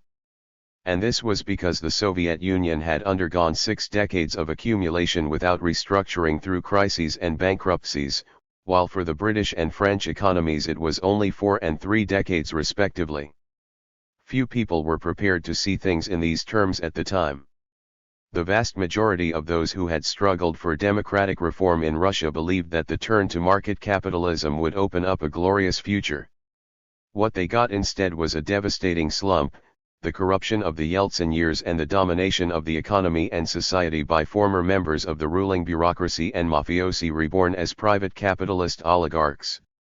Meanwhile, in the rest of the world the great majority of politicians and theorists in the social democratic and former Stalinist left drew the conclusion that it was socialism that had failed and that the future lay with Western-style markets, failing to perceive the depths of the crises brewing there too. Japan, the sun that stopped rising. The world's second economic power at the beginning of the 1980s was the USSR. Japan took its place as the Soviet crisis of the late 1980s turned into collapse. 71 Japan's average growth rate throughout the 1980s was 4.2% as against 2.7% for the US and 1.9% for West Germany. Its annual investment in manufacturing equipment was more than twice that of the US. 72 That the future lay with Japan was the near universal conclusion of media commentators. A committee of the U.S. Congress warned in 1992 that Japan could overtake the U.S. by the end of the decade. After Japan became the slogan of European and North American industrialists trying to motivate their workforces to greater feats of productivity. The threat from the rising sun became the excuse for the job losses experienced by American auto workers. Keynesian commentators like Will Hutton and William Keegan wrote books extolling the Japanese model of capitalism. Then in 1992-3 a financial crisis pushed Japan into its own period of stagnation, with a growth rate averaging just 0.9% a year between 1990 and 2000 and 1.73 by 2007. Its economy was only a third of the size of the US 74 as against estimates as high as 60% in 1992.75. The blame for what happened is usually ascribed to faults in the running of its financial system, either due to financial markets not being free enough in the 1980s, or to inappropriate action by the central banks once the crisis had started. The conclusion from such reasoning is that the Japan crisis was unique and has little to tell us about the direction in which the global system is going. The sudden inability of the world's second biggest economy to grow then becomes the result of accidents. Yet all the elements of the Marxist account of the crisis of the interwar years are to be found in the Japanese case. Japan had a rapidly rising ratio of capital to workers from the 1950s to the late 1980s. This grew in the 1980s by 4.9% a year, more than 4 times as fast as in the US and 70% faster than in Germany. 76 The result, as Marx would have predicted, was downward pressure on the rate of profit. It fell by about 3/4 between the end of the 1960s and the end of the 1980s. The decline seemed manageable until the end of the 1980s. The state and the banks worked with private industry to sustain growth without much attention to profit rates. So long as there was a mass of profit available for further investment, the Japanese system ensured that it was used. Japan had been hit hard by the global recession of the mid-1970s, but was able not only to recover from it before most other countries but also to restructure industry in such a way as to keep expanding throughout the early 1980s when the US and Europe were in recession. The crisis indicated that future growth on the basis of heavy and chemical industrialization was untenable. The role of the state in changing the strategic direction of Japanese capitalism was fundamental. Administrative guidance by MITI began to nudge Japanese capital in the direction of electronics, automobiles, capital equipment, and semiconductors. 79. This required high levels of investment. The United States, for example, invested just 21% of its GDP during the 1980s compared with the Japanese figure of 31%. According to one estimate, the ratio of capital stock to GNP in Japan was nearly 50% higher than in the US. 80 The concentration of investment into certain industries in this way raised their productivity, even though it remained fairly low in the rest of the Japanese economy. 81 But such high investment could only be sustained by holding down the consumption of the mass of people. Partly this was done by keeping down real wages, partly it was done through providing minimal state provision for sickness and pensions, forcing people to save. As Rod Stevens pointed out when the boom was at its height, real wages in Japan are still at most only about 60% of real wages in the US, and Japanese workers have to save massively to cope with the huge proportion of their lifetime earnings which is absorbed by such things as housing, education, old age, and health care. 82. But this level of real wages restricted the domestic market for the new goods Japanese industry was turning out at an ever-increasing speed. The only way to sell them was to rely on exports. As Stevens also pointed out, because of capital's increasingly strict wage control and authority in the workplace, growing labor productivity in the consumer goods branches of the machinery industries had to find outlets in export markets if the Japanese working class's limited buying power was not to interrupt accumulation. 83. High productivity in the select range of prioritized industry made the required level of exports possible, with Japanese cars and electronics increasingly penetrating the U.S. market. But it brought complications in its wake. Japanese economic success was very dependent on U.S. goodwill. When the U.S. demanded that Japan accept an upward revaluation of its currency to make its goods less competitive against American goods, Japanese capitalism had little choice but to comply, and the volume of exports suffered. The reaction of the state to this was to provide cheap funds to keep industrial investment and expansion going. As Carol Van Wolf Aaron has said, to compensate the corporate sector for the squeeze of the exchange rate, the ministry encouraged the banks vastly to increase their lending. 84 But there had been a weakening of the old mechanisms which directed bank lending into industrial development, caused in part by the growing integration of Japanese capitalism into the world system. 85 The expanded bank lending found its way into speculation on a massive scale. The explosion of liquidity helped set off an upward spiral of real estate values, long used as collateral by the big companies, which then justified inflated stock values. 86. In what was later called the bubble economy, property values soared and the stock exchange doubled in value until the net worth of Japanese companies was said to be greater than that of the U.S. companies, although by any real measure the U.S. economy was about twice the size of the Japanese one. But while the bubble lasted, the Japanese economy continued to grow, and even after the bubble had started deflating, bank lending enabled the economy to keep expanding throughout 1991-2 as recession hit the US and Western Europe. Then it became clear that the banks themselves were in trouble. They had made loans for land and share purchases that could not be repaid. Now these things had collapsed in price. The banking system was hit by recurrent crises right through the 1990s, writing off a total of around 71 trillion yen in bad loans. The total sum owed by businesses in trouble or actually bankrupt were set at 80 to 100 trillion yen by the US government, and at 111 trillion yen by the IMF. 87. The role of the financial system in producing the bubble and then the long drawn-out banking crisis has led most commentators to locate the origin of the Japanese crisis in faults within that system.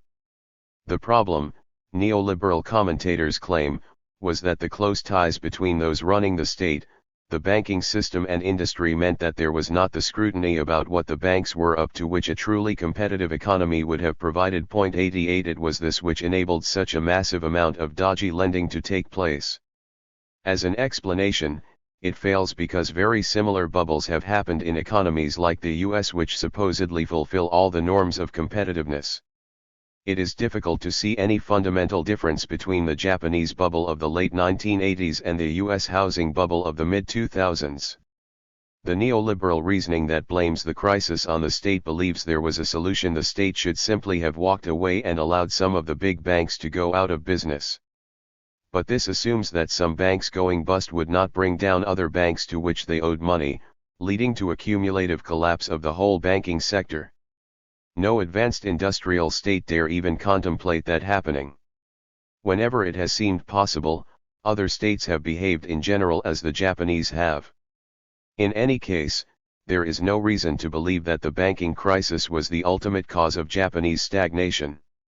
The neoclassical economists Fumio Hayashi and Edward C. Prescott have argued that firms that wanted to invest could still do so, since other sources of funds replaced bank loans to finance the robust investment by non-financial corporations in the 1990s. 89 But they have had to recognize that those projects that are funded are on average receiving a low rate of return. 90 In fact, there was a fall in productive investment, although not anything like a complete collapse. In such a situation, restructuring the banking system, whether through allowing the crisis to deepen, as the neoliberals wanted, or gradually as those of a more Keynesian persuasion suggested, would not solve the crisis. On this American economist Paul Krugman rightly made the point.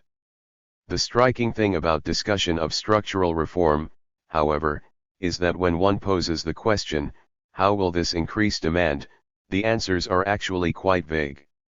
I at least am far from sure that the kinds of structural reform being urged on Japan will increase demand at all, and see no reason to believe that even radical reform would be enough to jolt the economy out of its current trap. 91.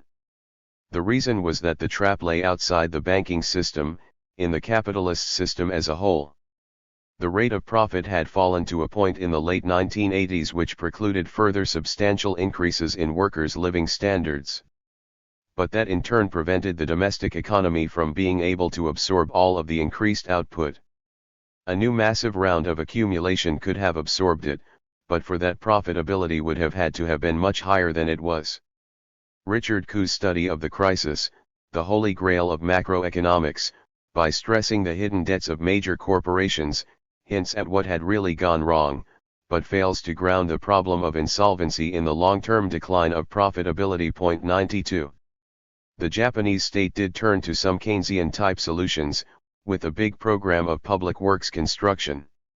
Gavan McCormick writes, with the onset of chronic recession after the bubble burst at the beginning of the 1990s, the government turned to ever larger and decreasingly effective Keynesian deficits, and that Japan's public works sector has grown to be 3 times the size of that of Britain, the US or Germany, employing 7 million people, or 10% of the workforce, and spending between 40 and 50 trillion yen a year, around $350 billion, 8% of GDP, or 2 to 3 times that of other industrial countries. 93. According to one estimate, the state's share of output increased from an average of 13.7% in the 1984 to 1990 period to 15.2% in the 1994 to 2000 period. 94.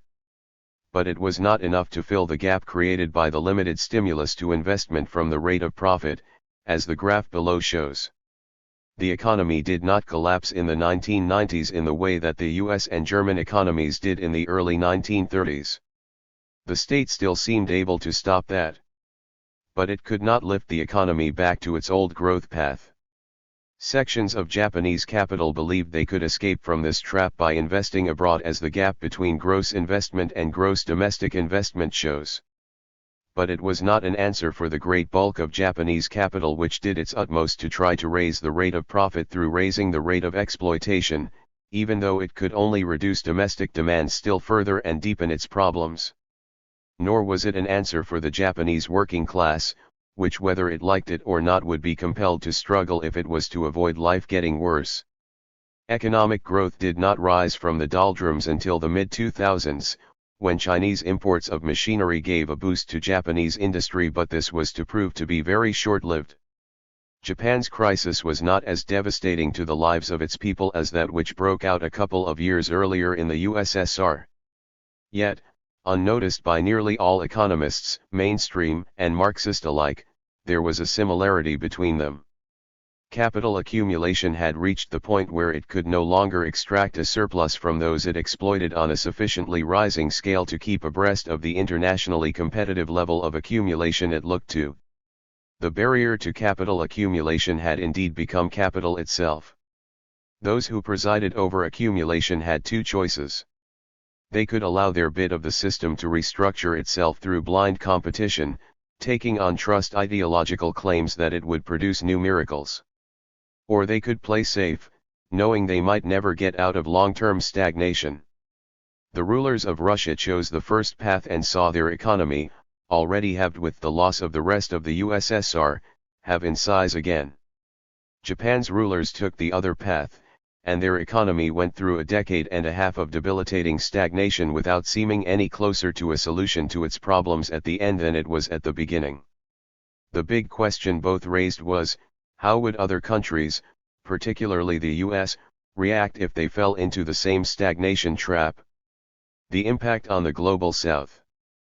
The collapse of the two state-oriented ideological models, Keynesianism and Stalinism, had a profound effect on political forces aspiring after the development of third-world economies into full and equal components of the world system.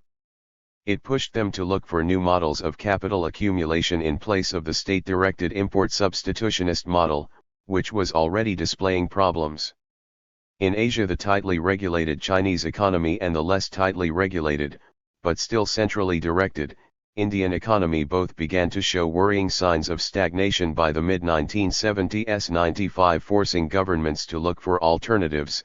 In Latin America, the import substitutionist model was found wanting in its Argentinian homeland as economic and political crises erupted.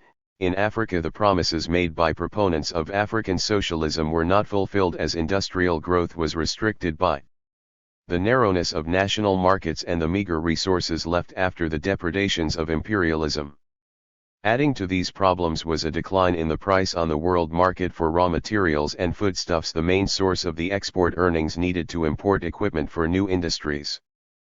Particularly after the onset of recession in the advanced countries in 1974, non-oil producing third-world countries were caught between increased oil costs and a decline in the terms of trade for primary commodity exports of nearly 50%. 96. Those running industries which had grown up within the protective barriers of the old model began pragmatically establishing links with foreign capital. Argentina, Brazil, and Mexico were typical.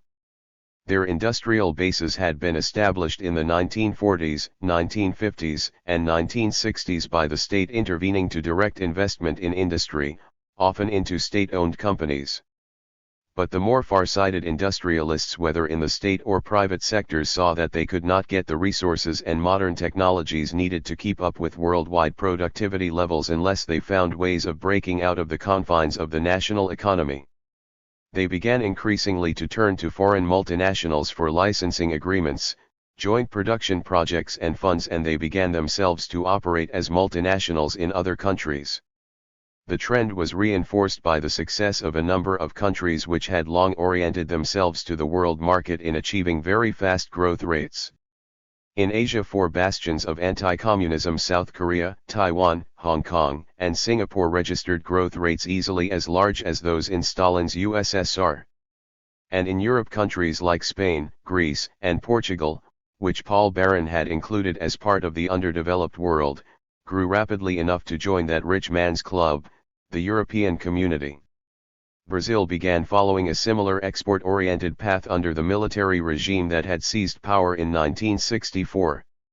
Its still very large state sector and private capital alike increasingly oriented towards the rest of the world system rather than to a protected national market. The Western financial press rejoiced in this, assuring its readers that Brazil was the great rising third world country whose industries were destined to challenge those of the West. And there certainly was growth. For almost 15 years the average rate of growth was 8.5%, making Brazil the fourth fastest growing country. 97. Other Latin American states began to emulate the Brazilian policy. The military coups in Chile and Argentina were followed by an opening to external capital. And again the outcome seemed encouraging at first. Under the Videla regime in Argentina the rate of inflation was lowered, real output grew, and a current account surplus was generated. 98 While Chile's real GDP grew 8.5% a year between 1977 and 1980.99. It seemed that a way had been found to achieve national accumulation by breaking out of the confines of the national market and, when the policies were undertaken under military regimes, of crushing popular resistance to rising levels of exploitation. There was a similar swing of the intellectual pendulum as in the West and the former communist states, with the wholesale conversion of dependency theory economists to the wonders of free markets. The conversions continued even as the Latin American miracle came unstuck. Growth after 1974 had come to depend on foreign borrowing.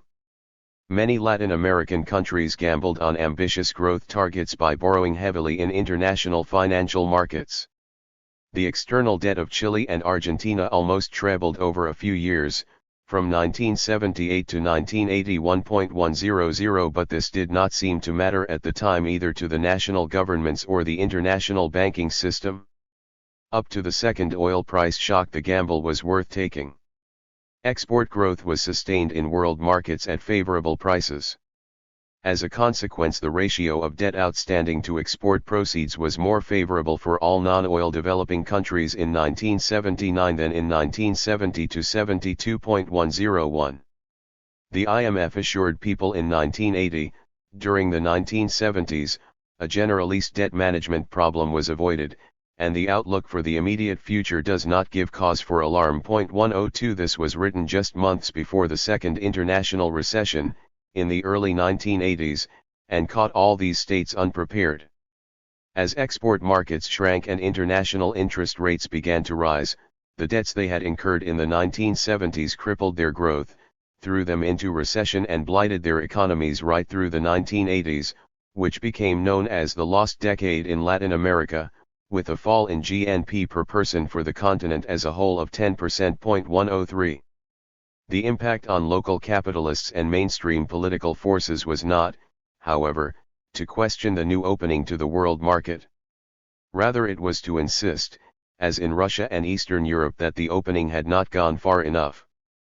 The new doctrine was accepted in one form or another by the late 1980s by populist politicians and even former guerrillas in Latin America, by the Politburo in China, by the Congress Party leadership in India, by those who had once proclaimed their commitment to socialism in Africa, and by the successors to Nasser in Egypt. The conversions were not always voluntary. The International Monetary Fund and the World Bank intervened where they could, making offers, mafia-style, to debt-laden countries which their rulers rarely found themselves able to refuse, since doing so would rule out any sort of accumulation strategy. The various debt programs were more concerned with protecting the interests of Western banks than with ameliorating conditions in the indebted countries.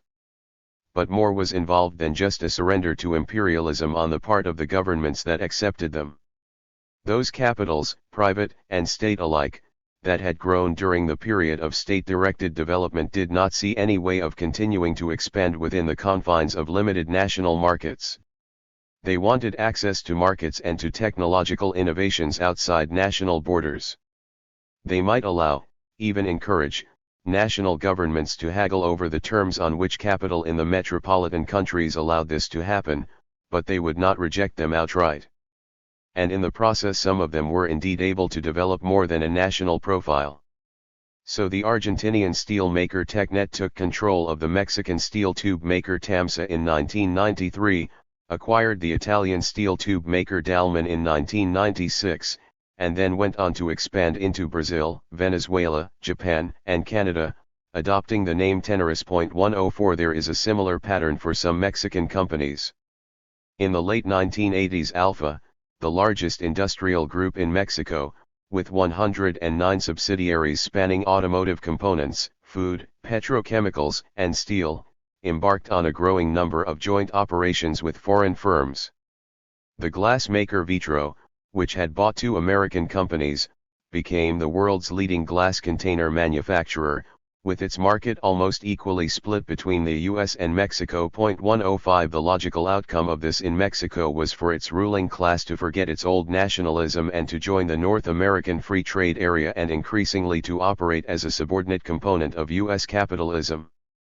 Occasionally the collaboration produced positive results for wider sections of local capital, provided some job opportunities for the aspirant middle classes, and even created conditions under which workers could boost their living standards through industrial action. All too often, however, it created still further indebtedness to foreign banks which the national states had to cope with. In such cases a narrow stratum of people gained a taste of the fleshpots of multinational capital while the conditions of the mass of people deteriorated, or at best remained unchanged. A yuppie class lived in protected enclaves as if it were in the wealthiest parts of the industrialist world, while much of the population festered in ever-proliferating slums and shantytowns. The assumption of the new economic ideology most forcefully addressed in the neoliberal notions of the Washington Consensus of the IMF and World Bank was that if some capital accumulation in some countries had been able to gain a new lease of life by reinsertion into the world system, it could do so anywhere if only the last restrictions on trade and the movement of capital were removed. but the reality proved to be rather different. A few areas attracted new productive investment, but only a few. At the end of the century, only a third of worldwide foreign direct investment went to the emerging markets of the global south and the former communist countries, and of this more than half went to just 4 countries: China/Hong Kong, Singapore, Mexico, and Brazil. Another quarter went to just 7 countries, leaving 176 countries to share out the remaining 25%. 106 And much of the investment was not new investment at all, but simply the buying up of already operating companies by multinationals based in the metropolitan countries. These problems were most felt in the poorest regions of the world, especially Africa. However much they dismantled their old, protectionist, import substitutionist policies, they still remained unattractive to the multinationals they wanted to woo. Small, poor countries face increased barriers to entry in industries most subject to the global forces of competition. 107. Much the same applied to exports. China and a few other countries did continue to break into world markets. But the export orientation of these countries meant that their own internal markets for foreign-produced consumer goods did not grow at a corresponding speed, and that their expansion was, in part, at the expense of other countries in the global south. So African countries which had begun to enjoy some export growth in manufactured goods found themselves losing markets to China. The combined and uneven development that had characterized the long boom continued into its aftermath, with the difference that many economies actually contracted even as others grew rapidly. It was as if the Third World itself had split in two, except that immense pools of poverty remained even in the part that was growing. Those who ran the local states could often feel insecure even when the developmentalist strategy was successful in its own capitalist or state capitalist terms. Their success depended upon a high level of domestic accumulation, and the other side of that, a high level of exploitation that could only be achieved by holding down workers' and peasants' living standards. But even when they succeeded in getting high levels of accumulation, they remained weak in their bargaining position with the multinationals. As multinationals took over local firms, their proportion of the local capital investment could rise to 40 or even 50% of the total, increasing their leverage over local decision-making. But states in the poorer parts of the world did not have anything like the same leverage over multinationals, since the small size of their domestic economies meant they probably accounted for no more than 1 or 2% of the multinationals' worldwide investments and sales. Huge gaps usually opened up between what those who ran the state had promised the mass of people and what they could deliver.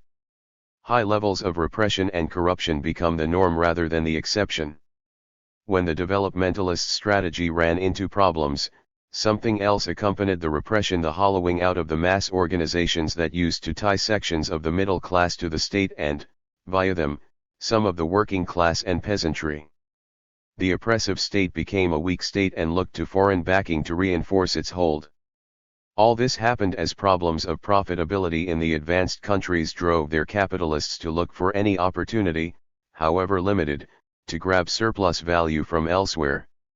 There was not much to be got from the poorest of the poor anywhere in the world, but what there was they were determined to get.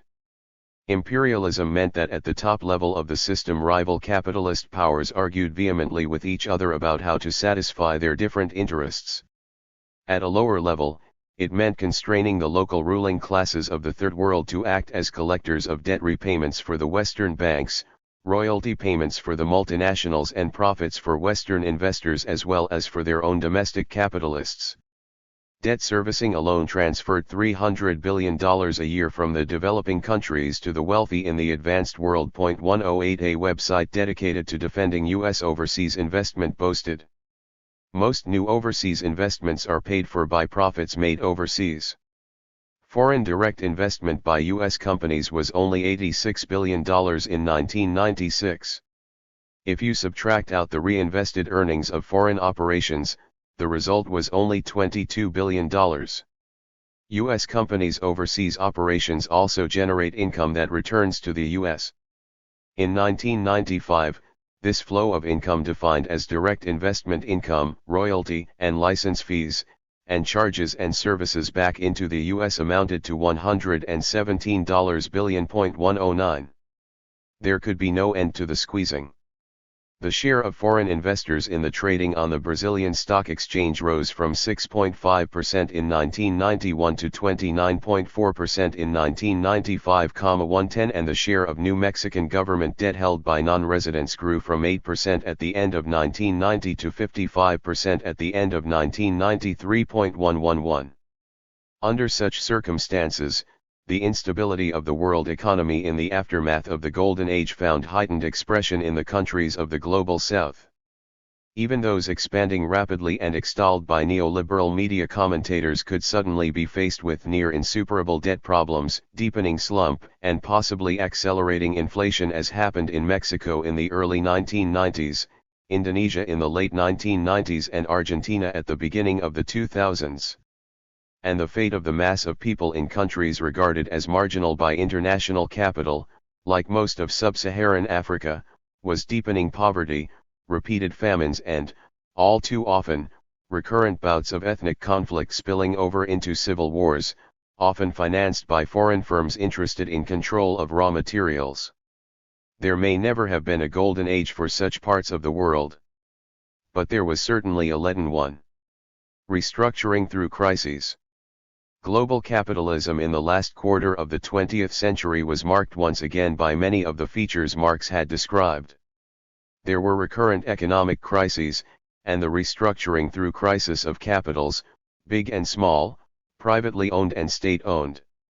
All the major industrial economies suffered at least 3 real recessions, except for France and Canada, which each experienced 1 growth recession and 2 real recessions, and Japan, which avoided a real recession for nearly 20 years after the crisis of the mid-1970s, only then to enter a 13-year period of near stagnation after 1992.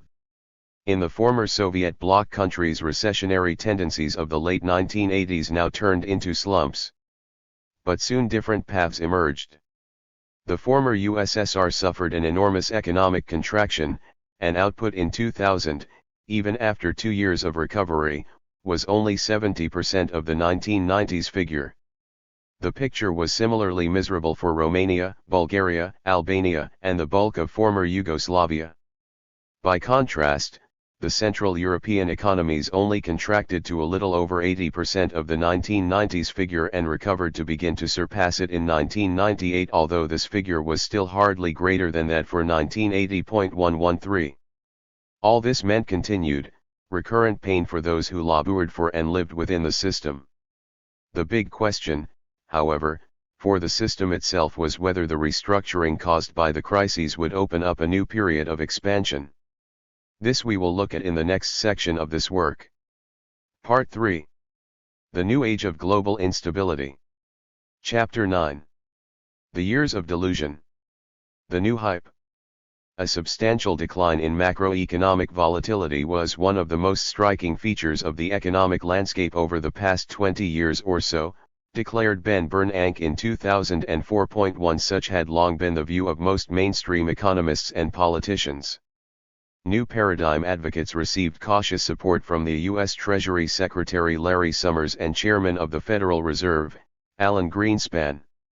Mr. Greenspan said the recent economic performance was not ephemeral. 2.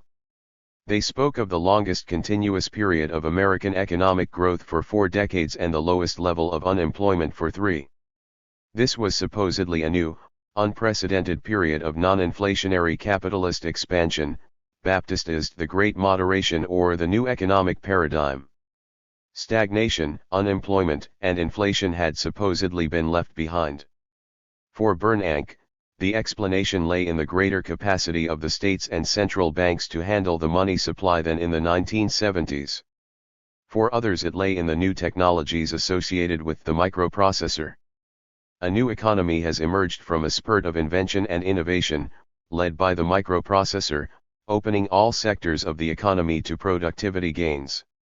The new economic paradigm has brought us the best of all worlds: innovative products, new jobs, high profits, soaring stocks, and low inflation. 3. The advances of what was called Anglo-Saxon capitalism, supposedly based on unleashing economic freedom and entrepreneurship, were contrasted with the laggardly rates of growth in Europe and the stagnation in Japan. In Britain, New Labour boasted it was following the US example. No return to boom and bust was the refrain in every budget speech of Chancellor of the Exchequer Gordon Brown. The enthusiasm had received a temporary setback when the Asian crisis of 1997 spread to about 40% of the world.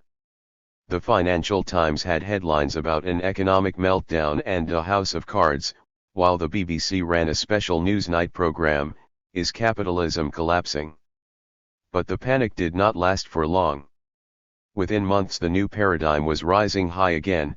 Both Patrick Minford, former economic advisor to Margaret Thatcher, and Meghnad Desai, former economic advisor to Gordon Brown, insisted in debates late in 1998 that all that had occurred was a passing storm of no significance, and all problems had been solved by quick intervention by the U.S. Federal Reserve. 4 There was brief panic again in the summer of 2001 as the U.S. went into recession. The world economy is starting to look remarkably, even dangerously, vulnerable, stated The Economist. Industrialists and bankers at their annual get-together on banks of Lake Como did little to disguise their overriding pessimism. 5 Reported the Financial Times. But again amnesia soon set in, and financial commentators were describing the economic panic of a few months earlier as the recession that was over before it began. 6 Despite, or perhaps because of, the loss of 1 in 6 manufacturing jobs in the U.S. Renewed economic growth in the U.S. led to even greater optimism than before. The International Monetary Fund could declare year after year that the picture for the future was of fast economic growth. So in April 2007 a typical IMF press release about its most recent world survey read, "Global economy on track for continued strong growth." There were a few mainstream doubters, but their worries were only ever discussed in order to be dismissed. The overall message was that capitalism was going from strength to strength with supposedly record world growth figures. Even those skeptical about the claims for the advanced countries often accepted a modified version of the optimism when it came to the system as a whole. Hardly a day went past without media references to the new giants, China and India, and soon compliments were being poured on the other countries included with them in the new BRICS rubric: Brazil, Russia, and South Africa. Even if the old industrial states were to run into problems, these new centers of capitalist growth would maintain the stability of the world system. The faults that were recognized in the global system were regarded rather, as Stalin's admirers used to speak of his occasional errors, as spots on the sun. Hidden problems. For those commentators prepared to look honestly and go a little deeper than immediate appearances, there were disturbing signs. While the IMF, for instance, was exuberant about prospects, research commissioned by the World Bank painted a rather different picture. Growth for the world as a whole was well down on the levels not only of the long boom, but also of the first decade and a half after its end. It was only possible to draw a different conclusion, as an IMF graph in the April 2007 World Review seemed to, by starting the series in 1970 with the beginning of the end of the long boom. 8 Parallel with the decline in growth rates went a long-term slowdown in global investment, as research for the IMF revealed. The fall in accumulation and the growth of output took place alongside a continuing low level of the rate of profit compared with the Golden Age. There had been some recovery from the low point of the early 1980s, but only to reach about the level of the early 1970s, the turning point that ended the Golden Age. Calculations for the U.S. suggest that recovery of profitability from the recession of 2001-2 through the years immediately preceding the credit crunch of 2007 again failed to raise it to anything like the level of the long boom. Robert Brenner shows it moving marginally ahead of the early 1970s figure, only then to fall back. David Kotz shows the profit rate in 2005 as 4.6%, compared with 6.9% in 1997. Fred Mosley shows a bigger recovery of recent profit rates, but his calculations still leave them at their high point as only marginally above their lowest points in the long boom. 11 The overall pattern of the 1990s and the early 2000s was a continuation of that of the 1980s, of a certain recovery of profit rates, but not sufficient to return the system to the long-term dynamism of the long boom. Marx saw restructuring through crisis as enabling capitalism to recoup the rate of profit, and the Austrian school of mainstream economics likewise saw crises as the only way to reinvigorate the system. Each crisis in the 1980s, 1990s, and early 2000s did lead to widespread restructuring of industry. There were closures of factories, mines, and docks in all the world's industrial heartlands. Industries which had characterized whole regions decamped, others saw their workforces shrink to half or a quarter of their former size, as with the heavy industries of northern China, Detroit's car plants, the Polish shipyards and the meat refrigeration plants of Greater Buenos Aires. But the restructuring through crises did not have the full effect it had had in the free market period of capitalism from the early 19th century until the First World War. It did not get rid of unprofitable capital on a sufficient scale to raise profit rates to the levels of the 1950s and 1960s. The neoliberal ideology may have embraced the notion of creative destruction, with its implication that some giant firms must be allowed to go bust in the interests of the others. But the practice of states and of the pressures which industry and finance put on states was rather different. The fear of what the collapse of the really big corporations and banks might do to the rest of the system persisted. Hardly any big firms had been allowed to go bust during the first two crises of the mid-1970s and early 1980s. Governments had continued to step in to keep them afloat, most notably with the U.S. state's support for the bailout of the car giant Chrysler at the end of the 1970s, of the Continental Illinois Bank in 1984 and of the Savings and Loans Corporations in the late 1980s. Things changed to some degree from the late 1980s onwards. As the Bankruptcy Yearbook reports, during the 1980s and early 1990s record numbers of bankruptcies, of all types, were filed. Many well-known companies filed for bankruptcy. Included were LTV, Eastern Airlines, Texaco, Continental Airlines, Allied Stores, Federated Department Stores, Greyhound, R.H. Macy and Pan Am, Maxwell Communication and Olympia and York Point 12. The same story was repeated on a bigger scale during the crisis of 2001-2. The collapse of Enron was, as Joseph Stiglitz writes, the biggest corporate bankruptcy ever until WorldCom came along. 13 This was not just a US phenomenon. It was a characteristic of Britain in the early 1990s, as bankruptcies like those of the Maxwell Empire and Olympia and York showed, and, although Britain avoided a full recession in 2001-2, two once dominant companies, Marconi/GEC and Rover, went down, as well as scores of recently established dot-com and high-tech companies. The same phenomenon was beginning to be visible in continental Europe, with an added twist in Germany that most of the big enterprises of the former East Germany went bust or were sold off at bargain basement prices to West German firms. 14 And then in Asia with the crisis of 1997-8. On top of this there was the bankruptcy of whole states, notably the USSR, with a GDP that was at one stage a third or even half that of the US. However, governments had certainly not completely given up intervening to limit the impact of crises on large capitals, nor had the most important capitalist sectors stopped demanding such intervention. This was shown by the way the U.S. Federal Reserve stepped in to save the long-term capital management hedge fund in 1998. A worldwide sample of 40 banking crisis episodes in 2003 found that governments had spent on average 13% of national GDP to clean up the financial system. 15 Governments as varied as those of Scandinavia and Japan had rushed to prop up banks whose collapse might damage the rest of the national financial system, even if this involved nationalization as a last resort. 16 Governments took the costs of writing off losses away from particular individual capitals. But those costs had then to be covered from elsewhere in the system, either by taxation, hitting the real wages of workers or the profits of capital, or by borrowing, which eventually had to be repaid somehow from the same sources.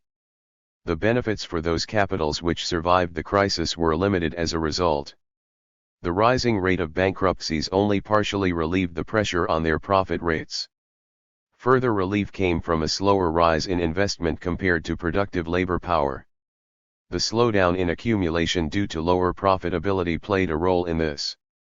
So did continued waste expenditure, particularly military expenditure. This absorbed a considerably lower level of world output than in the 1950s and 1960s, let alone than during the Second World War. But it still absorbed a much higher amount than in the pre-1939 world. And there had been an increase in U.S. military expenditure during the Second Cold War of the 1980s under Ronald Reagan, and again with the War on Terror under Bush in the early and mid-2000s, and since U.S. military expenditure was half the global total, this meant an overall increase across the system. One estimate is that by 2005 U.S. military spending had risen to a figure equal to about 42% of gross non-residential private investment, 17, a big drain on resources that could otherwise have gone into accumulation.